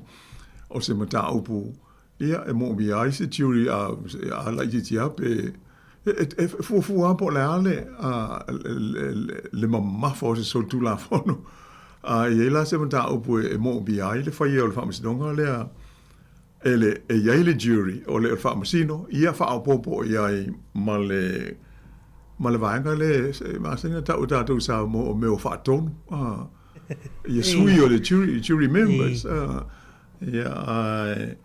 o le fa ia tau i New Zealand yo so ai pe o le tulanga na ai pe o le tata no ia o se tonga ona la fo i o le tulanga fo i le o tangata lo te ia ele fa pe na oni lo ia o le fa mas no e fa ia se tonu ele na oni fa masino fo ia mo fai ona fili mai ia tangata lo te le ia tatou tatou te awai tonu e fa ia fa ai unga o se case mania le ai mania lo anga le we pa ia fo lo fio la wana ia wai o le te lo trotoi foi ia ono fuanga e pe oni il famisi no ai pe nga system la pe na ia te au vala watu ia ta o ta tu il parlemene e ali tama na tuini e pe i nga citizen assemblies ne ia te lo se tu langa mani a fe o le fa ma oni le fa tu la me tono ai lani ia o se tu langa e ton ta tu mate tu pe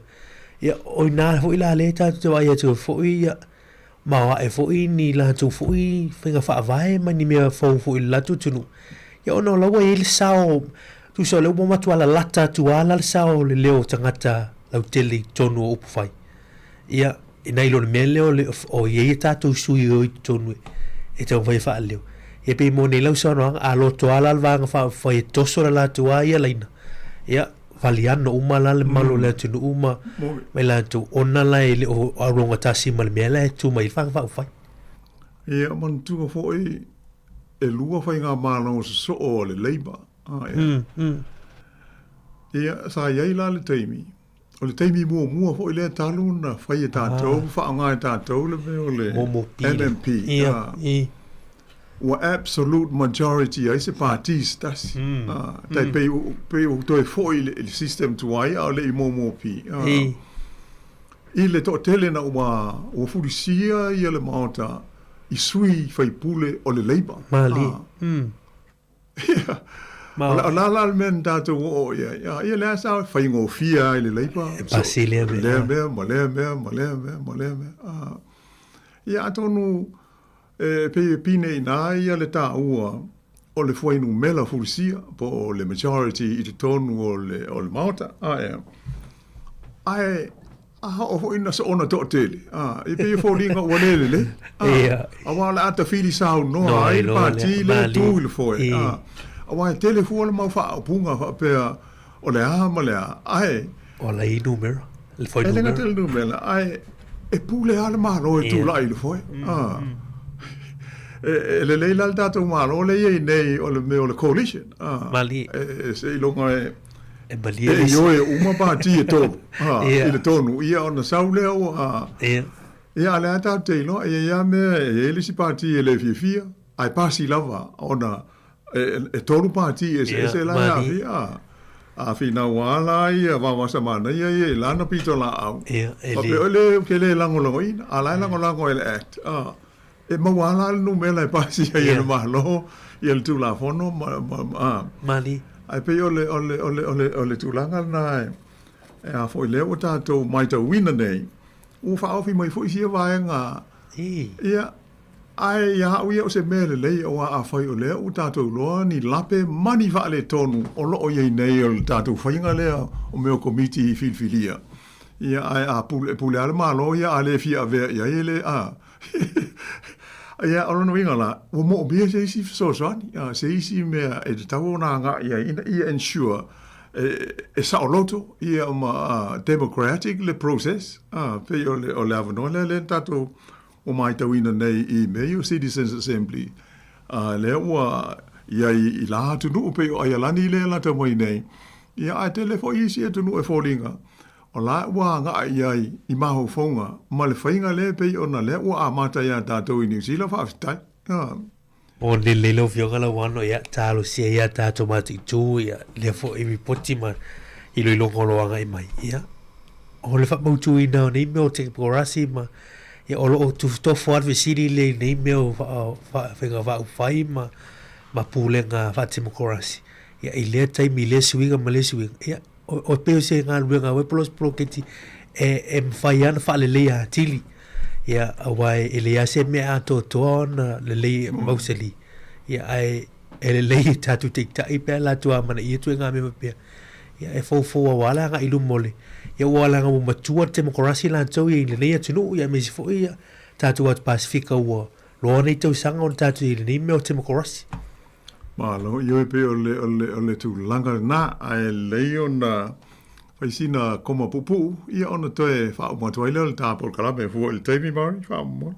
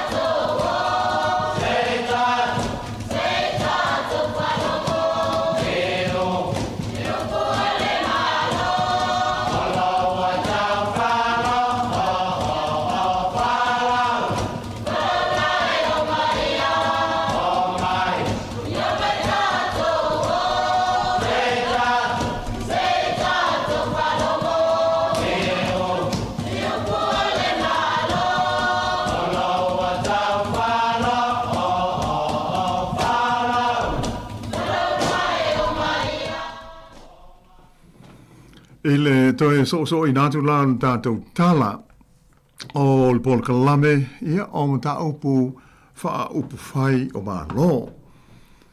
O pe o nā tā ufo I la pol kalame ua mawai o se tau sanga tā ua le nei mo tātou umai New Zealand ia ona o le tau sanga le nei o le tātou whai ngā pālo te tele po le general election le ua au mai le aso ma le taimi o le aso fitu o le masina o Novema, le aso le ua atofa I le pālota a mata I le iwa I le tae au na tala laifa le pālota. Ai pe ua fia ta ua fo I le neiva enga mari na o se nganga wha a manatu ma manu se tātu tunu ia ma le au pālota.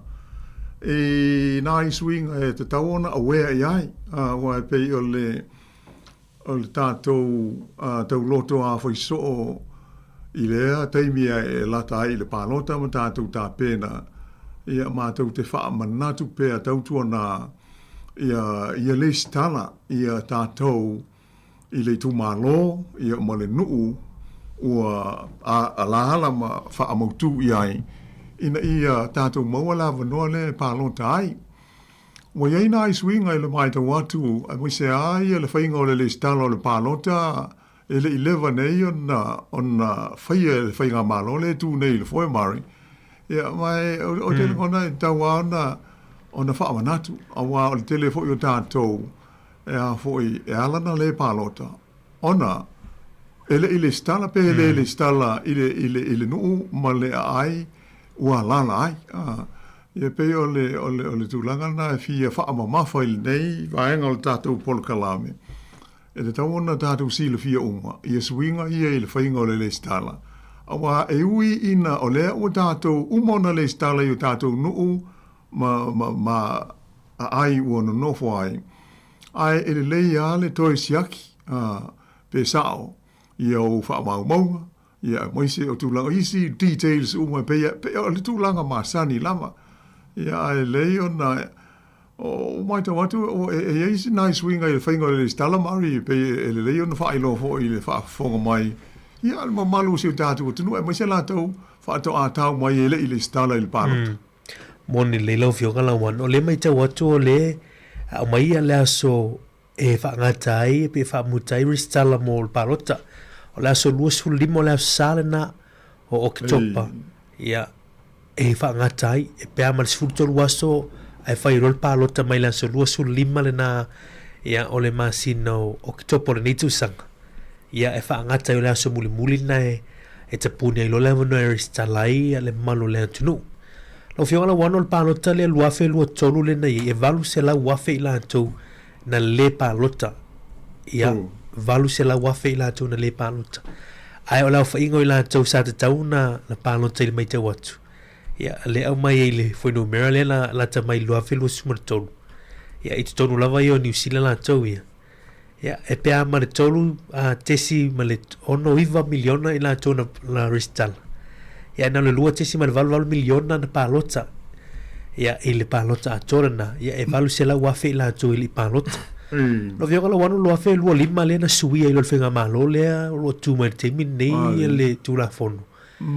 E a foi o fa upunga le mai na tamu fai vole le fai titi ai le umio le fai tonga le palota lua yo administrative mo nga luenga e fa popo i lunga ni tangata o le mai te watu na mafai ana e palota restala ma e palota ile aso ale o la so fati tengo na so fitu le november e ile mo le maulo vioga la wano si tasio palota si tasi fo i oli fai pule ya Chris fa fo ile le osi le fiena ya tato i mana i porro e te usanga mo vai na matu atu le aso al palota e ila lisi na o mai fo ile ila le fa ilo atu vai fa fai mo pepena e atu e tu ila e o e fa manatu a inga le te mo palota ma tu atu la pe amo o te ale ti to ala e tala palota te mina aso le ol palota le aso ale ol palota polling day a he fe mai se unga ali ile ya ele ristalo ol palota na mafaila na ya na filosofia ta vale ya mai tau o anga ilo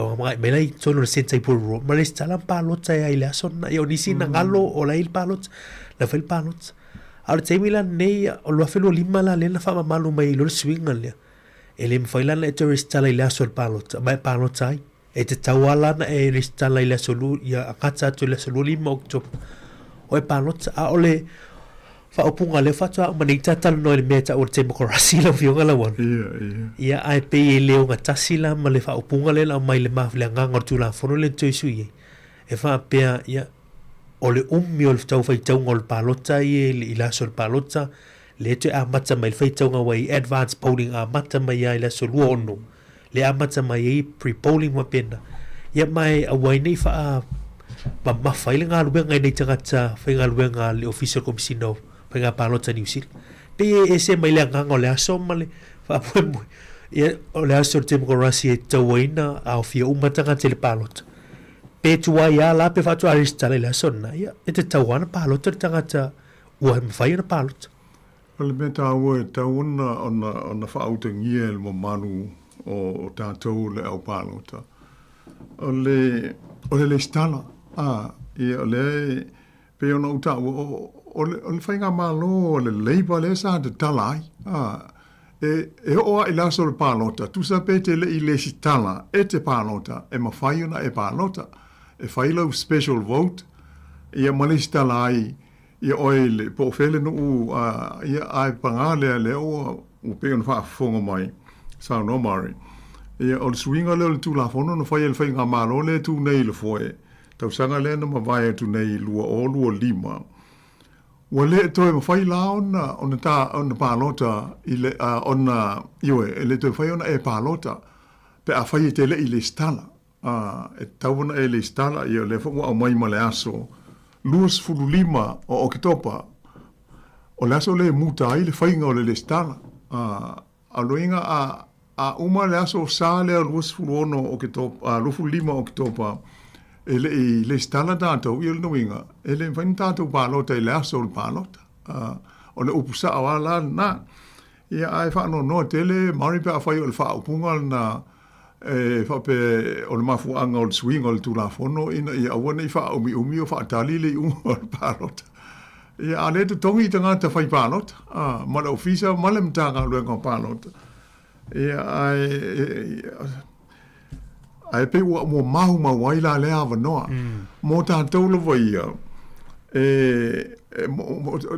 se mamanu si o tātou tunu o tātou Sāmoa ai hafo le pe o isi tunu se ilonga e sit seni fa to apalota ia tātou o le taimi ai te mawai le no fo mau o le resident visa ia o lo waia tau na te palota ai la tau sa malanga mai le se i fa te inga e o mai Sāmoa o tātou no fo mau ia malo inga o tātou agava le stala mo le palota leo le palemene ia mawhainga palota ia whaalota i whale hoi nei local elections ia ona o le tātou tūlanga le afo e whaapitoa i le vāma New Zealand i le whenga whaawo hoi nei Sāmoa New Zealand le whaatali se i e si seni ona whaatoa e palota lea tātou e qualify ape eligible ia pe a mauan ia le tūlanga leo le nofo mau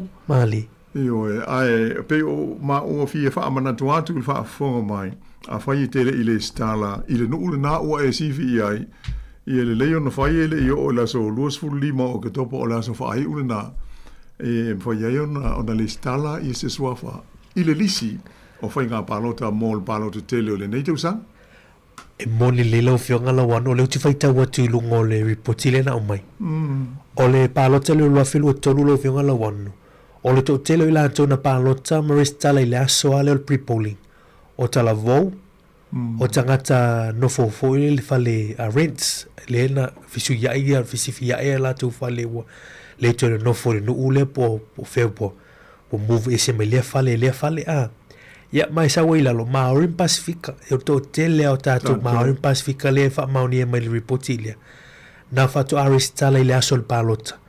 Ia o le sile foi numero pito tilion te to tele o tātou Maorin Pacifica mantua la le lola e lua lola palota le iei lola general role ma le lola palota Maori mo no foaia Maori e tā ua tele ia le lau ave ese le le nisi ava no le a o la to tātou la ia na pito silina au ngā aila le vaenga le la solua la so o le palota e pe si vanga fa no le na ia e talo se ia o le maua le vanoa ia mane foi lo tu la lo vionga la wan ti lo foi la le te tu foi le tau longo le te mi le te langa o le mal reporti Maori Pacific peoples o le aso le palota lo felu tolu ia o tatu wa ia na lo fila so le ia o te fa tau o tu oris talam palota o isina o te fa tau fa tu ava ia tu la ile le palota fai ia mai le tatu televisi ia telo mafuanga o nisi o le accessibility lungo pengat fai langi mafasalonga ma pena e le lo mai lo po le alma fuang ia o tu pulanga televo ia o la tu o sifi fali ia o le o tu pepa fo ia ona wo suile no fuanga sa na ia pe tu langa na fa no ai le vanga le ia talo sia ia lo lava tatu temia e ta o e longo fo ia o anga e ristalama mai le vanga le tu pa ia ile na o tatu si senima e fie ma resident visas o la tu manu me se ia e te fa mana tu per tu langa le ia manulo mo la mano o le www.vote.nz ia em faina ristalai e pe fo le temia la foto i tono pusamelia ni si o fa momonga wai te fa mautuino lau ma palo to ni tu sak mo ma no la yo e tele ai ia mafuanga e alai ona tātou le stala le tu malo ia malinu o tātou no fuai o le me mu al na mo tātou wa leva na palota ma umana le stala mua fai ua sifi. Se wha te inga whai ngō fie lava. Ua sifi mai waitangi rua ngā e Elston. Ona winga, ua sui lau tu atusi. Ia pe te sifi atu po rua ngā e Wellington, ia po le Heart Valley, ia po Whēseisi nuu. Ona winga, o le ua sui ia le i tū mālo, le ua e lala ai. E mo mia la, ona whaafou lau le stana, e lafo atua le pepa, e whaafou wai. So se tangata pālo ta o le tūlanga ana e whai e tausanga uma. E luatu le whesili, ia po o Yeisa suinga oe, mo ia i tūlanga la, o le mafu aga le nā, whai fo o se sa single, ai ua whaai poipo, ua sui whaai, utasi le suinga e mo mia, e sui aile le stala ina ia e pānota. Pe o nai mea tāua ia tauna wha autangia. Ia ai mo i le ia mari pe o tele o tātou e wha le manatu tele ia e pangale e le mwhai an tātou te ena ma alo fia. Ia wha mau maunga mali poti pe o na au mai. Tō tele ia tātou Sāmoa, mal Pasifika. Ia ma Maori. Ia wha to whai le teimi mulmuli, ia tonu le tātou ia le winga leo le tō tele o tātou. O le last minute, mea ia ai pe o le mātou whautu atu le nei teimi. O le iai nā iaso ia toe ia tālo sia awane i ngalo na e le stala. O le ia o ina whaamuta i laso luasfu lima o le masina o kitopa. Malo whafteilo whiunga la wano. Ia no tātou teimi ia ai mo le atu whafteimo le pulkalame le iaso. Malo whaftei fo i le so mai ia wha manu no te fo i le pa ia lau whaafonga pe a whai wha le ato tō lei ma ua mari tu ina te fo i o se whaamtalanga. Ia ai tātou wano i luma. Ai whaamuta ia i le whaapoponga o le tātou pulkalame se ia ulia fo i le teimi tāsi il vāsu fau. Ai whaatou whaafa so i fua manu le tātou tino o ele nei tūlaa.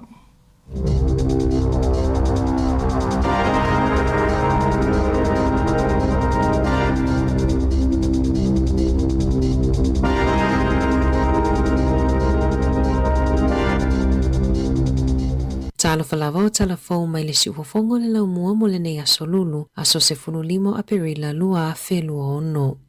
O le atau sini ole sa avea makapeteni o le orpeleki, i a Tain Rando, mo le whainga pālo tolu mana i nei, i lalo le vaenga wha upu whai a le New Zealand First, mo le no fuafa pālo ta a tuki i Hawke's Bay. Na wha amoe moe wha alawi loa le tau sini o Rando i le fono mua a le New Zealand First i le aso sa peitai, na tolo po o no le afia i Hawke's Bay le a wha, e lua mai le 5 tasita alonga a le orpeleki na ia kapeteni ina. O Hawke's Bay ai Hastings, Havelock North, manisio vaenga o Hawke's Bay tutotonu, le ana manu malo mai ai Catherine Webb o le National i le lua whilua tolu, ina ua malolo ai Anna Locke o le Labour. Ua whaali ai se pepa o whaamatalanga mai le malo, e le oiai ni whaamaumaunga, e whaamau ai whaamatalanga e whaapea e whaitau se lautangata e le aini whale e mumoe ai i New Zealand. Whaailoa i le matanga luenga o anga whiso o tai, o lo ngā lulua e whaia se fuafuanga mō tangata e le oiai ni whale e nonofo ai. Aina whesilingia e le Radio New Zealand le matanga luenga, ina ua o la tautau lima ina lau pepa i se fulu mō na tupu, i lalo whaamaumau ngā loa ia New Zealand. O naulo o la tautu si ai le whaitau se lau o tangata i New Zealand e le aini whale e nonofo ai, e au noa mani whaamao ninga. O le tausangata lua ina whaailoa ai e le matanga luenga o whale, le si itia i lungo le numera o tangata i le aini whale e momoe ai le oiai se fuai numera whaamao nia. Ua avele sa ilinga i tangata o le numera telefoni a le whale mai Timaru, ua lisina i le AI o le Gemini, le numera se tangata e anaina se whale kofi. Na whaate ia Vanessa Keen o le e anaina le Sophie's Coffee Cafe i le pisi mai o le telefoni a le whale kofi e fia maua se fō mai. Na mai tauina e le awhainga ruenga le toa tele o tangata e tawili atu, ma tape mai a lato telefoni pe a iloa e se se le numera o lo o lato vili ina. E vili atu fesili po o le whale mai whaifa ata lea, mana a mata mai i le ono vai aso o tua nai. e tusamale se fulu lima ile lua se fulu telefoni e vili atu ile aso, pei ona saunoa keen, na fato ai loa ile au whainganuenga le whaale tonu, ina ua fesilingia se tasi o tinana vili atu po ofena mawaile numera, ai tali mai o lungo le Google, na whaailoa se whaia o ngai Victoria, e tele ina mawhai le Gemini o na tu whaatasi whaamatalanga le sao, ai mai se pe a fōlinga tutusani whaamaumaunga, e pe o le whale kofe ma le whale mai, e tutono umo timaru, na whaasilasila malapata ia le Health New Zealand tangata ilea mata upu, ma ualongo ina le Google e fofo lea whaafi tauli. Ua whaali se finangalo o katinale John Dew o New Zealand, whaatatau i la fonga ale Presidente o Amerika Donald Trump na whaia e whaasanga i le tamapa ia pope leo se fulufaa. O le tala Trump na whaia e whaasanga i le taitai o le Ekalisia Katoliko le lalolangi. Ina ua tatalo pope leo mo se file mu o le lalolangi. Ai mai se le file mu e fofoa i le taua i le vao malo. Saunoa Trump o pope e vai i mata upu tau i taua, mai leo se vainga le lei wha vao malo. Saunoa foi Trump, ana lese e maia i le tofi Presidente o Amerika, whaape nei e le whiriwhiria pope leo se fulufaa e avea mataitai o le Ekalesia. Na tā ua e katinale John Dew i lungo le Tio New Zealand, e iailea ia tatau a pope leo e te talo ai mo se file mu o le lalolangi, a to ai ma le te e malosi atu i le taua. E to o te le taitai o Ekalesia matangata kerisiano i le lalolangi, e le ifiafia i la fonga Trump, peitai, e le ofuafua Trump e whato ese, e le langolango ina e John Dew whamatalanga Trump e whaapea, ana le aia e le whiriwhiria pope leo, mai na te manatu, e te tau lava ia Trump ona whato ese, ona o ana tala na lafo. E le oto e saunga le mule tu o nisi o la au te ufale i tutono o fale, pe ona ta ua isu enga ale polo ofesa i le University au Kilani, ia Margaret Stanley, ona i lamatia i le si o manga, whaailo e Stanley, o le to atele o tangata e tatia i la au te ufale, pe awa ai atua pepe, ona la foa i le i fafo, le e mawhai ona awhai na i le si o manga, o isi la au te ufale le iai ona fua, e tele na whea vea i le savili mamanu po o leni pe a la foa ei, lea e te lea ina toeni i ane isi tama i la au. O la au e ola i tutono o fale lea i le mo o mia le la, mai ola i le paolo, e pitosili o na le mo le palapala. O lo o fautua ina tangata e awale la fua i e fafo la au pe a pepe, ai sa ili se au nanga e awala pisi o tau tai pala, la tau te taa lao ina. E mawhai fo i ona whaafiso o taipo le ngā nuu mo nisi whaamatalanga. E te leisi tu ainga la au ua whaasa ele MPI e tu sa ai mali poti. O loo whai asu enga i se tangata o loo whaafolinga o se leo lo o ia vilina tangata mapelongia o ia o le leo suesue. O le tala pepelo o loo whaongaina i lea tangata e whaapea o loo ia suesueina se mata upu e au fia i se tangata o loo whaongaina whaamaumaunga patino. I whaamatalanga mai leo na whaailoa ai fuafuanga na maua mai ia tala noanga. Na tau mawhai ai lea tangata tau whaawalea e ilo maanga i e whaatala noa tupe maua whaapea te unga tupe i whale tupe po o numera whaalilo. Na ia fesilingia fo ise upu e toi reset pe whai ai se isi password phone e lafo atu le e-maili. E mawhaiona lafo ni e-maili e le o mauti no ni e-maili sao i le DIA ele complaints@spam.govt.nz. Wala pata ia leo avita avale ia tautua nali saunga le mu ilunga le ala tele, ta lona wha amawina tangata e to aiva na mali liu ilunga le ala tele, i tutonu o aso e lima. O le tele o isi ta avale na lave vea talu mailas faraile, o avita avale talavou. O toi fautua ina leo avita avale ia awane i tangofia le apa maalosi, pe a aveina le ta avale, mai ta awale lava o le malolonga, pe a fai e malanga mamao. O loo whai aso ngā leo i le maliu whafua se e o se tangata le whainga malanga le waalele le Qantas mai Amerika i Aukilani. Na whesiningia le One News le malai waalele Aukilani ma le St. John mo se whaamatalanga. Ua waaya le sitia i lunga o pepe whananau i Tokyo, talu mai le se fulu tausanga wa tuanai. E te si ma le fitu pasene ua sitia i pepe whananau i Tokyo, mai le vao Januari ma Novema o le lua whelua 5. O le amatanga o Iuni a matafa ai loa i le whaitau a whae o pepe na whananau i le lua whelua 5. Ua au sia se tamaititi walu tausanga mai tauranga, se matati a fōu o lana sii o le deadlift 20 kilo le mamafa i le tauvanga si ngā ua mea mamafa o le lalolangi. O Johnny Kane e walu tausanga mai le kalapu si le Ruthless Barbell, ma ua whaamawina o ia le tamaititi pito i maa losi lana i le vaenga fitu i le iwa atama, na mua si e Johnny le fitu 5 kilo le mamafa, so o ai le walu se fululua te sima le 5 kilo. O le whaamoemoenga o Johnny e na te fia ia le se lau kilo kalama, ai le eo o le whaiunga o le tausanga.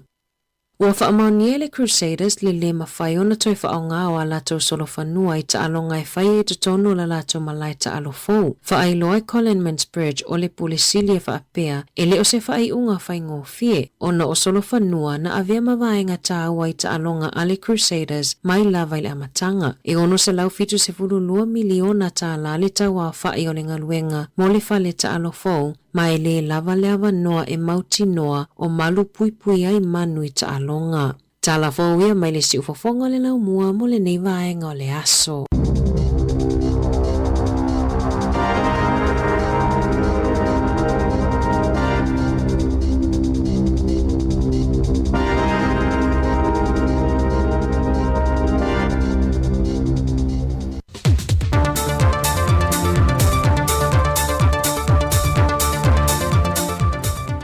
Toi whatala whātulu tātua te du ile nei whai whaopopongo tala whau mai Sāmoa o se mai ele whaafonga.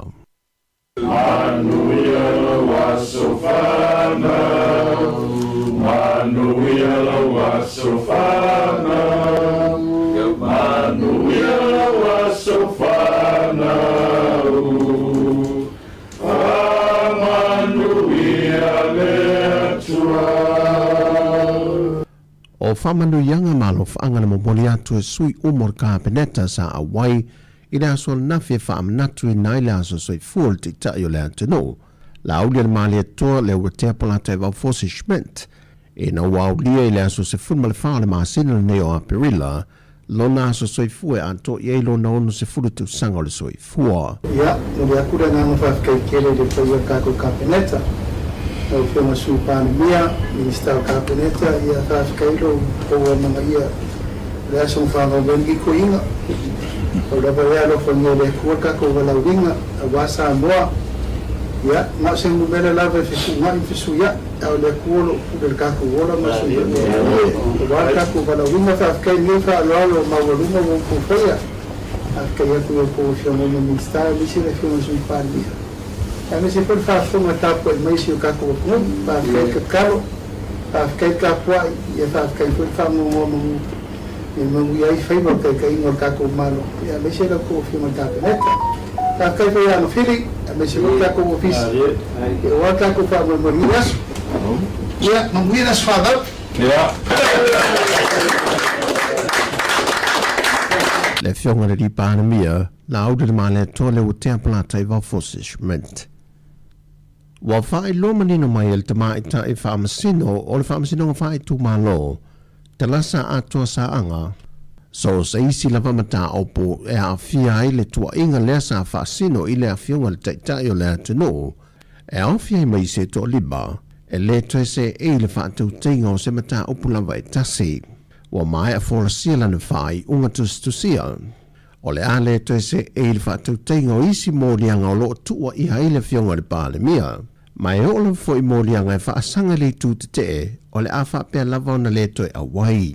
O le masina phobia na whaalia i lana whai unga tusia, o le ato e wala awa isi mōrianga o lo whaasanga le whionga le pāle mia. E au fia i le 5 mōrianga o le whaonga aina o penata whai langi, 5 mōrianga o le tau whaasase. Ato ai ma upu whai, e whaaleanga i nei le tamari angol se tangata. Mai o le aso limo le masina fau o le a wala au inai mo le taimi mua i atua inga. Ua whaalia se tustu singa whaaloto i whala le mtanga luenga o leo o lo sainia le sui komsina o mtanga luenga le ia taua a whamasanga sa muelu. Le toe wala au inai o le sunga ia li o whaatau malama au awa e toe wha waulo na tautua le mtanga luenga o leo. Ina wa mai a ia le whaai unga le whaamasinonga, wa solo ia umai ia mōrianga sa whaasanga ia teia. O leo whaatau malama sa whaamalo lo mai lo na tofinga wha leo a siasi sinia, Ina wā a fie su e su enga o le maliwa i o se tau le lea o ngā le University Hawa o Sāmoa. Peita i o wha i loa le pepo whamtalanga e a ona toe whaatasi atu nea o onga e toe wha fau inai le to mai e wha wau inai le au onanga wha leo leo. Pe a mai a le periota o na wha se e nei le ngā lue le vaenga ua wha pitoa mo su e su enga i lunga o upenga ta wha i langi. O le sunga lio o le fionga le pandemia ma le sa ave ma fai pulu le maota fai pulea i fai mantasua. Wa whale hau ngai na umma le whamsinonga mō lianga whau whaunga na whaasanga ia i la tau. O le fontanga mo le ati na o tanu o le Pasifika lua wheluono o lo uswia le i au setandia e tolu vahenga na whaama mafa le saunuanga au tu a le fionga le sa ave ma pandemi o le atanu fia mena o mimata afa o lo whai masuiu se fono le tato tunu e au fia le ngā lulue whaatasi o le ngā lulue whaawau i awala ese ma ia taulai umma i le atina i nawa tunu umo le Pasifika. O se fontanga na uswia ma amtaina le neiva yaso o lo awai ei vaenga sue mai tunu o le Pasifika mai lantou o lo tu whaatasia whainga whaavai lima taita inai nai o na whaaso ai lea i awala e manuia ia tunu o le Pasifika. Mai whaamoe moe le manuia ma le ausia moe mitinga pe a whaata oto i le tutu whaatasi ma una i whaatasi ia tunu o le Pasifika i le maali lie i fōwhanga o tu whaatasi e whaingo fie whauna una ia le tamau ainga o atunu uma o le Pasifika. O tala whauia manuia tele lava fōwhanga le awhenga iei malo tātua tunu le nei aso whasoi whoia.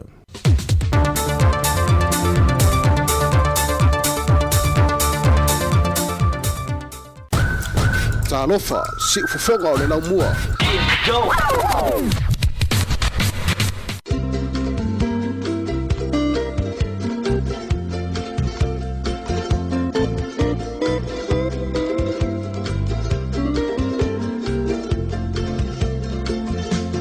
Pei o umare fiu I whawhati o kunei matale fiu I wa ai au ele alofa ua tau aso I le masiasi na ole tiu I whamatala o talu le alofa ua ato atoa pele le ingalo I tai sau whaasoa.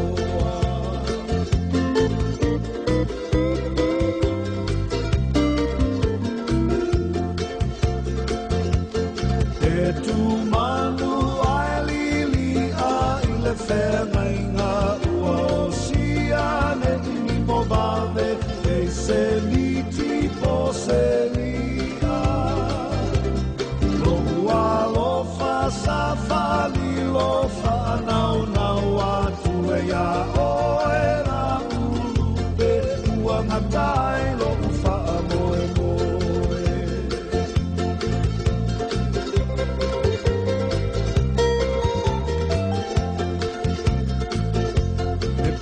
O se ie folasia I malae le malosi o lo umana o ua dilidili whaamano la I lunga o puao se ia tu o le fetuao tau sami mai manu o le baveao le ilia ina upupe atamama.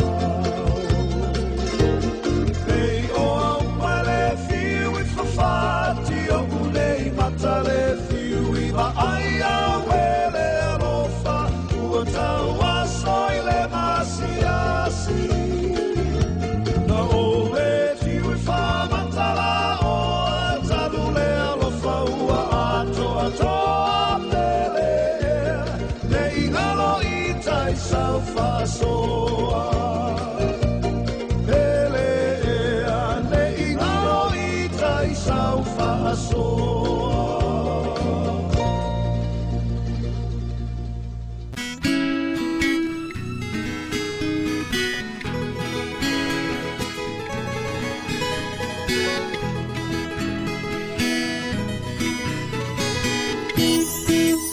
So say,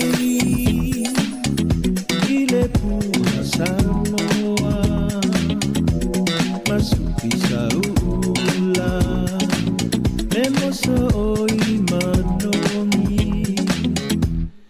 Fatu sau pese, ini pese ngambali Pia pia ngana, esele matango pie Mai pili sana, kaka pamai oata Epua Sāmoa, emo omia etanata Yeselo la lelei, ile pua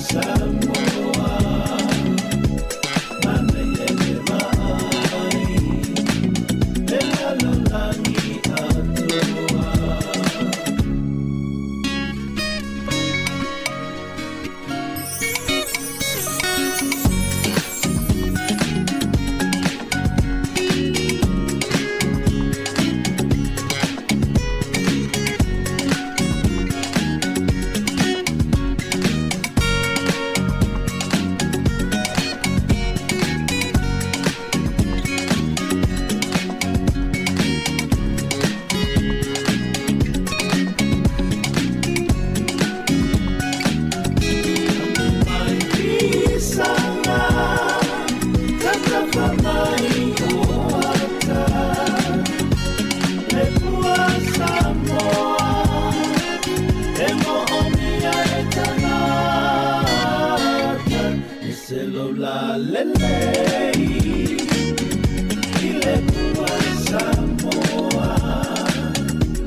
Mane yele mai, lela lolangi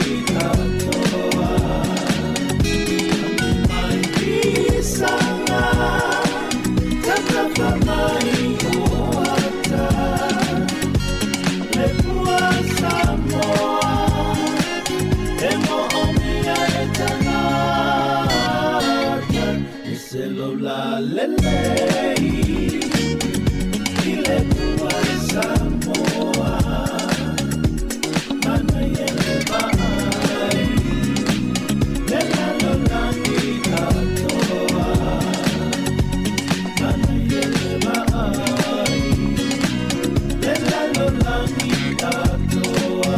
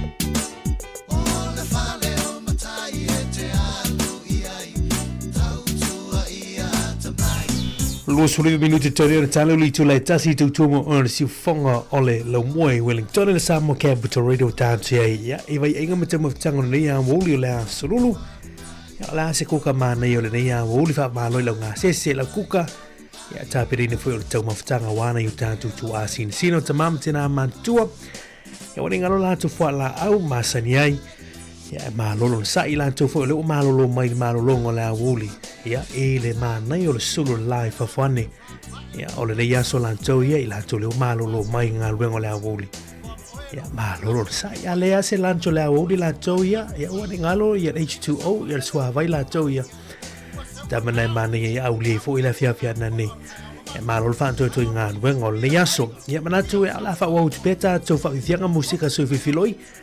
Tali tu le tasi tatu to ma mai lungo le tatu ala leo tasi ono tesi man tasi fa mo. Ai fa wo moli tu la muli lungo le tatu Facebook, lungo le YouTube. Kana vole tatu penga tu langi www.samoacapitalradio.co.nz. Si pa yeli tu le lua. Ya no tatu fa ma vai ele mo ne ya solulu.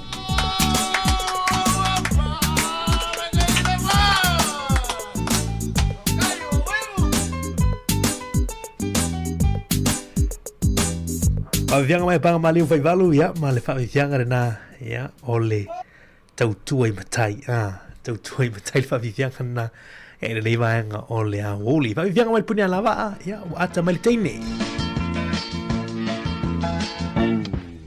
wa ata mai le teine ila mato ole ni koto mato male salu ile awala tele fa pe o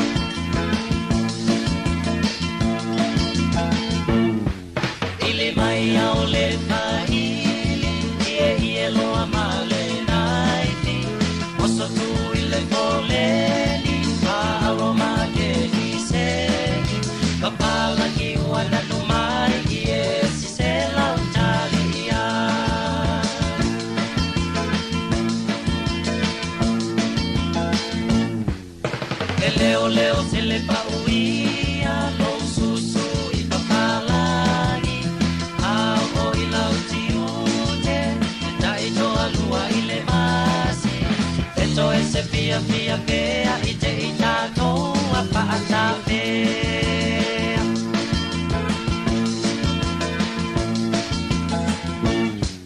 Yuni ole tasi valuiva ele pia paata loina Le mama pausawana Anayali pulo apa Sili lavona papolau Inaya ola le salati ilau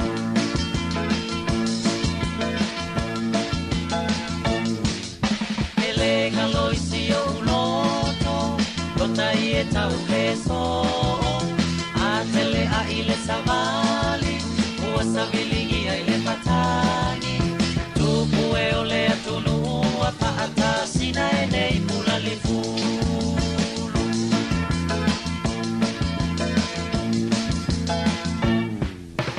Talo paya mila uatoe lili mai foi Na ameni usila ile sitima Paapea lava ua oti Ila maipa apia ula na epa titipa ile pakutusu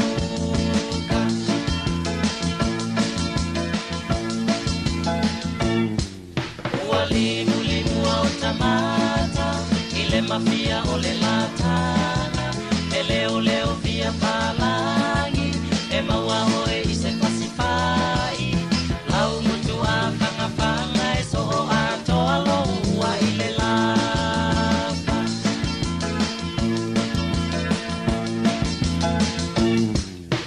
Katele fia manatua Te kalone na muleana Toma sua Na peiko ile patapata E kalo ne tau pa pepe Peila você manongi o se vea ese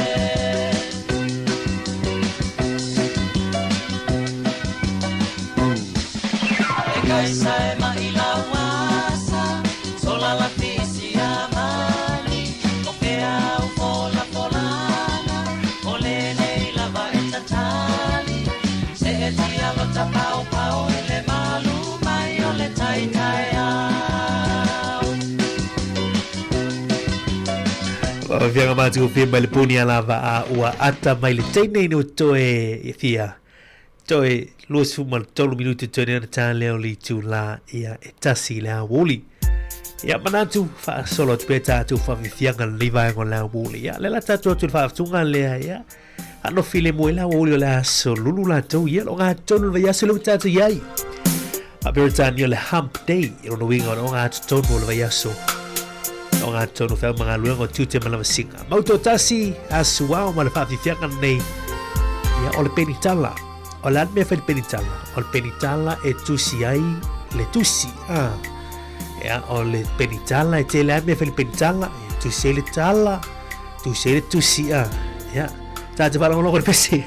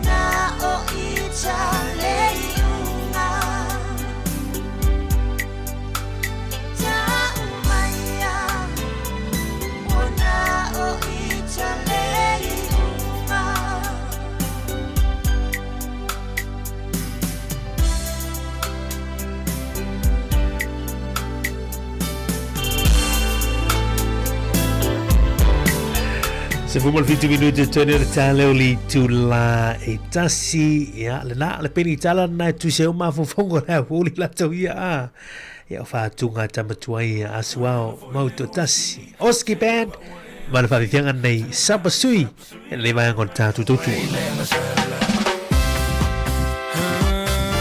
Pesene wolo fatu ila ave taxi ila ave upa ila ave passi pesene moto a felo ma foto ilunga la tele ni temo la wuli pese foi le moe ya fai mali elo vai au tau te ilunga la tele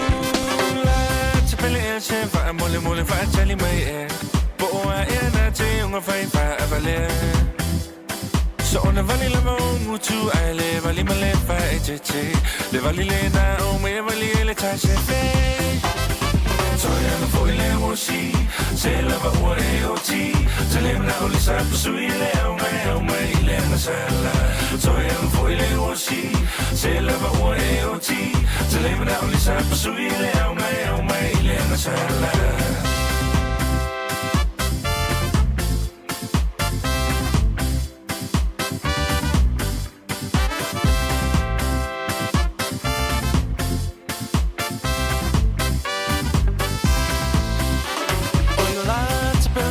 So say tafa so ina o si o nei tu si e vala awina ua tumolo atoi nei mo si va rock and roll ai wanga lo ya o le papio Sāmoa o moni o si va le malama so oi nu ui tu ma la fanga I want my way to a safe face so fa ma tanga pe wai fia si fo I lava o le cha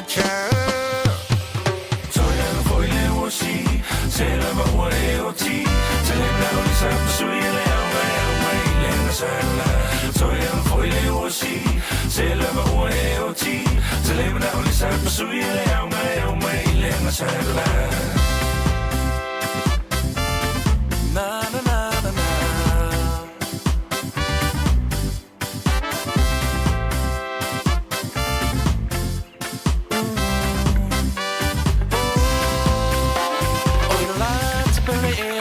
say tafa so ina o si o nei tu si e vala awina ua tumolo atoi nei mo si va rock and roll ai wanga lo ya o le papio Sāmoa e moni o si va le malama o solo inu ui tu malala fanga I want my lo tu say fai so fa me talanga pe wai fia si va foi lava o le cha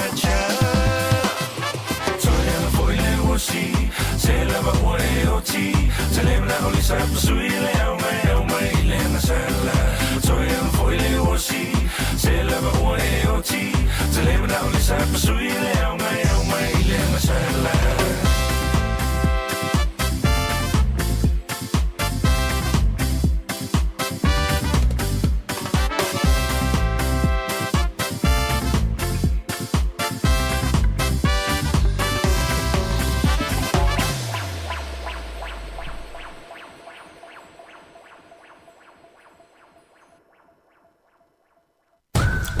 Talofa, si ufofonga o le lau mua.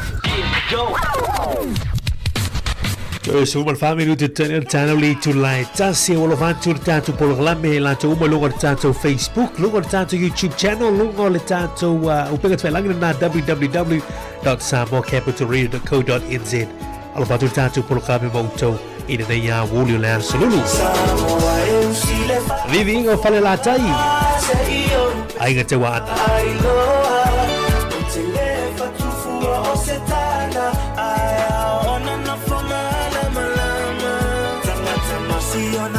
Sino mama ole ai ngatawa anale matua moepo malona ai ngatoa fitu otama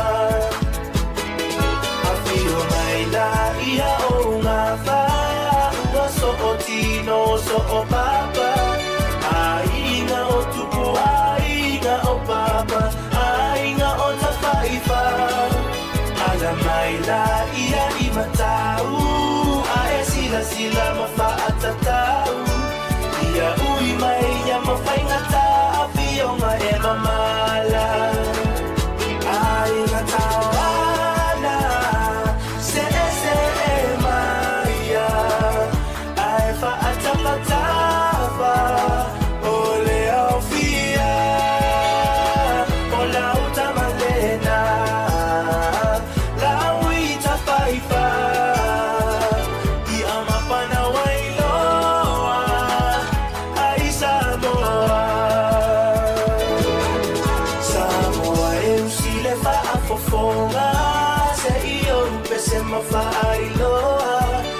te lefa tufua o se tala Aia ona na whamala malama Tangata masiona paasino manga Ole ai ngatawa Ana le matua moepo Malona ai ngatoa fitu o tama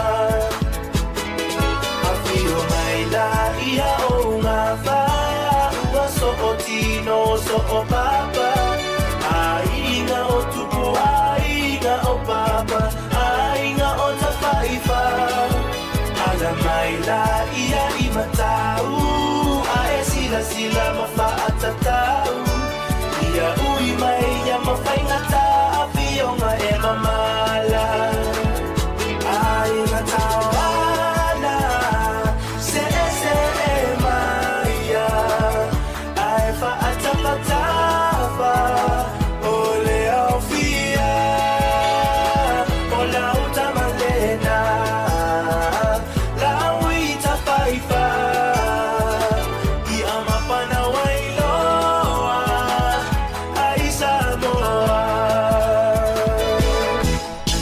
Se pertas minuto tenel talo li tu lai tasi manatu ia ola whawhianga muli le taununga tuan tatu por klamo nei a solulu I lungo le tatu ala le ola pispisanga nei mai a Robin Akari ma Joe Failua te lo le whanangolo mai nei whanau nei te mo la wuli ia pesen nei olo valea o e poto ai pesen nei ma tua nei ala tu whanau ia whanangolo le mai nei whanau pesen nei sel ma nei o whatunga nei le ngato fe abo matu e fe abo whanau ia o e o tau e so muli leo tuanga malolonga mai a onga pe as a photo e foi le onga ia manuel nei vai temi atu tau whanau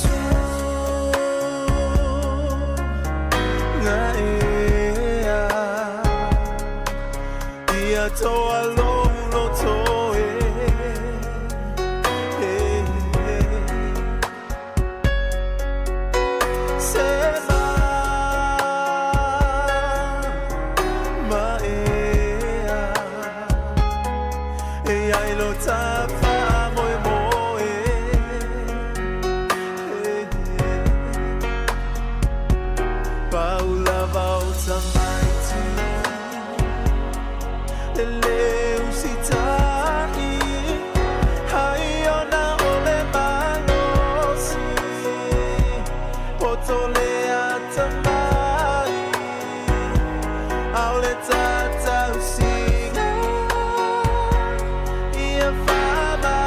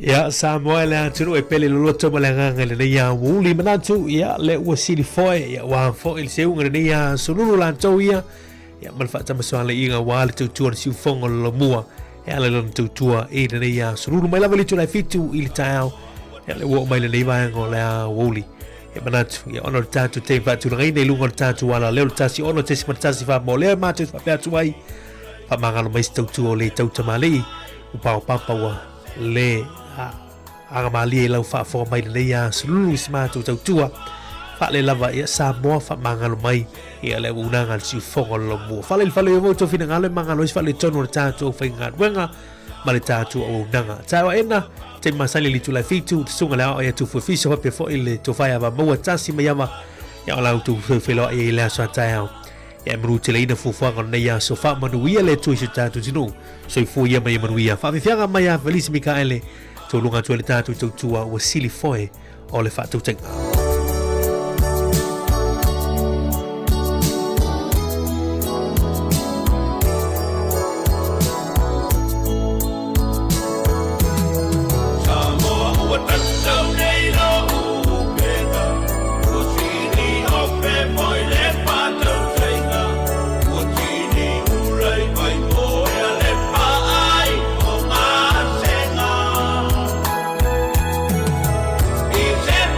Wa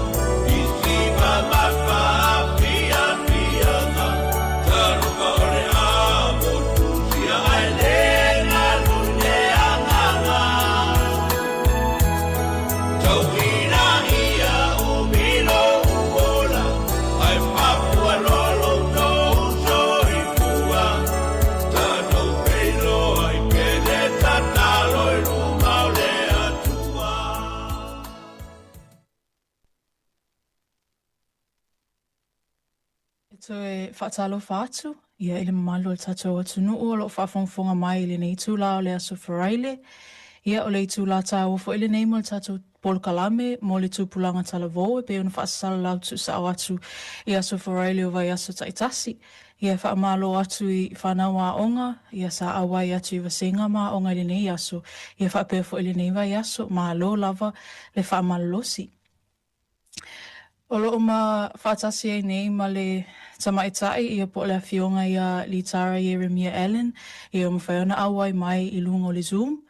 Ia o le sa avea ma tausala ia o Sāmoa I le tausanga lua afe luas fulma le wha, I le tausanga lua afe luas fulma le lima, ia ma le tausala o le Pasifika, tausanga lua afe luas fulma le lima, I le lua afe luas fulma le ono.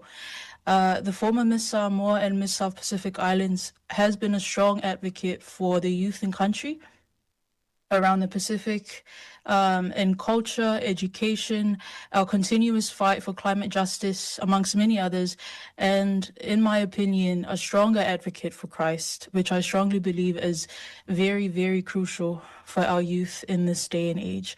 Talofa lava, Litara, I am very honored to be speaking with you this afternoon. I have long admired your work as Miss Samoa and Miss Pacific Islands in the past 3 years, not only for our youth in Samoa, but for our youth around the Pacific and in New Zealand.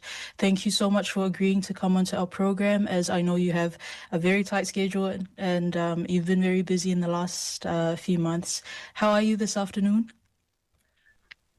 I'm very good, thank you. Talofa lava ke sila and patalofa atu I leo whaafonga Samoa. O le amamala ma lola soifua. I'm so honored to be here with you today, Gesila, and I'm most excited because it's for our youth, which is one of my favorite demographics in the Pacific. So thank you for your time today. Much. You are a teacher by profession. Can you please share your passion for education and what and who inspired you to become a teacher? And lastly, what is your philosophy for education? Well, I come from a long line of teachers, whether it be formally as a high school teacher, whether they're a lecturer in theological spaces, or even in the informal, but I deem as very formal space of teachers within the home. So I always thought to myself, I want to do something glamorous when I go up. I want to save the world. And I thought, maybe I'll do this or that. And so teaching really wasn't very glamorous to me. But when I left university, I thought, I don't know what to do. All I know is that I love my culture, I love our youth, and I want to serve them. And so teaching felt like the best next step. And choosing to be a teacher changed my life in the sense that I found it to be undercover. It's almost like gave me this role of being an undercover superhero. And I guess nowadays, when we look at rates of, people, a lack of people wanting to train in education, I think a lot of it comes down to this thought of teaching is not glamorous or teaching doesn't save the world. But what I learned as becoming a teacher, it does save the world, one child at a time. So my philosophy really came from education is all around us, and it's my part to play in giving back through that way of serving. With the growing influence of AI in education, I know it's something that a lot of schools in Samoa and a lot of students are experiencing now. How do you think schools and teachers should teach students to use AI responsibly? And do you see AI having a future within our schools? And will this future serve positive or negative outcomes for the community, or both? Please. Thank you so much for that great question. I think not a lot of people are brave enough to answer it. So I do want to tread lightly in the sense that it's a very layered topic. I think positive ways that me and my family have seen, and even when I speak with friends, seeing how it's helped doctors in the health sector and how it's automated their note-taking. Perhaps we still have yet to see the potential fully realized in Samoa, but in New Zealand and Australia and otherwise, we can see that it's actually given doctors more time to spend with patients because they no longer have to take notes. So in that sense, I think it's helped the health sector. But when we go over to education, I think there is no AI that can teach you how to think. And I think a lot of our youth, we think of education as it's annoying or it's time consuming and I just cannot be bothered.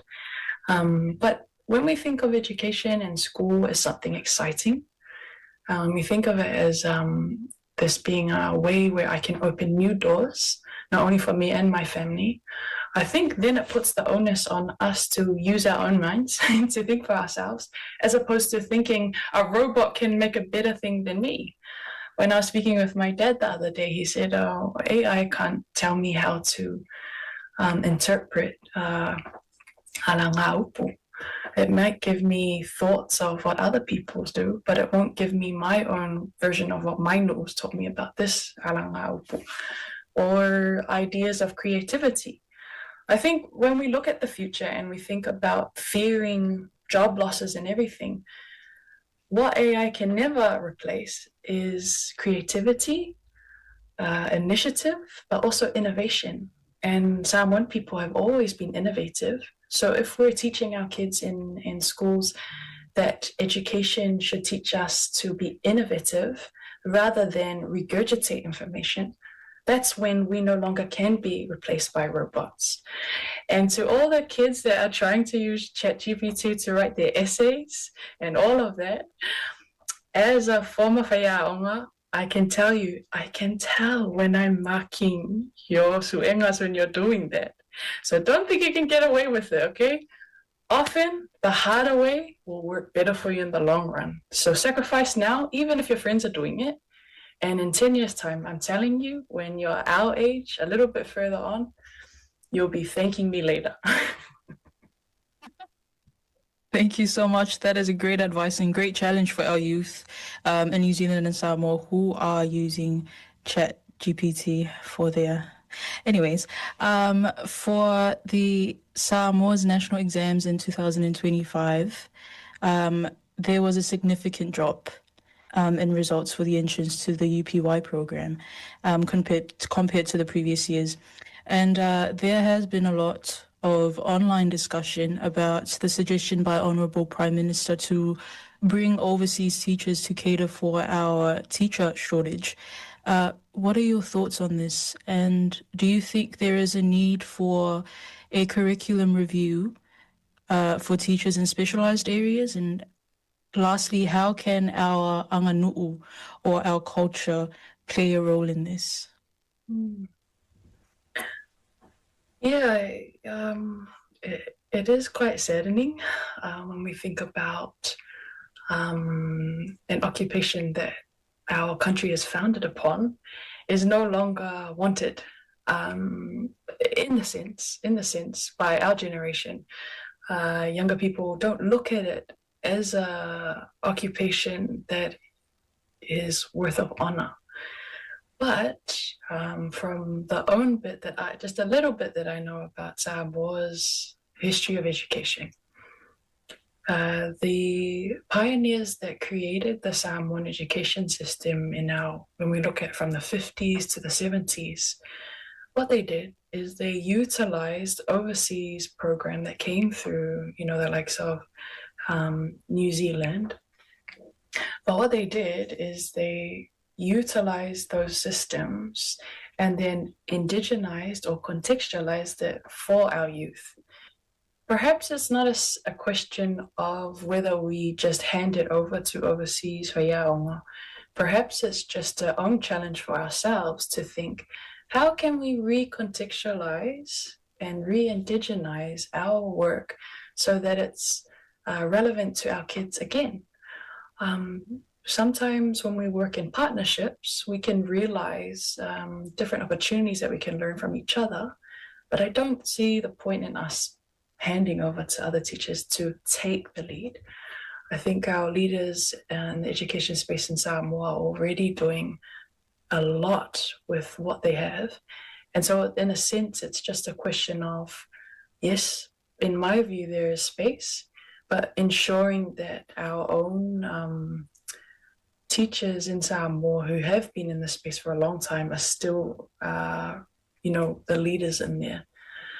And perhaps for the younger teachers, they would feel even more empowered to stay in the occupation in Samoa when there's space for them and room for them in the discussion. I know for a lot of the time, young teachers feel disempowered or almost silenced because they want to contribute to this recontextualization, if there ever is a term, but making it relevant. We need education to be relevant to kids, and that's when they start wanting to take part. So I have a lot of beautiful friends that are already doing this in their own spaces, whether it be in Kua or whether it be in town. They're doing it in their own space, but it's just a question of collaboration and collectively making sure that we can all contribute to the conversation. In an interview with Radio New Zealand weeks before you passed the crown to our current Miss Samoa, you mentioned, know who you are, be teachable.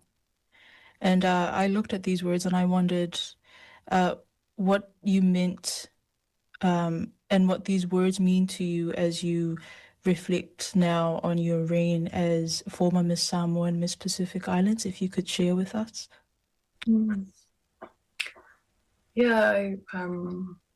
think knowing who you are is something that we're always told growing up.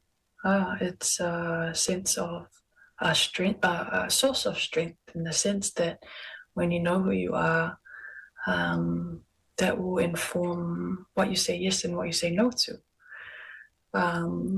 And for me, when I went into the Miss Samoa and Miss Pacific Islands, I was trying to find out how I would describe myself. So this Miss Samoa is known for this, and this Miss Samoa is known for this. This Miss Pacific Islands did this, and this Miss Pacific Islands did this.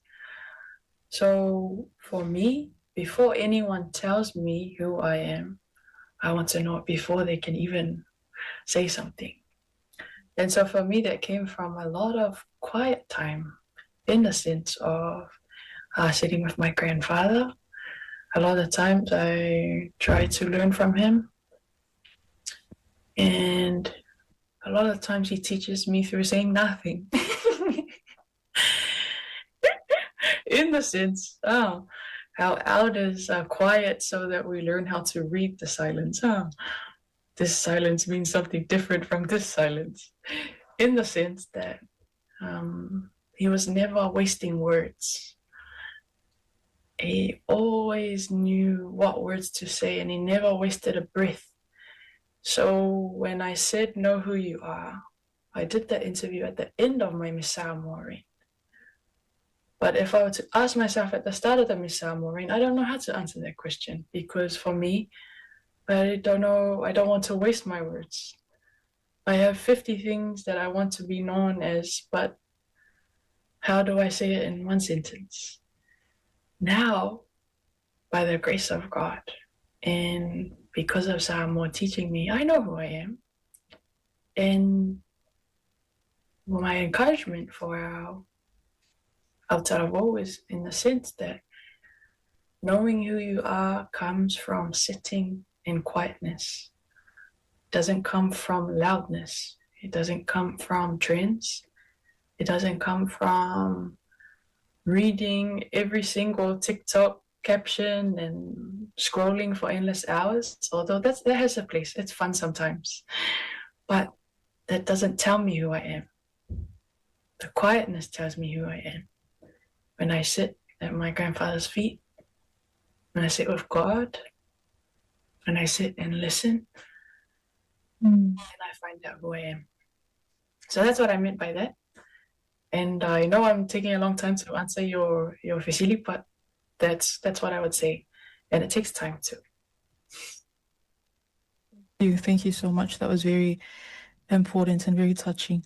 Can you share some of the challenges that came with the responsibility of being Miss Samoa and Miss Pacific Islands and the ways that you coped with them? Yeah, I think I had to learn to manage my time well. I think for me, I didn't see myself any differently to any other Samoan youth.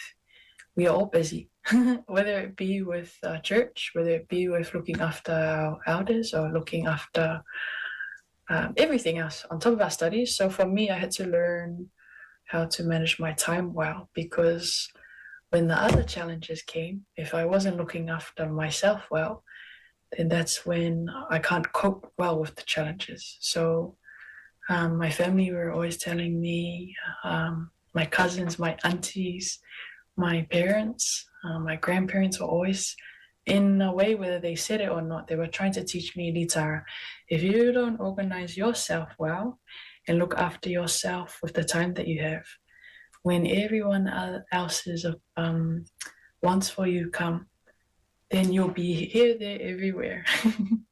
So I had to learn how to look after my health, which means practicing Sabbath, Sabati. I had to look after my eating, which we all have our cheat days. But I also had to look after my emotional health. I had to learn how to listen to some comments and not listen to others. And I think with the emotional health and the mental health, again, I had to learn how to allow God to look after me, allow my ainga to look after me, so then I can look after whoever else I'm serving. But if I don't sort Litara out, then I can't adapt to the challenges that are coming. So it's an encouragement for our youth. Make sure you look after yourself, your health, your schedule, so that when the demands come, you're ready. Thank you. So, and I believe in this as well, good mental health. If you have a good mental health, you automatically have good physical health, good emotional health, and good spiritual health as well. So thank you for that, Litara. What do you hope for the Miss Pacific Islands pageant moving forward? Thank you for the question. Being a Miss Pacific Islands changed my life in the sense that it allowed me to become a leader before I was ever a pageant girl. So a lot of our audience, a lot of our public in the Pacific, they see the platform as who can be the prettiest and who can be the best at all these things. Yeah, there's a place and a time for that. But ultimately, my heart and my dream is that the platform will always stand for leaders. Our Pacific doesn't need people that perform well. Our Pacific needs people that lead well. And then that will help you perform well. But it's important what comes first. When we believe in our young tamaitai, it shows. It shows in how we treat them. It shows in how we comment about them. It shows in how we pray for them.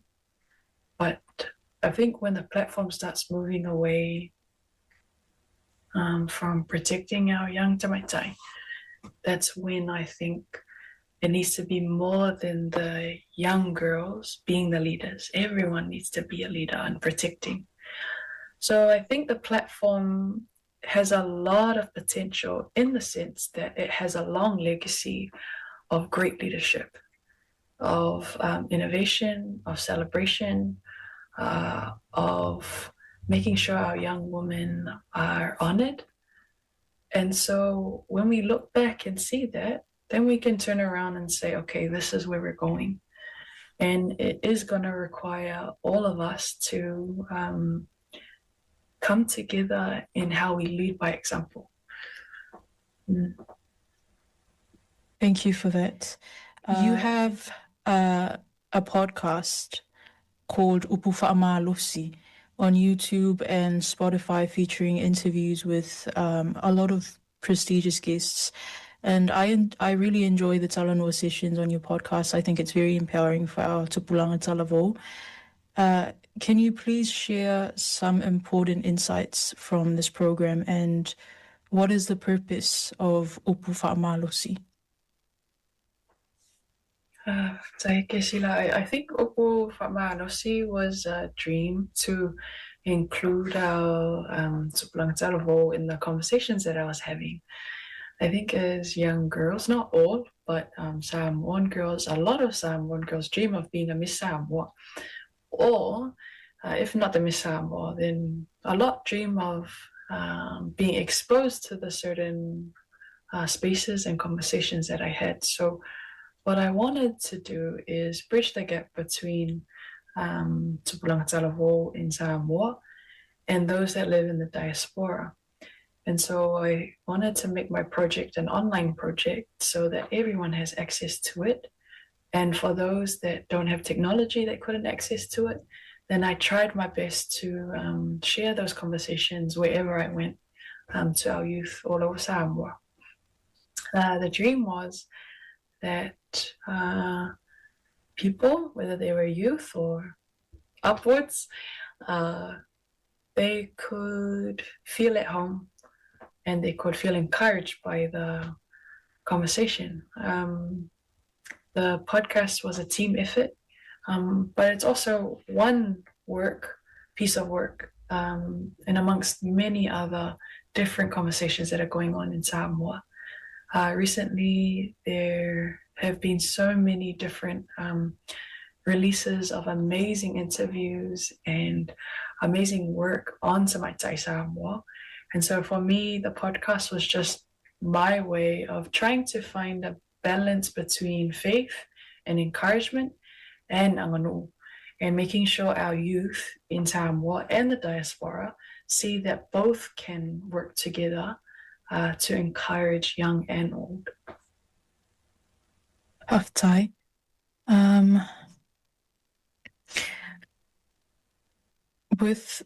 I know this question is personal, but with the recent passing of your grandfather, Reverend Lale Yeremia, and with the Miss Pacific Islands pageants just weeks later, how did you manage the grief of losing a loved one, a very close loved one, in fact, while serving and still showing up for your country and for the Pacific? And how did you find comfort during this time? Thank you, Kesila, for the opportunity to share on this. I think I'm very honored to share on this. I would sit with him watching your show. He was a very big fan of Samoa Capital Radio. And so every time I come back from Samoa, he's listening to this show. And he was very much everything to our ainga, as well as those who called him a father or a friend. So when he left,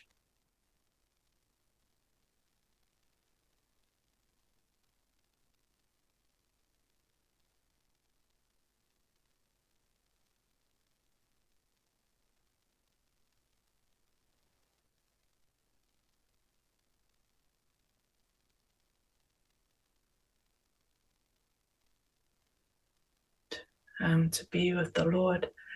I think a lot of us were just don't know what to do. I think for everyone that's going through grief, when someone leaves, you kind of are a bit at a loss for words. But during that time, it was almost as if even in his passing, he was still teaching us things, and he's still teaching us things to this day. The strength that I found during that time was a collective strength. that came from our whole family just stepping up to live in the way that he lived. I think I was laughing to myself because I think if I had shown any weakness during the pageant, then he would have been telling me off. If I had cried at any moment of my interviews or anything like that, he would be telling me off. So I tried as very much during that time to just live how he lived in honor of him. But I can't put it down to my own efforts. It was the grace of God. To this day, I don't know how I'm still standing. For a lot of our ainga, we don't know how we're still standing, but by the grace of God, we're still going. But I hope that it's okay for me, if it's okay for me to encourage anyone going through grief this time. I just want to encourage that it's actually okay that you don't know what to do. Because you have to adapt to a new norm. I recently shared a little devotional just to encourage anyone going through grief that I went to a whansa the other day and I saw that, we have our stained glass windows and one of them was a different color to all the other ones. And it made me think that, oh my gosh, that is a picture of how we all feel right now, in the sense that something's missing. One part of the window is a different color to every other color. But it was still beautiful. It was still standing. And I could still see the light coming through it. And for anyone that's going through grief right now, I just wanted to hopefully offer this thought that it's okay that it's not the same. It's okay that something's missing. But at the end of the day, you're still standing, the light is still shining through you, and you're still beautiful as God's gift to the world. And so my best way to honor my grandfather is to believe that I can do God's work just like him. When people pass away, sometimes the dreams pass away with them, but I refuse to let his dreams pass away. I will live in honor of him so that his light can shine through me. And for any young person going through it as well, make sure their dreams outlive them. You fulfill their dreams. No matter if they passed yesterday or 10 years ago, pick it back up. Keep running with it. Thank you. Thank you so much. Your tribute to your grandfather at the Miss Pacific Islands was very beautiful. I just want to mention that. Thank you, Litara, for that beautiful answer and that beautiful encouragement for our youth as well, who may be going through grief right now. My last question for you before we finish our program. I know that you are a strong youth and cultural advocate, but I also believe that you are a stronger advocate for Jesus Christ, as it is very evident in your morning devotions and biblical references throughout your journey. Can you please share with our listeners and our youth any words of encouragement in regards to faith and the need for revival within our youth and for generations to come? I think I would share this one thought. No one can share your story like you.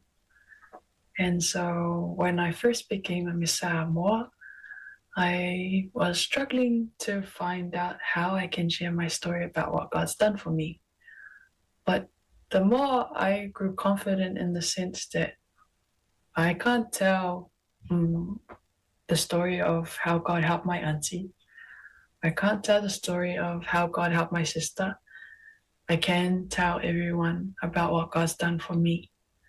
And if that impacts one person or 1,000 people, it's still the same, because God sees one the same as 1,000,000. So every time I posted a devotional, I want to be very open and vulnerable. I was very scared. In the sense, I thought, oh, is it my place to do this? Am I being too much? I hope I'm not offending anyone. I hope people don't misinterpret what I'm trying to say or think that I stand for this and all these questions I had in my mind. But at the end of the day, I felt in my heart that God said, Litara, I want you to share this for this day. And if it impacts one person struggling, that's worth it. And I didn't know that it was going to impact a lot of people. I truly can say that I was just doing it for the one person because I thought about all the times that I've struggled in my life and I needed people to encourage me. And sometimes people don't have those people around them. So they might be scrolling. And if I can be that one person to help them, then that's great. But for me, it's the sense that revival or a big mass awakening of God's love, that all starts from everyone owning their story and impacting one person. So if our Tupulang Talavo, if our elders, if our leaders can all do this, one person at a time, we can see hearts change. And one person at a time, we can see people healed. And I think it's important for me that when I use my platform that was entrusted to me and given to me, I don't force my opinion or faith upon others. I just offer them what God's done for me, and then God can do the rest. I think sometimes I get myself into trouble when I try to do God's job. But if we just let God do his job, we do our job, then it can happen. So thank you very much for the opportunity to share on my faith and share on my story. I hope that it's encouraged people, and I want to thank you for your service too, in the sense of we do what we do to serve God in all the many ways. And whether it's seen, whether it's not seen, it's the same to God. And I pray that our youth will always walk in that truth, that whether it's seen or not seen, God still cares about it. Love, this is really important. No one can share your story like you.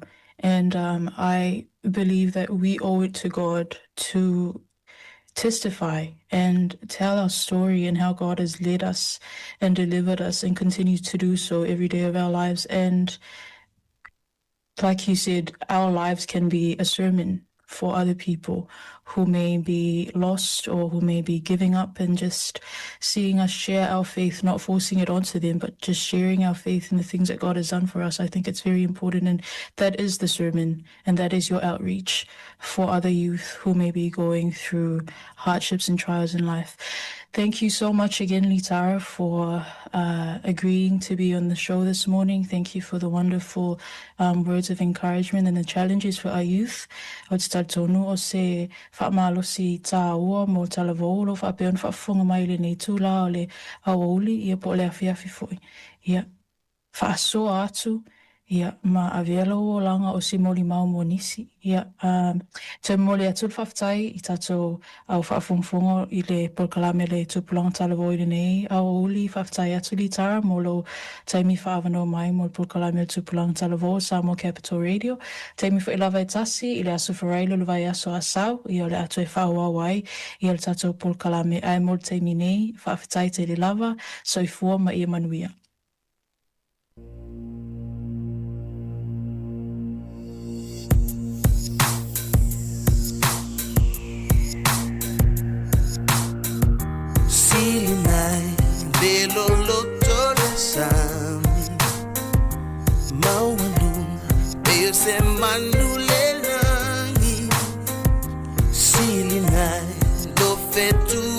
Ya Samoa le tunu pele loto malanga na wa fa fa ta tunu si ta si por club me ya ale si fonga lo mo por club me tu pulanga telvo na foina le tu fine ya ke sila su sala lem sam ya ile ta si fa tanonga male ta mai ta ya le tara here bi Alan ole sa ve ma tu sala ta tu tunu Miss Samoa ile tu sanga wa filu su fa ile wa filu su lima ya aisa na ia tau avina foi ya le pale o le tau salo Pasifika lua felu lima ya le whama e le tau sanga dei lua felu simolono ya ma tango whira na wha tantanonga ia mana ia fo'i le fa'asoa lea fo'i alo le tātou tunu ia ua lolo na tula'i mai fo'i ia i tulaga fo'i ia o patau putau le Pasifika e le ngata fo'i lea mo tu pau tamaita'i ia ai o te lelo le sao ia i le fa'asoa mai fo'i ia o lona fo'i ia to mai o ia o le faiaʻoga a o ina alo fanau ia o le ese fo'i o le mana ia o lana fa'asoa fa'aleagaga ia mo tupulaga talalavoa o le tatou tunu ia pe ona molimauina i lona tula'i mai taimi o avea Miss Samoa ia matausala o le Pasifika ia le fato'a mavae atu nei Lau tu mai tātou te minu o toi loa surtonu minuto toi nera tālau li tu la e lua tali tu la lua tau lunga leo tātou tau tua i na nei a sorulu e whaaftaile mafuta mai ia i lunga o tau tua si whonga lomua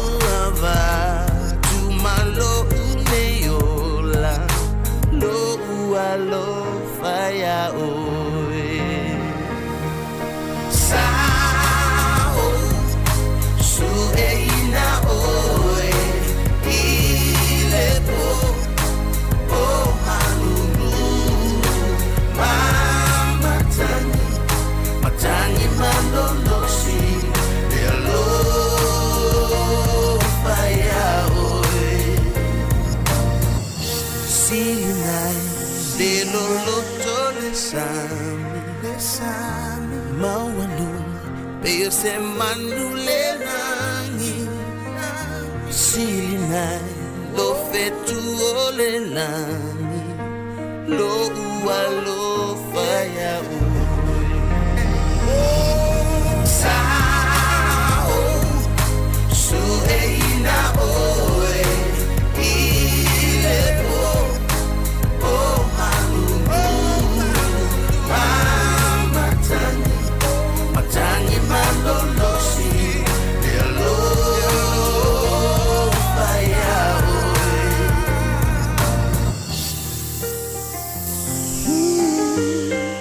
Sini lo fa Ya oe Hey No, no, no It's our people It's our people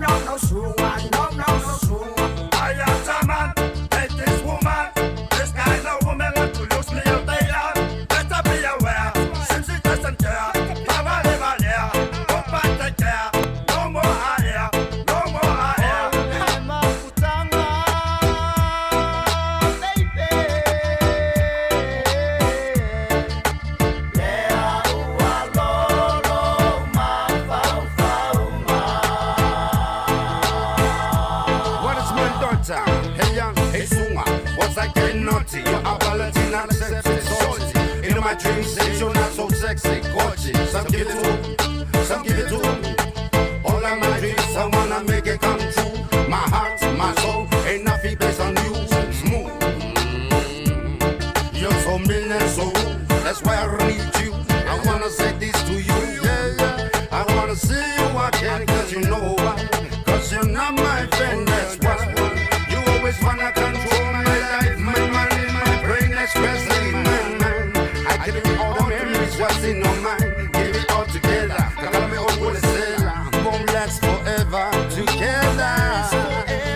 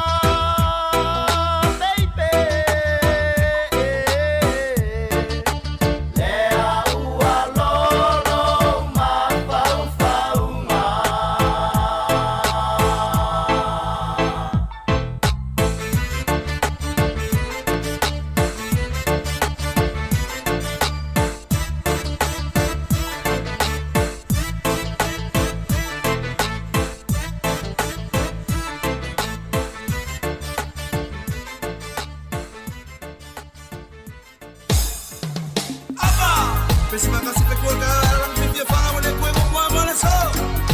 Lang mang mo ba ke ngolo ko kausa ki fama mo le kaya.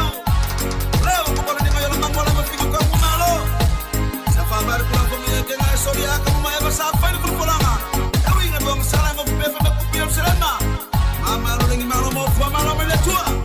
Kuya nga malo mo ka sa ni sia ba wala to wana pa le tua ba fu la ku soi fu. Mo le aba se bai.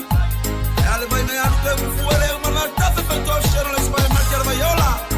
Mo le bai se pu. Ale tu spai ma binga ba mo le saunia. Paso ele aba pa ele mo bo. Mo mo ele ba ku ko la ku pico fa la ma ko la fa fa wala ma ka se le kala ngala fa mi pa pu le fa la. Si le yesu kau wa ila kau pa yo. Kana le malo le langi o mo lo ngalo pe ko kasinga fio me ngaki kong yo le langi mala ma venga. Yo ko perfect. Aro ko ma ko le ngi o ma ko su i vai se ma va ve no me pe le fu ma le talo. Wa la passa sa. Si la va ver passa sa. Tanto la se so yo le pe mani me pe un po. Ya va si on the tower ile anga no. Le algo se usu no le matai ma avai hu. Ai ate ale nati le au manga I fa anati nati. A ole tau po ile tano au ne isasi. Le palu ava ya po to ai uma ota ma itaki. Le fola ava I ema na tua. Inati ole tano I te amo mua. Oe ole la asasi. O te amare lupesina. O abau ipu e puipu ya ila fetalaina. Lawa galele kuma mapule. Tu au malata wa ngale taima le vafoloti. Asa ava masua mala vai fanua. O mai tulangi saole masala muata mal manua tele mala tatale pale ula. Ato to e te patasiana ile tu fa ava. Se me amata ina. O si tama kote le tau alana. Biliuana ile tau tu. So ma imiti lava ole au tu. Taina ipu atalali ole nu. Ai asu ava into la fale malava. Tu mua makule into amala taua. Ai ma itai le va ofono ti. Tama mala to aina. Aina mala to tama. Ole tu maselena. O tu tiwa ia ue pana. Le fola ava. Ia ema na tua. Ina ti ole tanoa. Ia te amo mua. Oe ole la asasi. O pe amare lupesina. O abau ipu e puipu ya ila fetalaina. O abau ipu e puipu ya ila fetalaina.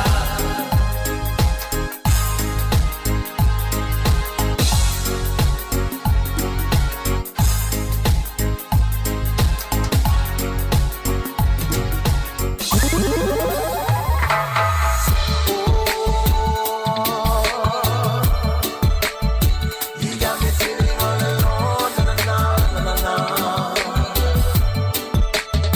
Don't wanna leave you here. Oh, okay, you make me wanna move.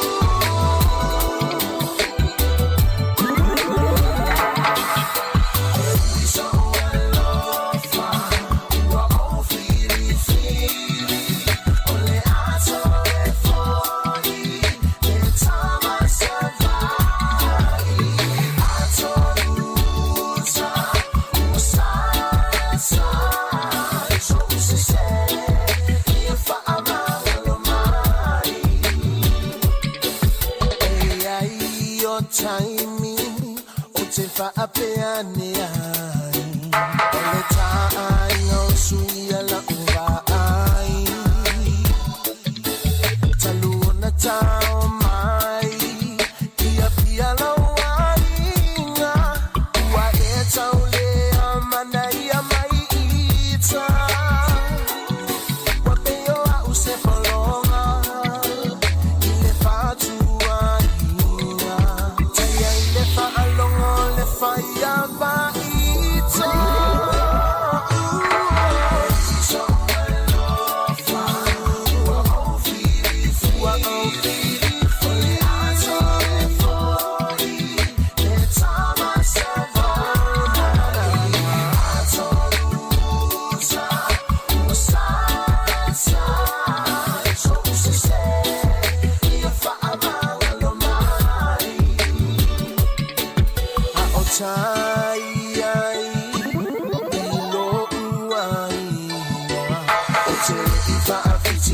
sausiaina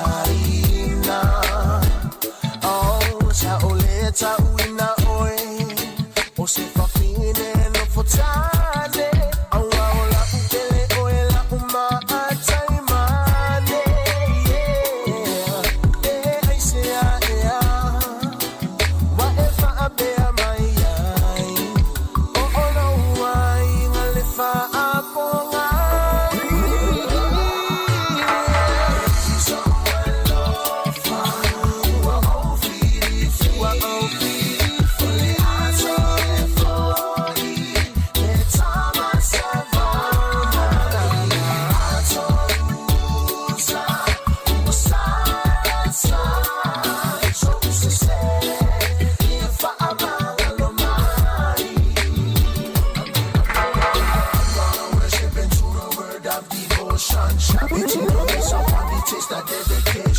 give you a lesson like you like in education. By then you will know the meaning of love and affection. Follow worshiping to the word of devotion. Shove it in your face up on the taste of dedication. Give you a lesson like you like in education. By then you will know the meaning of love and affection. We someone love who are all feely. Only answer for it.